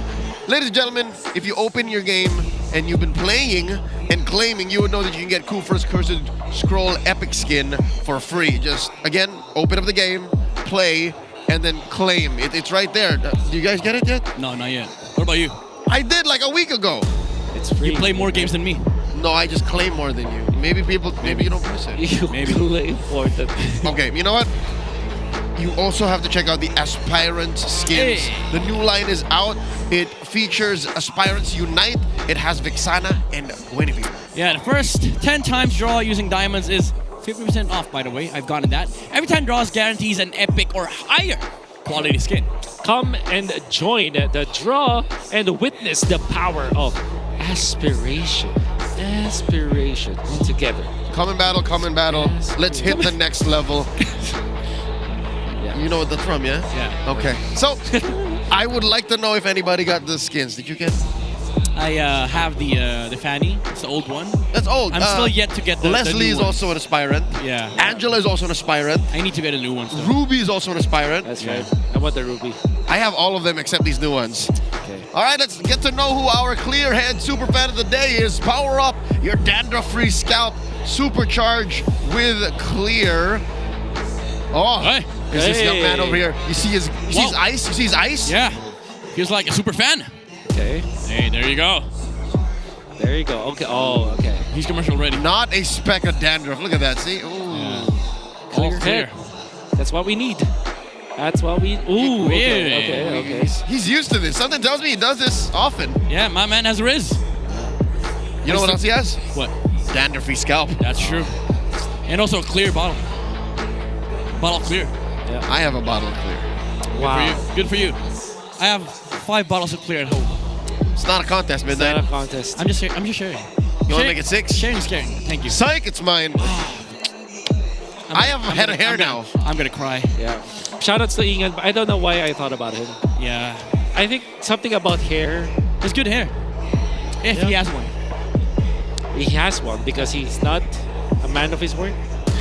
And when he does have one, yeah, a man of his word. All right, gentlemen, it's about a minute and a half before we go into game number 2, match point for Aurora. Let's talk about game time comparisons in Broken Walls. That was the most recent map used. Okay, so it is more used in MPL and MPLIT by a big margin. That's almost twice as much as we have here in the Philippines. And it seems like the average game time is a little bit longer in MPL and MPLIT. It's crazy. Crazy to think. I mean, is it? Yeah, I don't know if Broken Walls actually influence longer games, but we did see that some games can go longer in other regions, but not in the Philippines. Yeah, I think the main difference is with MPL PH, we see more utility junglers in Broken Walls, and most of the time, like, utility junglers are just able to capitalize on early game and make their goal layers like super fed. Yep, and then because they're able to lock down objectives, win games thereafter. Yeah. That could be true. But it's also important to take note that in MPL Indonesia, teams are starting to go for scrappy fights. I think that the kill count for that region is way higher than our kill count. And so they've gotten crazier over over Project Next. I'm not. That is statistically true. Yeah. But what the verdict is up to you to decide. That's up to you to decide. Going into game 2, TNC decides to be a blue. They are characteristic to be a blue side team all throughout season 16. They've played their fair share. How much is that? All right, 56% of their games are blue side. So, wow, they're comfortable either way. Yeah. I mean, at this point, it's a matter of preference for a lot of these teams. And I think we're in the middle where selection actually doesn't favor like behavior stuff. It's more of like Selection I'm against this. does not favor behavior. Because like, whoa, like if I'm TNC and I'm playing against AP Brent, I gotta prepare against red side. But even AP Brent prefers blue side against specific teams.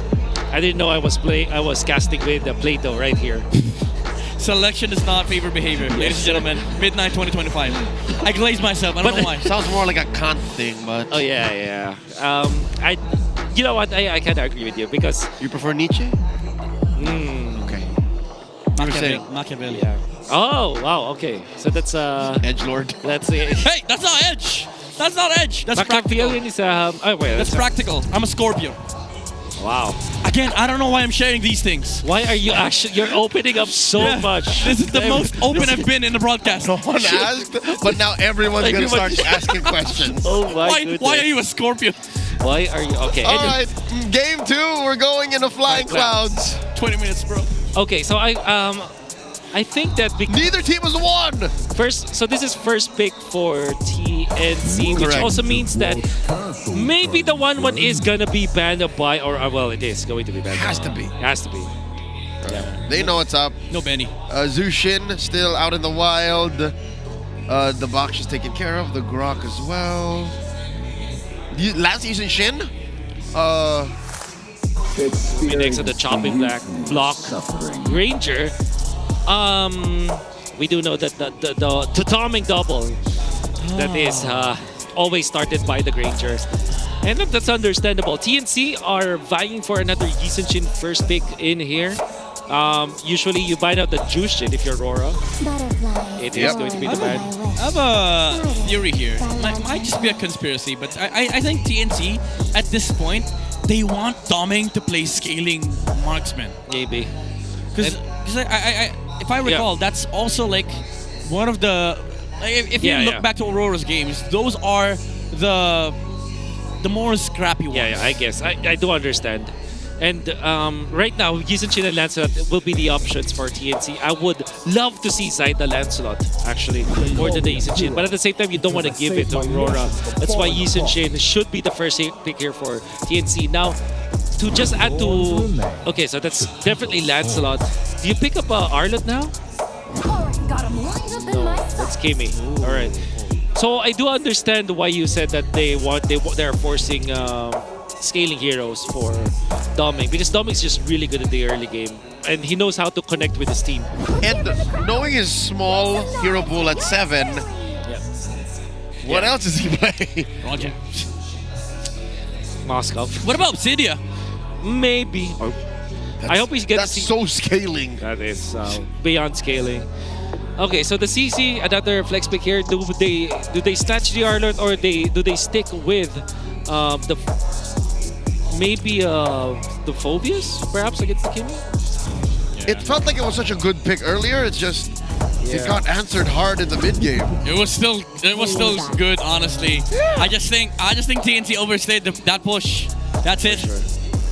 So the Farsa is a good pick here coming up from TNC. A very neutral pick. RORA usually picks up the Arlot at this stage. And I think it's a safe Arlot because you can also ban out the Phobius on the swingback. Yeah. And knowing TNC, knowing Benny Cutie, he literally played a CC Gold. Yeah. One might assume that this is most likely a CC Gold. That's right. That's right. But they usually pick up the Uranus with the Lancelot. That when they do pick up the Lancelot, they sometimes pick up the Lapu-Lapu, which is kind of in the category of a setup kind of XP laner. What? Okay, so it's going to be the Gatot Kacha. They want to solidify their mid lane with Gatot Kimi. Yep, and they get first pick red 4. Yep. So they can pick whatever's left. The Arlet or the Yeah, maybe that's why. Lapu or the Uranus. The Lapu, the Uranus. Still ban on the Phobius regardless. Yeah, Wolf mentioned this earlier. It's usually the XP that they pick on red 3. They rarely pick Light's hero first phase unless it's a Hylos. Are you saying this is a XP Gatot? I'm not saying anything. I'm just saying this is behavior shift from Aurora. But what was that? What was selection does not dictate. Exactly. I'm making my point stronger here. Behavior. It's a stronger case, right? What was that behavior? Selection does not prefer behavior. Okay. Oh my goodness. He's writing his dissertation on the desk. Goodness. Yes, amen. You better cite us. This is a shift from Aurora. This is Aurora respecting TNC enough to the point that they have to shift their drafting strategy. If that makes sense. 8 get nothing on midnight. You know? In MLBB. In MLBB. So that is Moscow. What? Okay, now I don't understand this, No, this draft. at the same time though, there was a time where it was Lancelot and Moscow for RORA. And it's also difficult for a CC Gold Lane to eventually catch up to a Moscow. Okay, let me rephrase the theory earlier. Okay. It's not that they don't want doming on any scaling heroes. They just want to have a good game on CC. For gold. I'd like that. I'd really like that. Thank you. Because that is easier to achieve. Yeah. Especially for TNC. And it just shows you how drafting has evolved because in an older meta, banning certain things just to make your laners feel better is counterproductive. Yes. It's retroactively investing in something you decided on already. Again, selection does not prefer behavior. Put on a shirt. It's more like now I draft because I like this. Just make sure Wolf and I get a free one, all right? 1%. Sure. 20% of merch. I'm XL. He's L. Yeah, sir. Yeah, you do my marketing. All right. So the ban on the Esmeralda kind of tells us that Lapu-Lapu could be picked up by Aurora. So TNC do have the chance to ban that hero out. And to be fair, the Lapu-Lapu would be good for Aurora. Wait, no. Okay. Oh, good read. So what's left? The Arlet? Uranus. And Because Awaken. As good as the Arlet for Edward will be, I think that Arlet with just the Gatot Kacha is not gonna be enough when it comes to like their natural combo. So there it is. Yeah. Wow, this guy's on fire without any Twisted Mind Kanzi, by the way. Oh my goodness, I missed that. Also, I I think the reason why they also like this first phase Gatot Kacha is that they don't want to ban it, and they don't want to give it to TNC because they have the CC Gatot combo if ever. This is gonna be an interesting last pick, by the way, for Domikite. Do we like the art of the TNC? Probably not. Uranus, no. The no, it's Arlet, but it's with the Akai now in the Rome role. A Rome Akai. Wow. The hands of the Mamba. Taking while us back. Three-Mar gets an Arlet. Okay. We've seen him do well with an Arlet.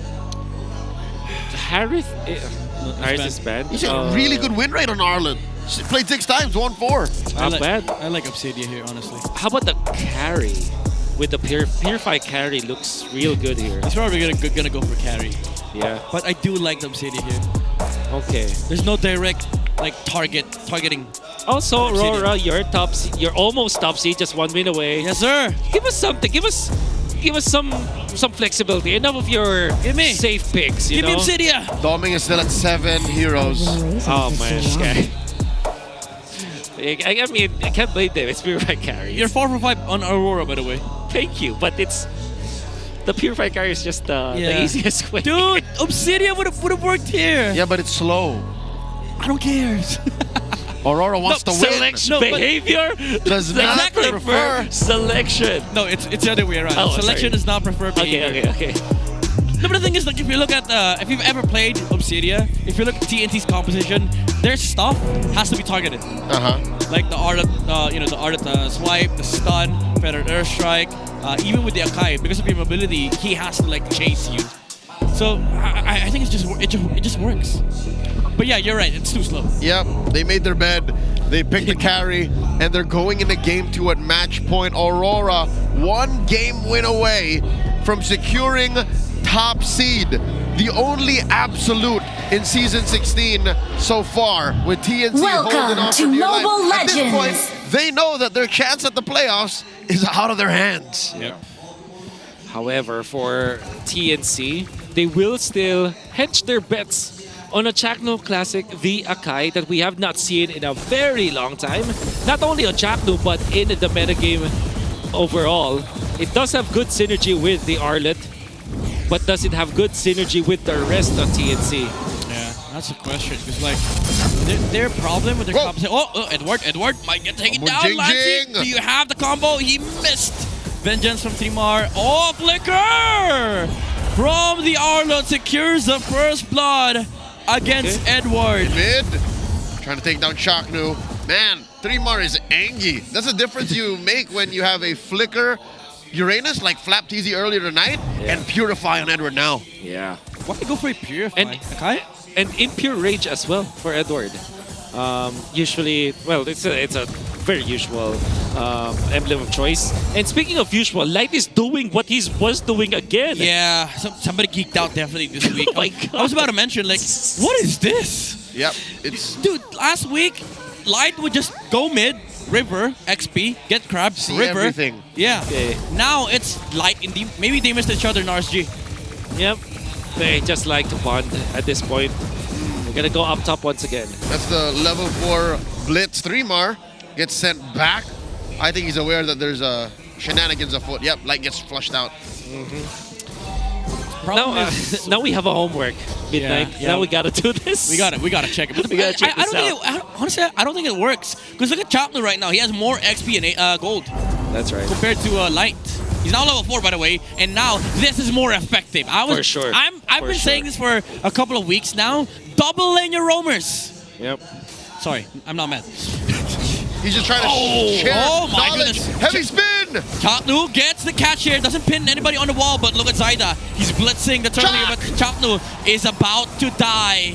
Can he get the Lord here for the YSS? Traceless retribution, but the AOG hits from Light, and Yue gets caught out here, but the jungler from TNC falls down, and Light secures the kill. Can he get out? That's the question. Trimar falls up with the Vengeance, and he takes out the Gacha. Lancy wants to go for more. Yue falls pretty low, though, but Demon Kite is there to protect his mage. Is that a little bit of a nombo where the heavy spin actually takes dudes out of Feathered Airstrike range? Yep, for sure. Yep. That is the anti-synergy that sometimes happens if you're not that good with the Akai. And I will not say that Chaknu is not that good with Akai. It was a positioning thing. It was a positional thing. Yeah. And it might have been even more of a timing thing because I thought it was a far too early heavy spin from Chaknu with the flicker as well. Because you can see the TNC, they were not ready for that. I think that Chaknu just put the blinders on, and the moment that he saw Demon Kite, it was an automatic trigger, a prompt for Chaknu to go flicker heavy spin. Yeah, we were going to talk about it earlier, but I think something happened. But this is the problem with TNC's lineup. Like, you have to make sure that your spells are coordinated. Not even coordinated, just layered beautifully. Because the thing is, if you use the heavy spin or the final slash or even the the feathered airstrike, you have to make sure that every skill that you use is interconnected with each other. Yeah. And sometimes you would be able to use the heavy spin, and then the Arlet would just use a final slash, and then oops, no pin anymore. And that's the antithesis to RORA, who seems to always just be up. Like their ults, at best, besides the AOG, just adds to the layering of their basic attacks or something that they do naturally already. While TNC, they have to watch out for those green dots. Yeah.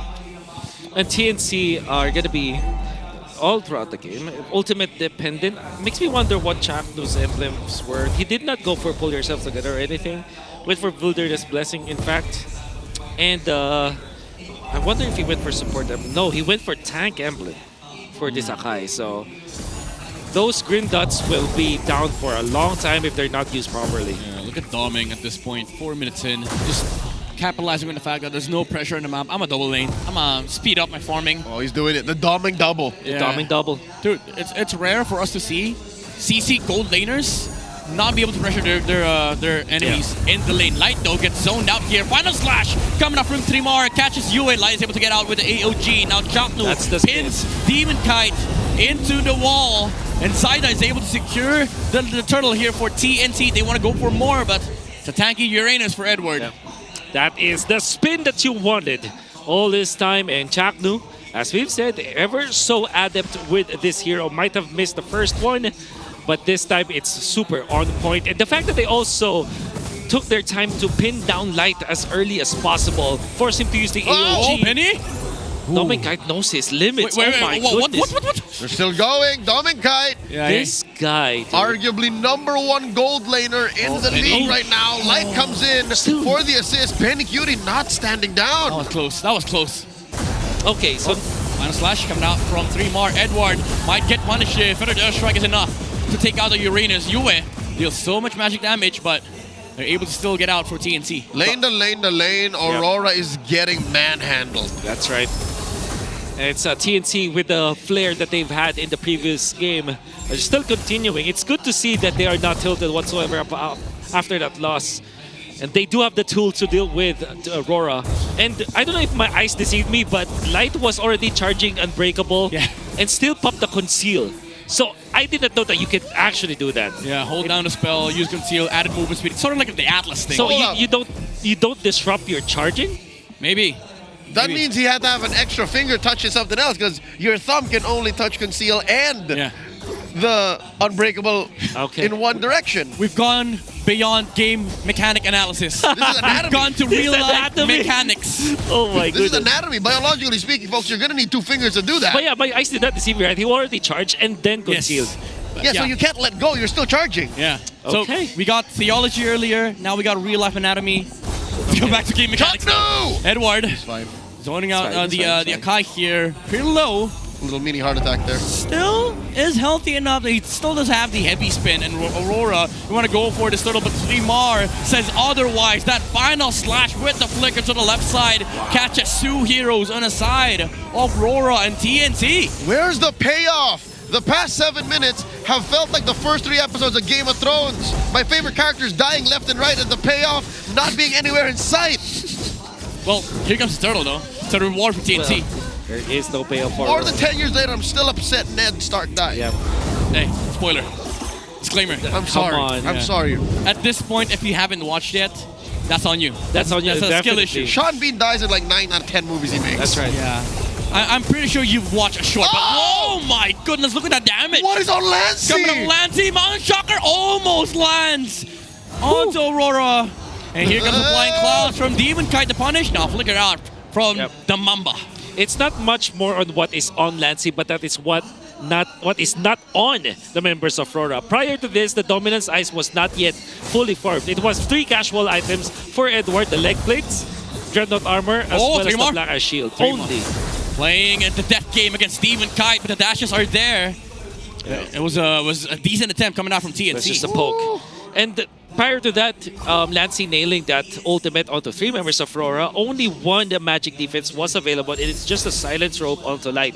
So again, it was not what was on Lancey, but what was lacking for Aurora. Because we can confirm all he has are the penetration boots and glowing wand. Arcane boots hurt so much, especially in this new patch. It comes with magic power. Yep, that's right. Who woke up one day and said, "I wish my boots had magic power"? At the expense of additional, charges, additional gold, I'd take that trade. Yeah. To be fair, it does feel great. I've bought so many arcane boots. I don't actually like the other boots right now. Yep. This is, again, I love arcane boots. Another reason why Bane Gold works. Yes. He can get away with arcane boots and Holy Crystal for like the first 7 minutes, and he's fine. Yeah. Screw CDR. Oh, on Shocker, they see the Dominkite. He only has Purify, so there goes a Feathered Airstrike punish. Zaida good Purify. with the poke. Good Purify indeed. AOG coming out from Light. They want to go for the chase, but Jackno resets the fight with the heavy spin. Punishes the AOG. Aurora, they thought they were going to go for the punish, but they didn't see the Mamba. Aurora may have taken too much to even try and set up for a comeback. Off map, Demon Kite is pushing down bottom. Remar side of the base. Finds another final slash. Feathered Airstrike here from Lancey. Gets cancelled though. Cancelled. I wonder what happened. Yeah, I think he cancelled it himself. Yeah, he cancelled it himself. But now I see some of the added benefits of getting this Akai which is, it probably is a good hero to nullify the revitalized heroes. Maybe the likes of Hylas. Because you take away the revitalized from your teammates. In fact, Light popped the revitalized, but he was quickly isolated from his teammates. Yeah, I think it's also one of the ways to go about fighting against Aurora. You shut down Edward and Light. You remove the pillar of Aurora, and you also remove the Light system. Now heavy spin used by Chapno here, but Edward, oh my goodness, so much damage coming out from Zaida. Not to mention, you also undo Edward. You force him to use his Purify, and then suddenly, he's literally just a slab of meat. Yeah. Even though they used up the heavy spin, they don't really care. Whoa, whoa, whoa. Aurora wants to contest? I don't think they're in any shape to. They have to take care of the long lane. They're down 5k. Revitalize from Light. He has to use it. They have to heal up. Yeah, at this point, Chapno actually has more gold than Edward. Missed onto the targets of TNT, and Light is gone. The system is down, and Aurora, they have to forfeit this Lord. This is Blade Armor and Dominance Ice for Chapno. That's why he is manning the front lines like a beast against Aurora. Has more gold compared to Demon Kite at this, or to Edward, I mean, at this point. They waited for the 11-second mark, and TNC are prepped for the push. Yep, they want this Lord at 45, not 15. TNC approaching the 7k gold lead over Aurora. I wonder where a good chunk of it is. Because at this point, it doesn't matter. It's not a question of what's on TNC, is how far behind is Aurora? Yeah, dude, even on the gold lane, look at the amount of gold that Benny Cutie has. And the problem that Aurora faces is, yes, you deal damage, but there's also the vengeance from from Benny Cutie, the reposition coming out from Trimar. And it does not matter if they don't synchronize their spells. What they only have to do is zone out the damage dealers on the side of Aurora. Yep. For TNC, it's always been about green. If not the green dots, about the green, the dollar, the money. Yeah. That kind of green. That shade of you green. like? I like that shade of green. However, it seems like TNC are finding a solution for against Aurora, which is to just discombobulate the formation of Aurora. Discombobulate is the word here. Chapno gonna try and make sure the push goes successful here for TNT. Concealed play from Light does not net anything for Aurora, and they still have a minion wave in the middle lane. Better rush shot coming out from Lancey. Look at the damage! Demon Kite! Oh, AOG from Light missed. Lancey just used the wings by wings. 3 on the front line. No final slash, however. But the damage. Chapno with the flicker! Behind Demon Kite! Catches Lancelot off guard! And now 3 more. Gets Vengeance out. Revitalize for Light to sustain the damage, but they don't have anything against TNC. Zaida's still alive. They still have minion waves here, and they are gonna push. Oh, they're trying. Yue gets taken down. It's just Edward. Up with Jing Jing. What can you do? TNC fights for the score as they force the match to game number 3. Prior to this match, there's a lot of criticism on Lancey, the mid laner of TNC. But in game number 1, and more importantly, game number 2, he played so well. 3-0-8 on this. Farsa, a lot of outplays against both Light and Edward. And then eventually finishes this game with a kill onto Yue, denying any defense from Aurora. What a play from TNC. My God, the Phoenix army came out in droves. The other half of the MPL arena is full on orange, they are here for it. They're in for a 3-game series. Man, also just the fact that you have this Arlott on 3mar. It is up against Uranus, but the matchup didn't matter. His performance says, you like? You like this Arlott? I like. Oh my goodness. Lancey with the Farsa. Criticisms aside, those feathered airstrikes were deadly, man. 3-0-8, 85% kill participation, and with just the arcane boots and this glowing wand, he's already able to threaten for kills all the time.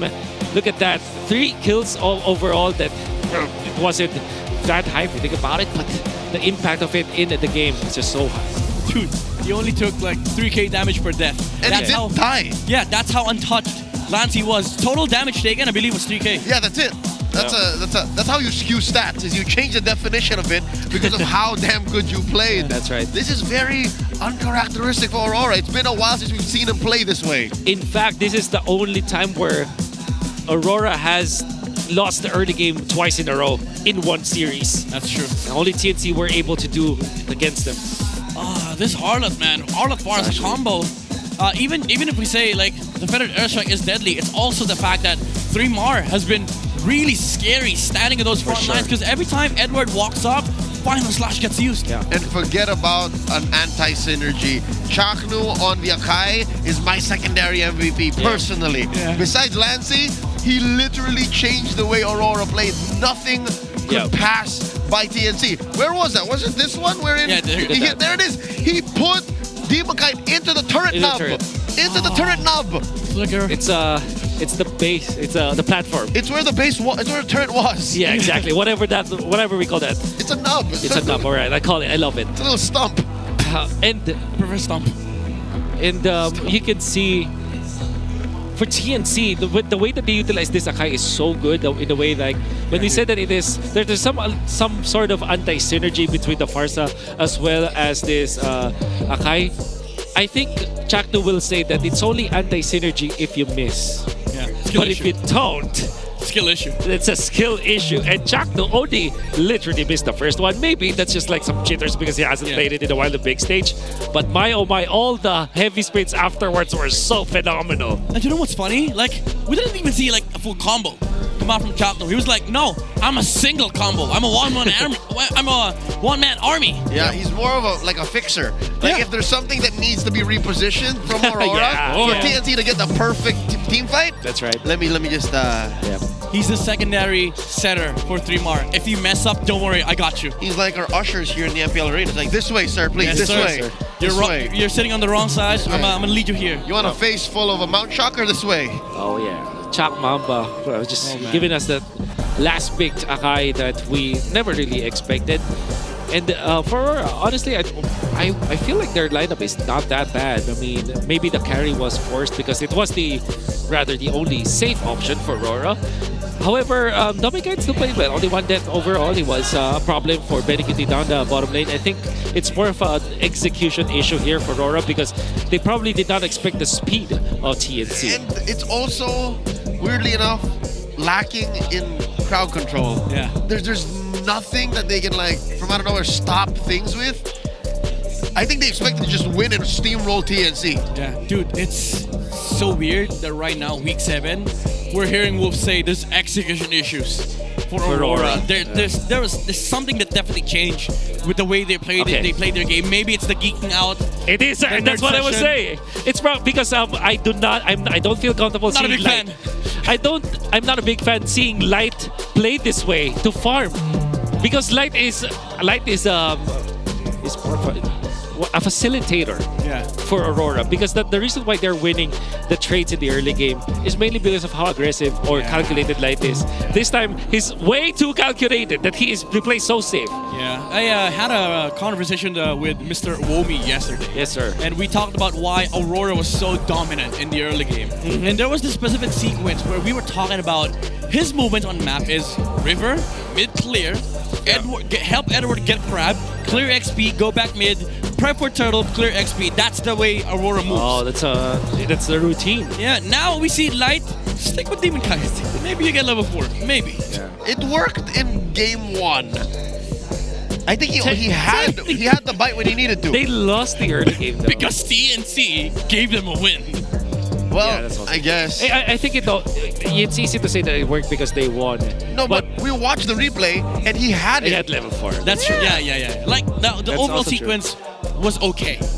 But what do you do with it? That's the question. Yeah, what was the plan? Or we got to find out. Until you win the series, we wouldn't know. But maybe we can chalk it up to TNC adjusting as well, because that movement to help 3mar up top against Edward was also something that is out of the ordinary. Usually you don't dive that deep, and usually you don't actually rotate to the Uranus because you would think that it's almost not worth it to spend a lot of resources, and then the Uranus will just survive. So. But a Uranus with a Purify apparently softer than one with a Flicker. Yeah. Congratulations, by the way, to our BPI rich guy. That was Zaida, who farmed up about 800 and a half gold, 850, half 100 gold per minute there. Coming up next, we have a little video featuring yours truly and a couple of our friends talking about Project Next. Were you in this one? Probably. I don't know. think he was in this one too. Let's watch this.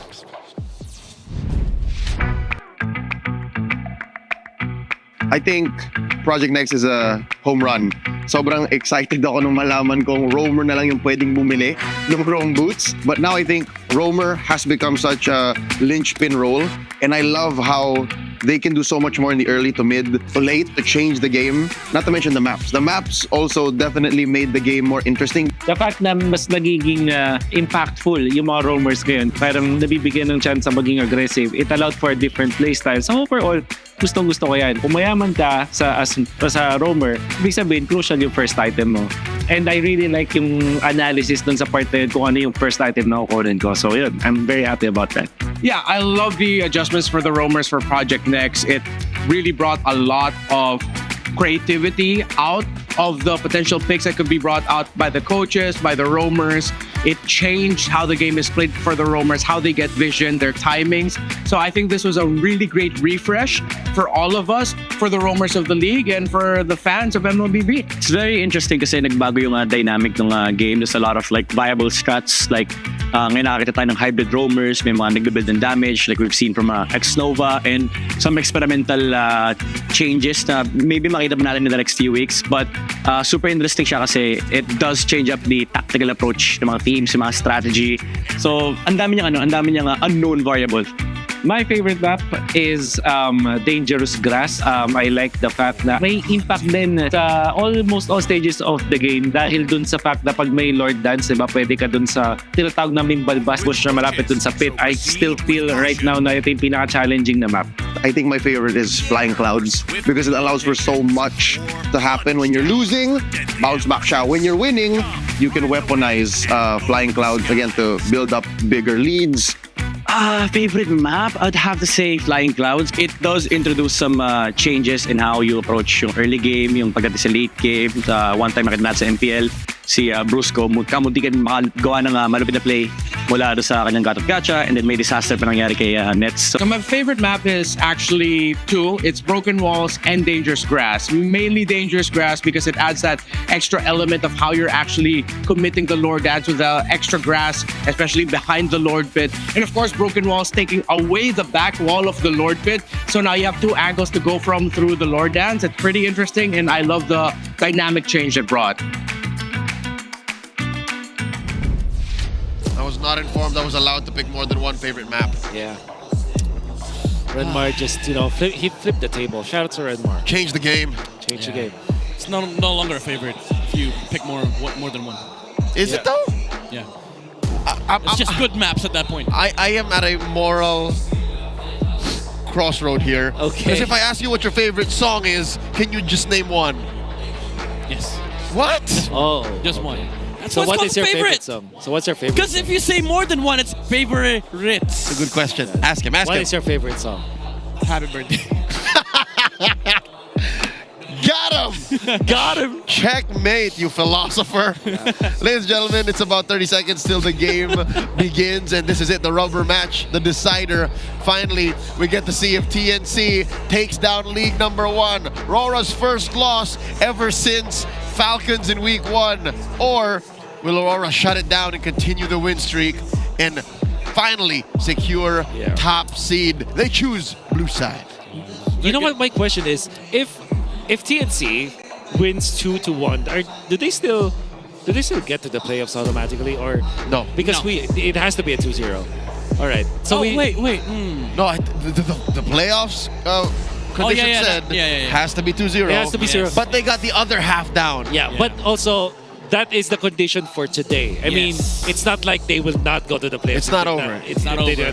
Because they're still gonna battle it out in terms of points against, I believe, Twisted, Omega, and APBR. And they still have like 1 or 2 matches next week, right? They have 2. There you go. Yeah. So battle points. Yeah, that's not gonna be a lot of problem for them. But they should be over the moon right now after that win because it wasn't close at all. I mean, the first hurdle looked to be dicey for them, but afterwards it was just all TNC all over the map. Yeah. Everybody's just having a great time. Honestly, even game 1.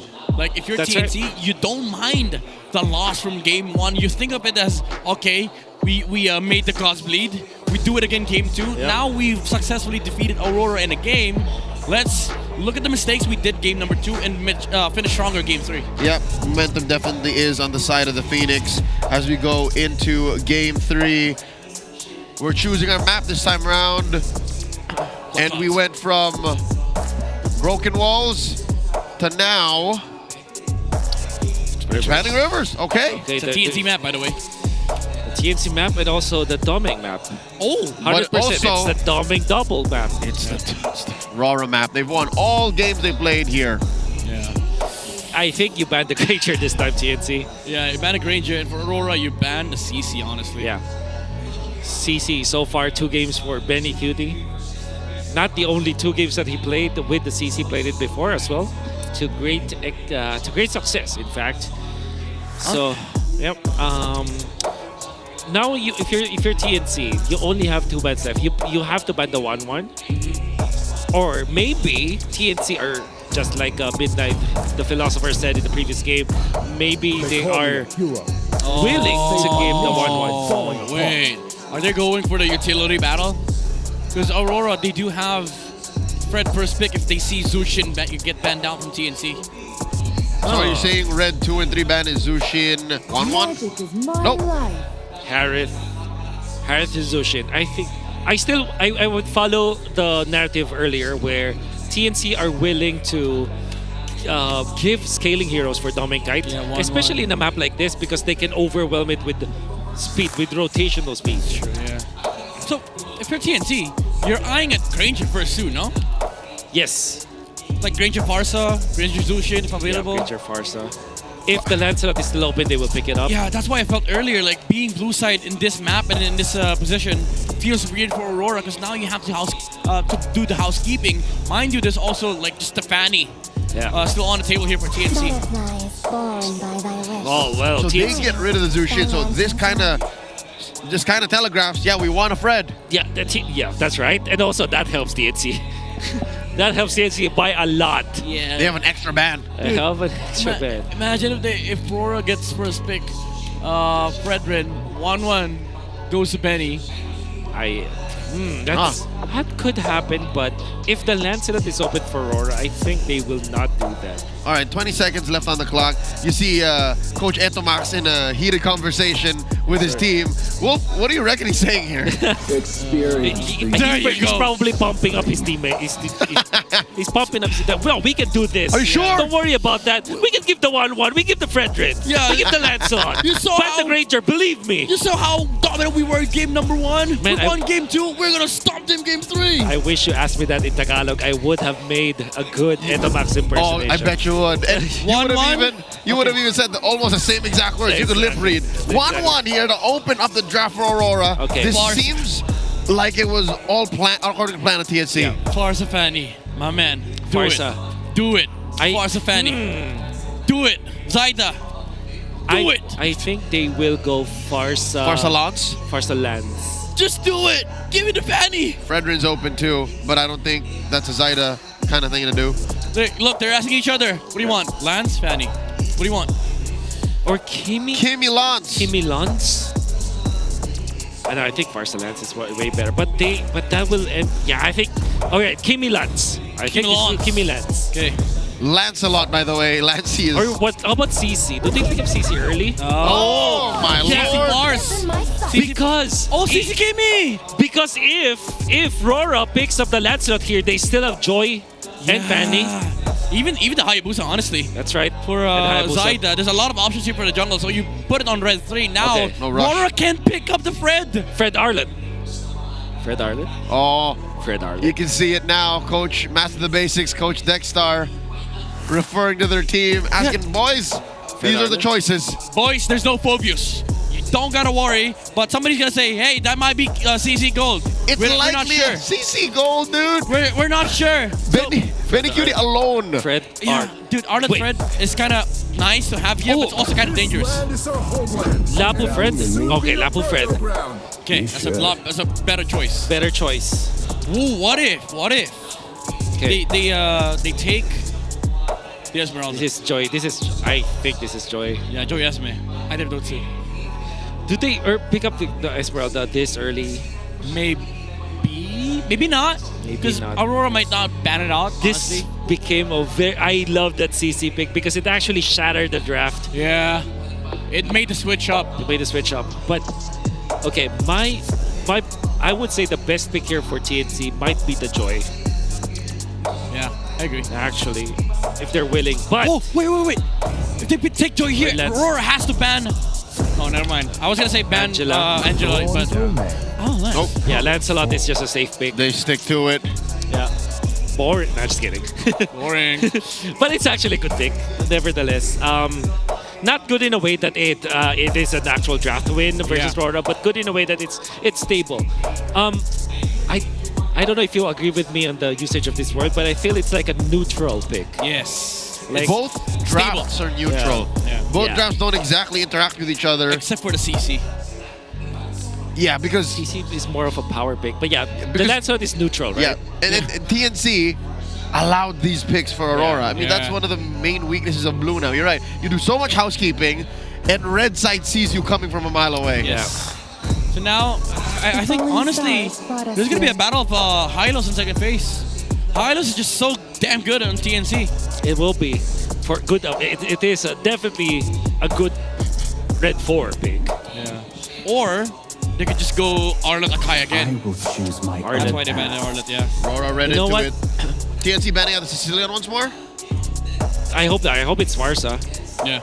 Because if RORA picks up the Sicilian, this is different. This is not a Yisun Shin. This is a Lancelot. So he gonna get you. He can get you. He gonna get you. Gonna get you, boy. And it's kind of hard to land the Sanguine's Claws against these heroes on the side of TNC. They're so mobile. From a hero that literally disappears from the map. Is Angela good for RORA? Because I feel it is. Mid? 2-1-1, yeah. No Kalea ban. Maybe if they get... Oh, no, the problem is they already have... They've shown their cores. So a mid Angela? Mid Angela. For you, The night sky the Esmeralda, good ban. Yeah, that's... Because of the Esmeralda? Yeah, I was gonna say Red for Esmeralda was a thing, and then now there's gonna be a battle of Angelas. Franco. Oh! This good Franco... Good snatch. Yeah, you like? I like. This Franco... I like. Answers a potential Angela. I think they saw that coming too. It's the Falcons combo too, like the Kimi into the Franco. Yeah, this will not be... You stun, I hook. At last. And we still don't know. We still don't know if this CC's in gold. That's also true. What about Lolita? No, I'm just kidding. Okay, all kidding aside, you need some sort of lockdown. Nakaja still looks good for Aurora.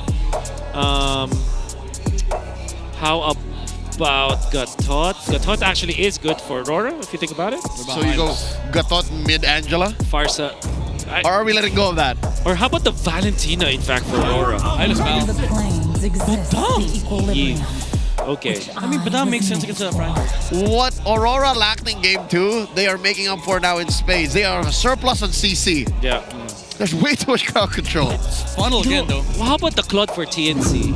Oh, okay, that you're in. CC gold again. 3 times in a row. Hey, you know, if you look at the lineup of Aurora, 5 heroes of there's 5 heroes on their side gets countered by Esmeralda. If they only pick the Esmeralda Red 3, bro. Selection does not prefer behavior. But they will not have the Lancelot. It will be totally different. They probably will not pick Banang and Eve if that happens. That's true. That's true. I'm just saying. Rora's lineup rating is through the roof. Yeah. Numbers are good on this one. Well, to be fair though, their composition works best if they manage to pull ahead in mid-game. But there's a lot of work to be done on the side of Aurora. TNC just naturally pressures you with the CC, Uranus, and also the threat of the Kimi Franco.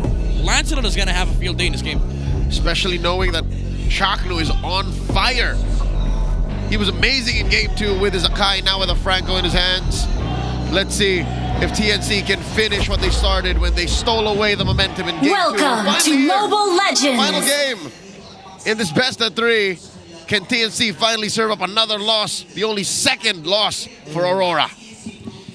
I wonder, Chakno is already looking for roam blessings here.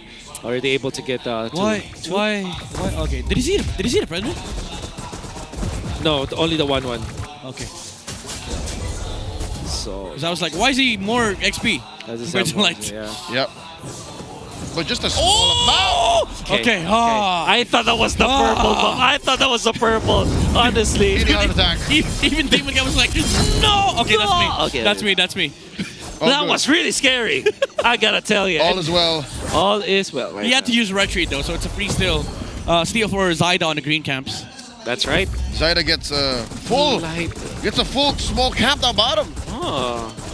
So it's the common emblem. Old school. Focusing mark. Yeah, old school Franco. I mean, not that old school. I like the Wilderness Blessing to go with the agility. Double boots. That was close so fast. That was close. Chakto is zoom in. Yeah. It's a battle of jungle resources. Chakno got them Jays up top though. Look at this. Quite a duel. Yep. 8 wins and 2 losses for the Edward Lapu Lapu. That is scary. Yeah. Crazy stats here. That's gonna provide the safety net for Dom and Kite. Like a lot of frontliners, decent damage dealers on the the Lapu and the Eve. But again, it's all like, if you're TNC, your only concern is, do we survive the crossbow or do we have the damage to take out the 1-1? Uh-oh. 3 more here, forced to flicker out. Misses the tail end of that Bravest Fighter. Went for Brave Smite, by the way, unlike the Impure Rage that was used by Edward before. So this will be a tad bit tankier Eurydice from Fremar. Oh, Chakdu, not level 4 yet. That's a wall put up by Light. Yeah, Demon Kite secures. Yeah. Turtle Rush for Aurora, and no answer coming out from TNC. Yep. Seems like Deceive and the Badang is such a strong mid duo that you don't really have enough of a team fight in the Turtle 4. And to be fair, Kimi is not as strong as the Eve when it comes to big team fight tools. So it's smart actually for TNC to not engage. They know. No retribution.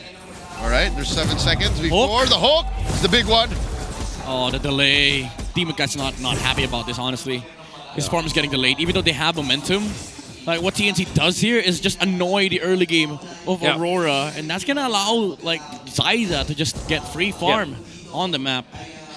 By the way, Benecutie is 3-2 when it comes to the win rate of this gold lane CC.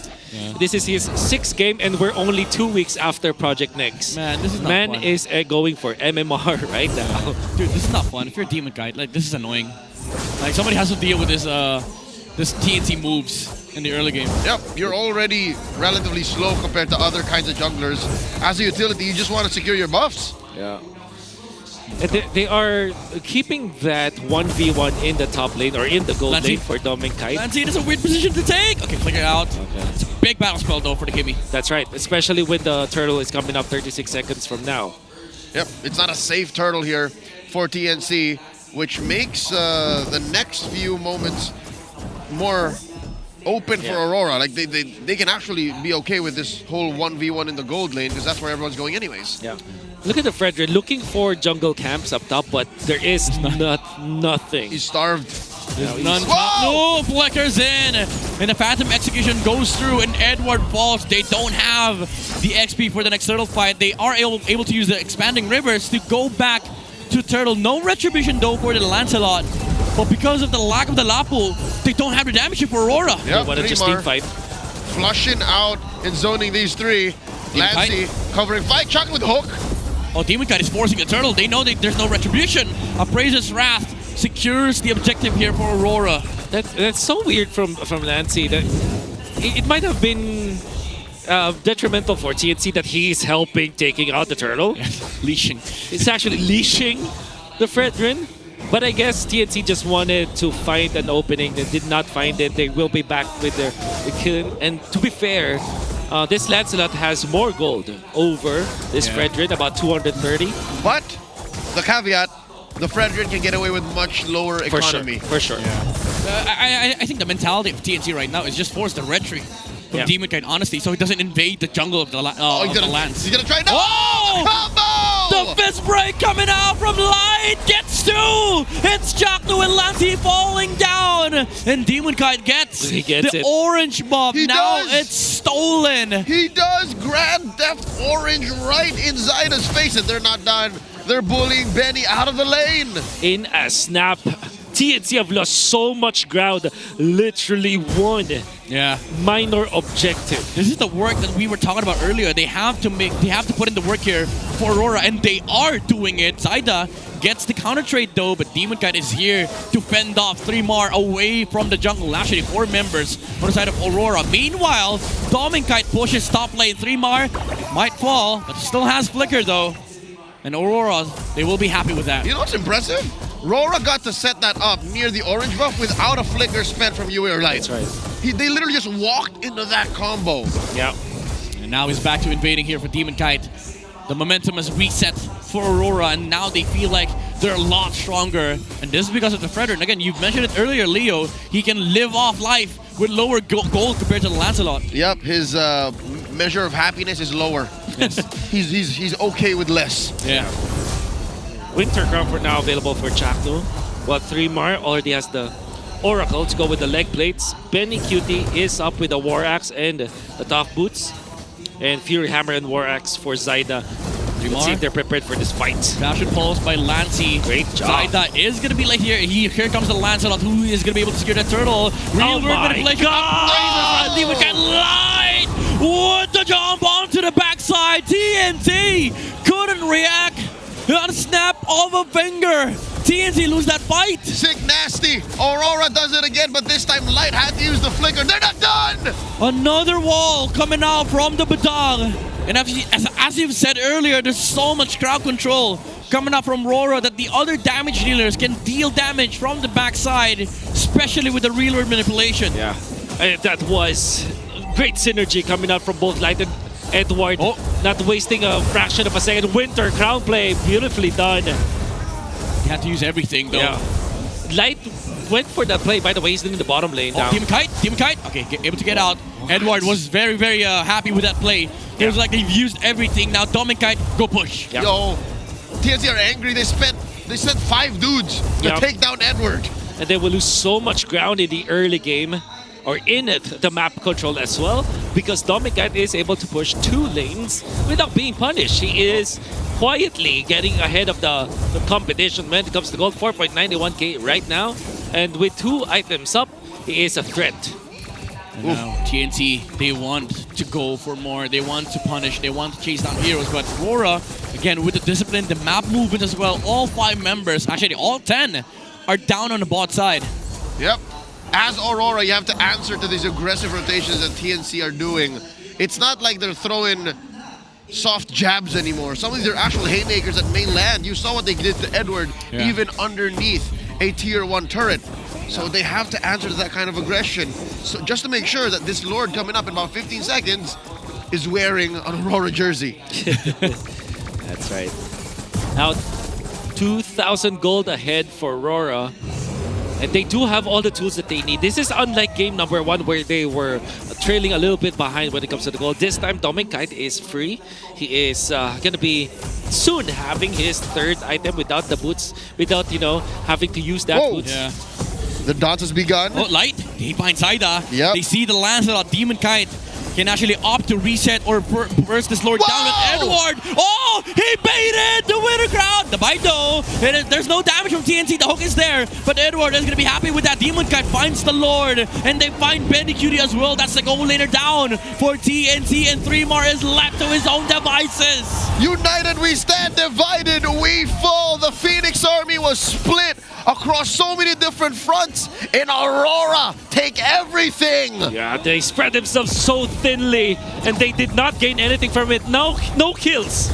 No retributions for the neutral objectives. Chaknu was so separated from his teammates, there was no connection. The Winter Crown and the Bloody Hunt did not give anything to TNC. Beniguti went for the play where he actually jumped in front of RORA, finds Yue and Dominic, nails them down both with the curtain goal, but there wasn't any follow-up.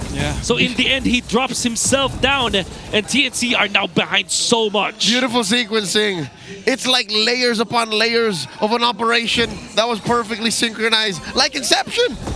Across different fronts of the battlefield, Aurora did that. This is the power of the Edward. Lapu, the zone out against TNC. Look at the damage from the pokes coming out from Aurora. They're able to whittle down the HP of the Uranus. Yue with the RWM stops The traction pulse engaged. That's a big ult though, but Aurora, they're still healthy enough to push down this tower. Full HP on Demon Kite. They're focusing on the objectives. The taunts are there. Zaida goes in for the dash. They are going to be able to defend. Benicudi goes out with a vengeance. The Hail Mary play, but Demon Kite flies away. Takes out Zaida. At 10:45, TNC could not have invested in winner crowns just yet. They get punished hard for that and lose that bottom lane inhibitor. Oh, what was TNC. Ever so impatient with that play. Oh, light! Another flicker in. Doesn't land though. Trash and pulse from Lancy to defend. But there's more towers to take here for Aurora. Edward still zoning on the front line. Dominikai focusing down on the tower. But because of TNC's remaining heroes, they have to go back as the other players have respawned. I never thought I will be saying this, but Benicudi was so impatient. Has always been the most patient gold laner in the game that we have right now, but back-to-back plays coming out from Benicudi was so impatient. Finds two members of RORA in the Lord fight, drops, and now he went in alone, like Leroy Jenkins with the vengeance, thinking that RORA will not have enough, but yeah. Apparently they did. They did. And Dominic had the launch pad to fly with the crossbow attack. Yeah, they did and more. The damage was enough for Dominic to kill two heroes. Now they see the hook coming out from Chaknu on his bot side, and Light does have enough information for him to actually set up, but they move up to the Lord side. Look at Demon Kite's positioning. He's very aggressive with these bushes. 3mar and Chaknu disincentivized Demon Kite from going for the steal. And now they have to position for this dance. The map is clearly against TNC. They have to do so much to make sure that bottom lane doesn't flow in too weirdly enough. Mid as well. An early traction pulse from Lancy. TNC, I think they have to make a decision here. They just have to let this go. I'm not so sure this is worth it. I don't think it's their choice. Aurora can actually just reset this Lord. This has been what they've been doing for 7 weeks now. Exactly. The Lord dawns. They see Lancy on bot side. Now they're gonna go for the team fight. Edward goes for the chase. They see Zaida, the stun doesn't land from the Lapu Lapu, but look at the positioning from the Batang. He sees Chaknu, and there goes the stun. They control, they hold the Mamba. Flicker out from the Franco. 3mar gets locked in by the RWM, and now they go back to the Lord. That's gotta be a clear signal that you should not try and contest. Yep. That the fact that they have forced the flicker onto Chakno without Light having to use his, it meant that there was no way for TNC to have enough resources to fight up against RORA, and now the fight, the uphill climb for TNC just got steeper. Yeah. Lord in favor of RORA. They have all the items that they need. Wind of Nature available for Dominic Kite as well. All right, the P's are coming in. Winner crown for 3mar. Yeah. No winner crown, however, on Benicudi. He went for the Oracle. I think this is Hunterstrike that he's trying to build. Problem is, I don't think they have enough frontline for TNC, because it's not just the crossbow of Thangs that is the problem. It's also Edward. It's the pokes coming out from Yue. I don't know why Benicudi plays this way. So uncharacteristic. And now RORA knows there is no Lancelot in the building yet. They can actually force a team fight here. Yeah, Yui has Flicker, RWM. We've seen so many Flicker ults from Eves, but they have to play discipline. They have to play in the discipline game for Aurora. TNC have lost all their inhibitors. The Phoenix Army has to defend. Edward looking for an engagement. Oh no, they're inside! Lord, they're using it as a battle grab. 3mar! With the winner crown, RWM casted by Yue and TNC. They're locked in. Zaida falls. He missed out on a puncture. Lancy is able to clear out some of the minion waves, but Dominic Kite locks into the tower, and Aurora secures the series and secures #1. TNC cannot give RORA its second loss this season. Aurora secure top seed. So close in game number 1, won game number 2, but in game number 3 it was one-sided. And it all only was decided by one initiation coming out from Light against an orange buff, and it was Snowball. And they have snowballed, I mean, ever since then. Even in the last push they managed Zaida, they even dodged. Everyone did dodge that Thorn Rose from Zaida with the maximum stacks from the punctures. TNC will just bow down today. GG, well played. Their playoffs dreams are not dead just yet. The suspense grows ever more going into week 8. Let's throw over the stage. Odin is with Aurora Gaming. Another win. Top seed secured for the Auroras. Give it up for your winners, Aurora Gaming! Boys, congratulations to you. First of all, congratulations sa inyo and top seed secured na nga kayo after this match at tuloy-tuloy pa rin ang inyong winning streak pagkatapos ng napakaraming linggo. Nararamdaman mo na ba ngayon na kaya nyo nang kunin ang championship and first ever MPL championship mo if ever? Depende po kung magiging consistent kami sa games namin tsaka yung mamimaintain namin yung disiplina namin. Nasaan ngayon yung confidence level na meron ng team nyo? Yung muna. Ikaw, Light, para sa'yo, ano na yung confidence level nyo na kaya nang kunin ang championship this time? Hindi po namin alam, basta gawin na lang po namin yung best namin para makapag-champion. So ngayon, wala pa kayong confidence na kuhang-kuha nyo na talaga yung championship. You're just doing your best and nakikita namin na it translates to your game. Kumusta naman yung bonding nyo outside of MPL Arena? Kasi sobrang serious mode talaga kayo pag nakikita namin kayo naglalaro eh. Goods na goods naman. Yan, lagi kaming... Parang hindi naniniwala ang ating mga super fans. Paano ba yung goods na bonding ng Aurora Gaming? Lagi lang magkasama, tas nag-uusap, tas nagbabanding, ganun. Sino ba ang pinakamasayahin sa members? Si Edward? Si Yue. Ikaw daw pala, Yue. Ano ba yung mga banding nyo? Bakit ganito kalakas ang team nyo? Banding namin, siguro puro biruan, kalokohan, mga card games, tsaka siguro, yun lang ata. Gusto namin makita yan, yung mga bonding nyo outside. Pero gusto kong kausapin ngayon si Coach Dex. Coach, after 3 seasons as Aurora Gaming, since season 14, ano ba yung pagkakaiba ng team na to before and now? Si Light. Joke lang. Tama naman. Oo, tama naman, Coach. Siguro yung mga natutunan talaga namin sa season 14 and season 15, sobrang laki factor niya, and yung naging part din kami ng EWC. Dami rin kasi namin natutunan doon and nadala namin ngayong season. Ayun siguro. And we see now that you are stronger than ever. Isa pang nagpapalakas sa inyo ay yung mga fans. Edward, alam kong napakaraming nagsisigawan na para sa inyo. What can you say sa lahat ng Auroras na nandito ngayon sa MPL Arena? Take it, Edward. It's your time. Ayun, thank you sa mga sumusuporta sa amin and sa mga pumupunta and sa team bahay. Maraming salamat sa suporta and yan. Shoutout sa Infinix, Matt sa Love G. Iba talaga ang karisma ng isang Edward. Once again, give it up for your winners, Aurora Gaming! Tuloy-tuloy pa rin ang win streak and again, top seed secured para sa Aurora Gaming. Now, let's see kung ano nga bang masasabi ng ating mga casters sa Maxed Out Series against TNC Pro Team. Matsalov G, says Edward. He will definitely penetrate through everyone. Yeah. Tagos G, meaning penetrate. You don't have to explain it. You don't have to translate it. No. It's a translation, you gotta... You ruined it. That was young stun of vocabulary for you. It's a phenomenon happening in the Philippines right now. But our MVP for Game 3 is none other than Light. Yeah, I think when we are just talking about the breaks of the game, we criticize Light's rotation in the first 2 games, and only because we are not used to seeing Light play like that.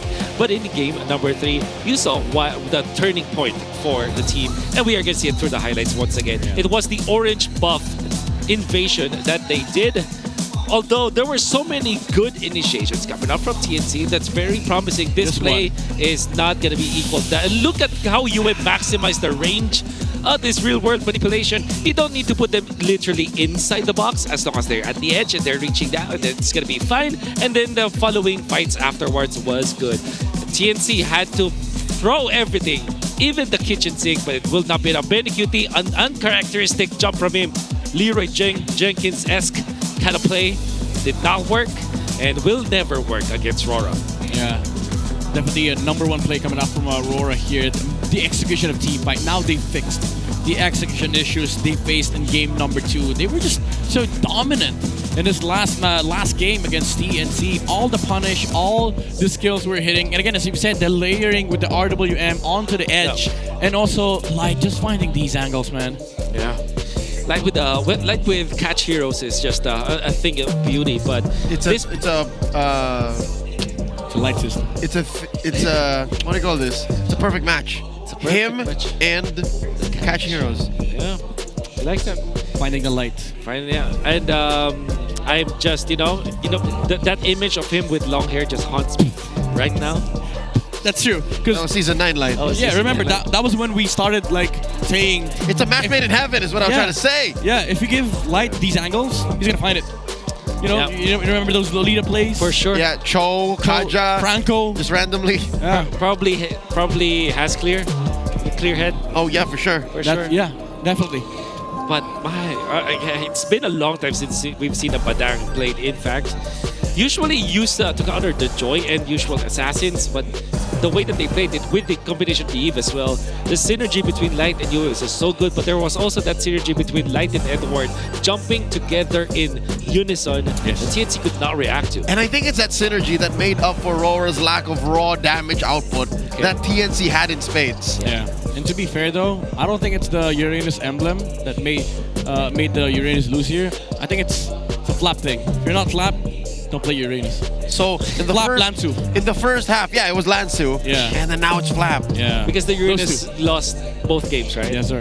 Okay. Yes, sir. Week 7 actually. You know what? Except for Flap. I'll be careful around saying that against Edward because Edward has been, an M3 champion because of the Uranus. So, but we'll see. Just today. Never mind. Just today. Hold up. Is this an all-time low BPI rich guy stat? Probably. Sub 700 GP for the rich guy is that how tight economy was? Yeah. Is this like the equivalent of 2008 depression levels? To be fair, he is sharing some of the gold with Yue and Edward. Maybe that's why they made this work because the damage distribution was nice for Aurora. Yes. 10 times over. Nice, 10 times over. Oh man, interesting. This is not going to help his stats. Again, currently, Domikite is number 2. Highest GPM average. Guess who the first one is? It's Ohem. But at 69-0, this is 69 10 times over. 69-0, yeah. In my brain, it's easier to say 1500, 1100. Yeah, 69-0. You just say 690. Yes. I don't know. It's been a long weekend, folks. It's been a long weekend, folks. And the fact that we have sub 700 GPM, I think that rattled us. Because I think it just speaks to, it's just a different way of approaching Mobile Legends in a way that you're always grouping up together. Probably what happened was he's always sharing gold with another player. The real thing that really bothers me is that the fact that nobody else outfarmed Domikite, even with that kind of stat on either side. On either side. To be fair, Zaida was getting chased all across the map. That's right. And you don't snowball in terms of farm with CC and Uranus. So there was literally nobody that could have outfarmed the one. Oh. Everyone just wants to stay there. Yep. And then just flourish from there. Then Doming was the one who just needed 690. The good thing is there is a team that has defeated the Aurora early game twice in a row. You know what, Wolf? I want you to tell us more about that, especially when we go to break down the keys to victory here in the Howl. Di pa rin tapos ang win streak ng Aurora kahit sa isang team na mukhang handang-handa sa kanila.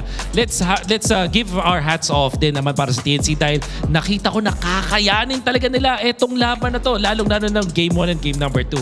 However, Aurora were just too clutch at pag-usapan natin yan dahil chinikan muna nila yung mga keys to victory natin na sinuggest para sa kanila. Una yung minion wave management ng TNC.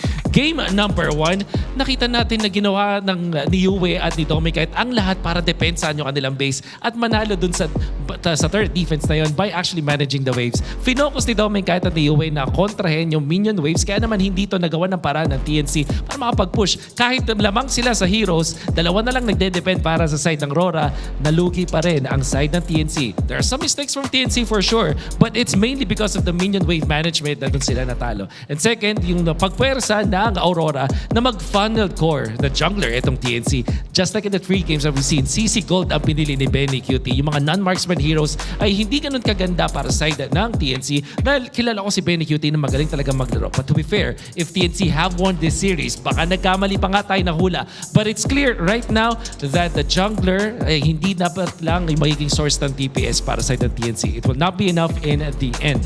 And ang bonus dito, yung light system, nakita na naman natin. Ngayon, marami siyang mga nagiging kakompo na lagi natin hina-highlight yung kanyang combination with Doming Kite, with Demon Kite. But this time, ang kanyang kasama, Yue and Edward, more importantly, itong si Edward, pag nagsama na sila, makikita natin yung synergy ng side ni Light as well as Edward. Nakakatakot dahil sobrang bilis, hindi ka talaga makaret. Kahit Lancelot ka, it's difficult to react to that, how fast they were able to do it. But that's just RORA being so marvelous in this series. At pati na rin sa ating standings, top 1 na secured na sila.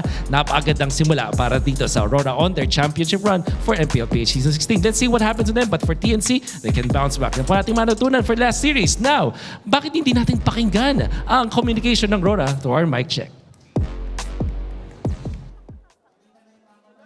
Ayan, galang. Punta ko dito.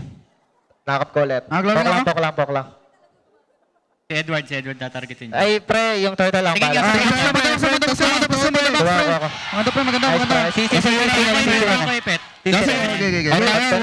Huwag tayo sa blue. Mo rin ako. Siya lang yung threat, pre. Si Chana. Pre, dyan nga muna mana, pre.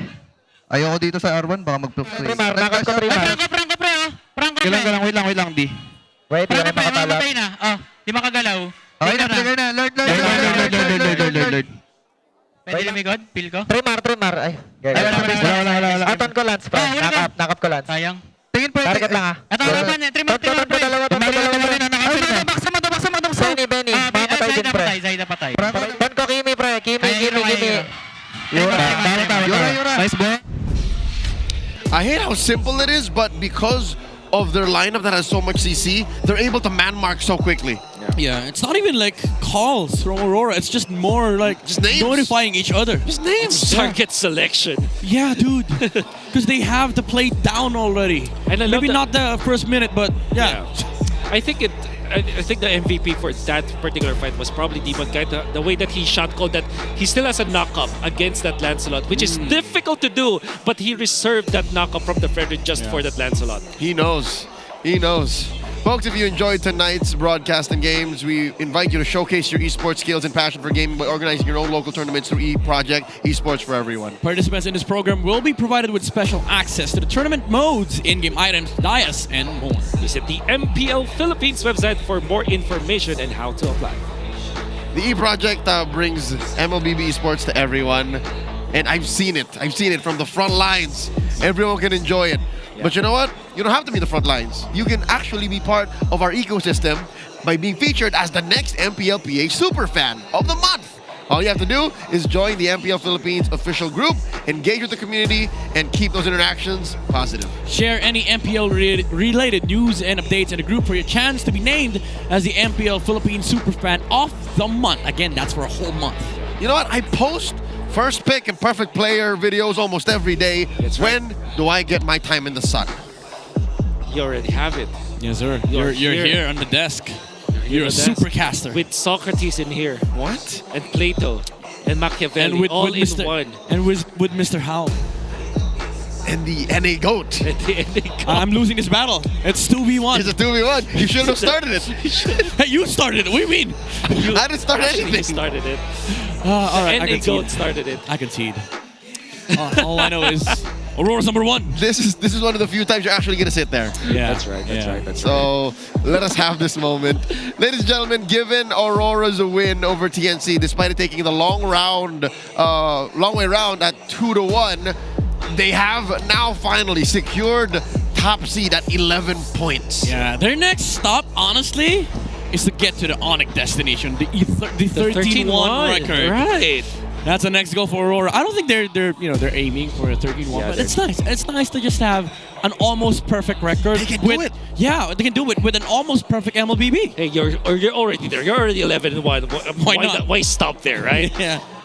But then again, if you're this shake-up in the bottom side of our standings is important because that means that there is right now a two-way tie between Omega and TNC, and then Twisted Minds is 5-8, but they still have one less match. And then for Falcons, then APBR, what happened with this win by Aurora is that Falcons and APBR, they're within arm's reach of getting into 4-5-6. Dude, I can't believe that we go from Twisted Minds being #1 to being one of the teams that might be eliminated by week 8. There's a world where Falcons and APBR are in, and TNC and Omega are out.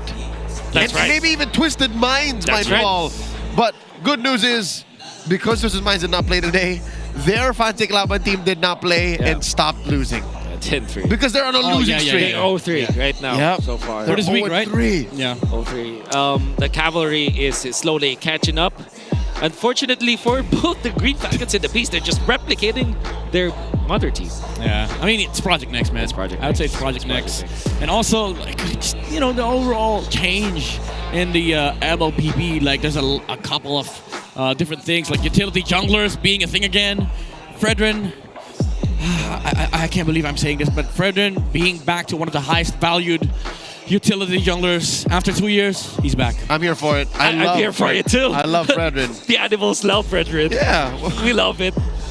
I can't. You're on the wrong desk. No, to be honest though, even though like that. Professionally, I don't like that Fredrin that much. I spam Fredrin in RG. See? You Live what you hate. You use what's effective. And I'm sure there's a lot of Fredrin in Fansiglaban because we now have confirmed the official prizes for the winning team of the Infinix Fansiglaban. Yes, the champions will receive the Infinix GT30 Metro Zero shirts and 25,000 diamonds. Second and third placers will receive Metro Zero merch and 10K and 5K diamonds respectively. And all I want to say is why didn't we join this? We're not allowed to.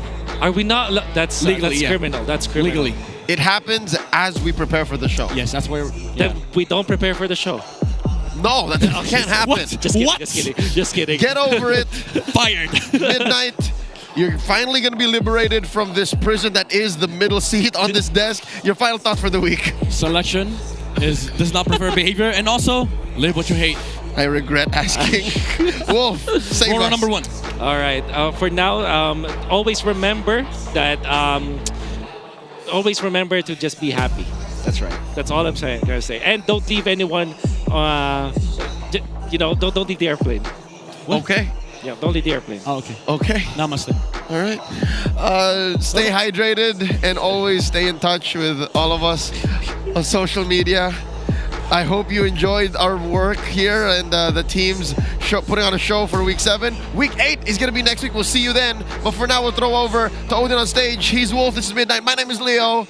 Wish you a good night. And just like that, we are ending week 7 with a bang bang. Napakabilis talaga ng panahon dahil isang linggo na lamang ang natitira sa ating regular season. Hindi pa rin napupuno ang ating playoff slots, kaya naman next week, it's gonna be a do-or-die game for the remaining teams in the competition. Ibang level of competitiveness talaga ang ipinamamalas ng ating mga kupunan. At paalala ko lamang sa ating mga super fans na up until now ay wala pang team na na-eliminate, kaya it's gonna be everyone and anyone's game until week 8. Huwag palagpasin ang mga aksyon dahil siguradong mas mag-iinit ang MPL Arena dahil sa mga pangarap na gustong abutin ng ating mga kupunan. Muli, ako ang inyong nakasama, your very own Odin. Magkita-kita tayo muli next week para matunghayan ang lakas ng Pinas dito lamang sa MPL Philippines Season 16.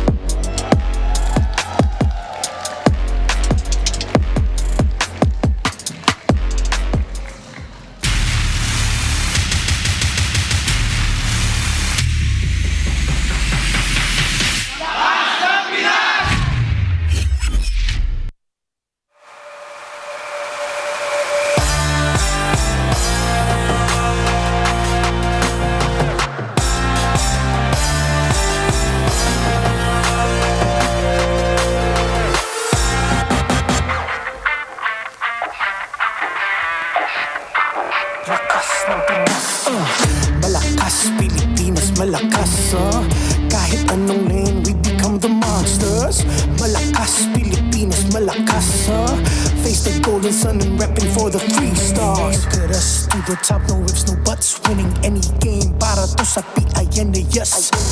Di mo matitinag aming boses sa new level. Nasa kalye man o mobile, you know I become a legend. Listen, open fire, we unite, we winners. But with pressure, like diamonds are made of.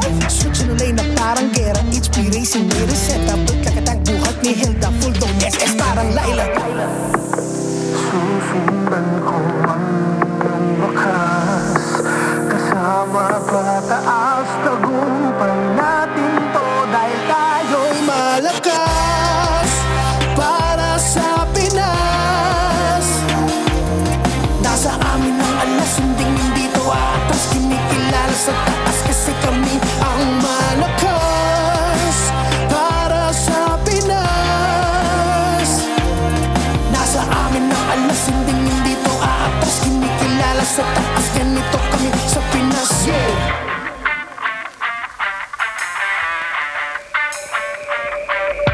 Laging MVP, no surrender, no retreat. Pag nagsama-sama, just imagine what we can achieve. Laging MVP, no surrender, no retreat. Giving 100 on my own, cause we just cannot be defeated. We are unstoppable, immune and invulnerable. Ready ang equipment, lahat frozen, mala, crowd control. Pakita on the jab, east to the southeast. Taas ang matawa, crowd and loud, cause every enemy we devour. Susundan ko ang iyong wakas, kasama pataas, tagumpay natin to dahil tayo'y malakas para sa Pinas. Nasa amin ang alas, hindi to atas, kinikilala sa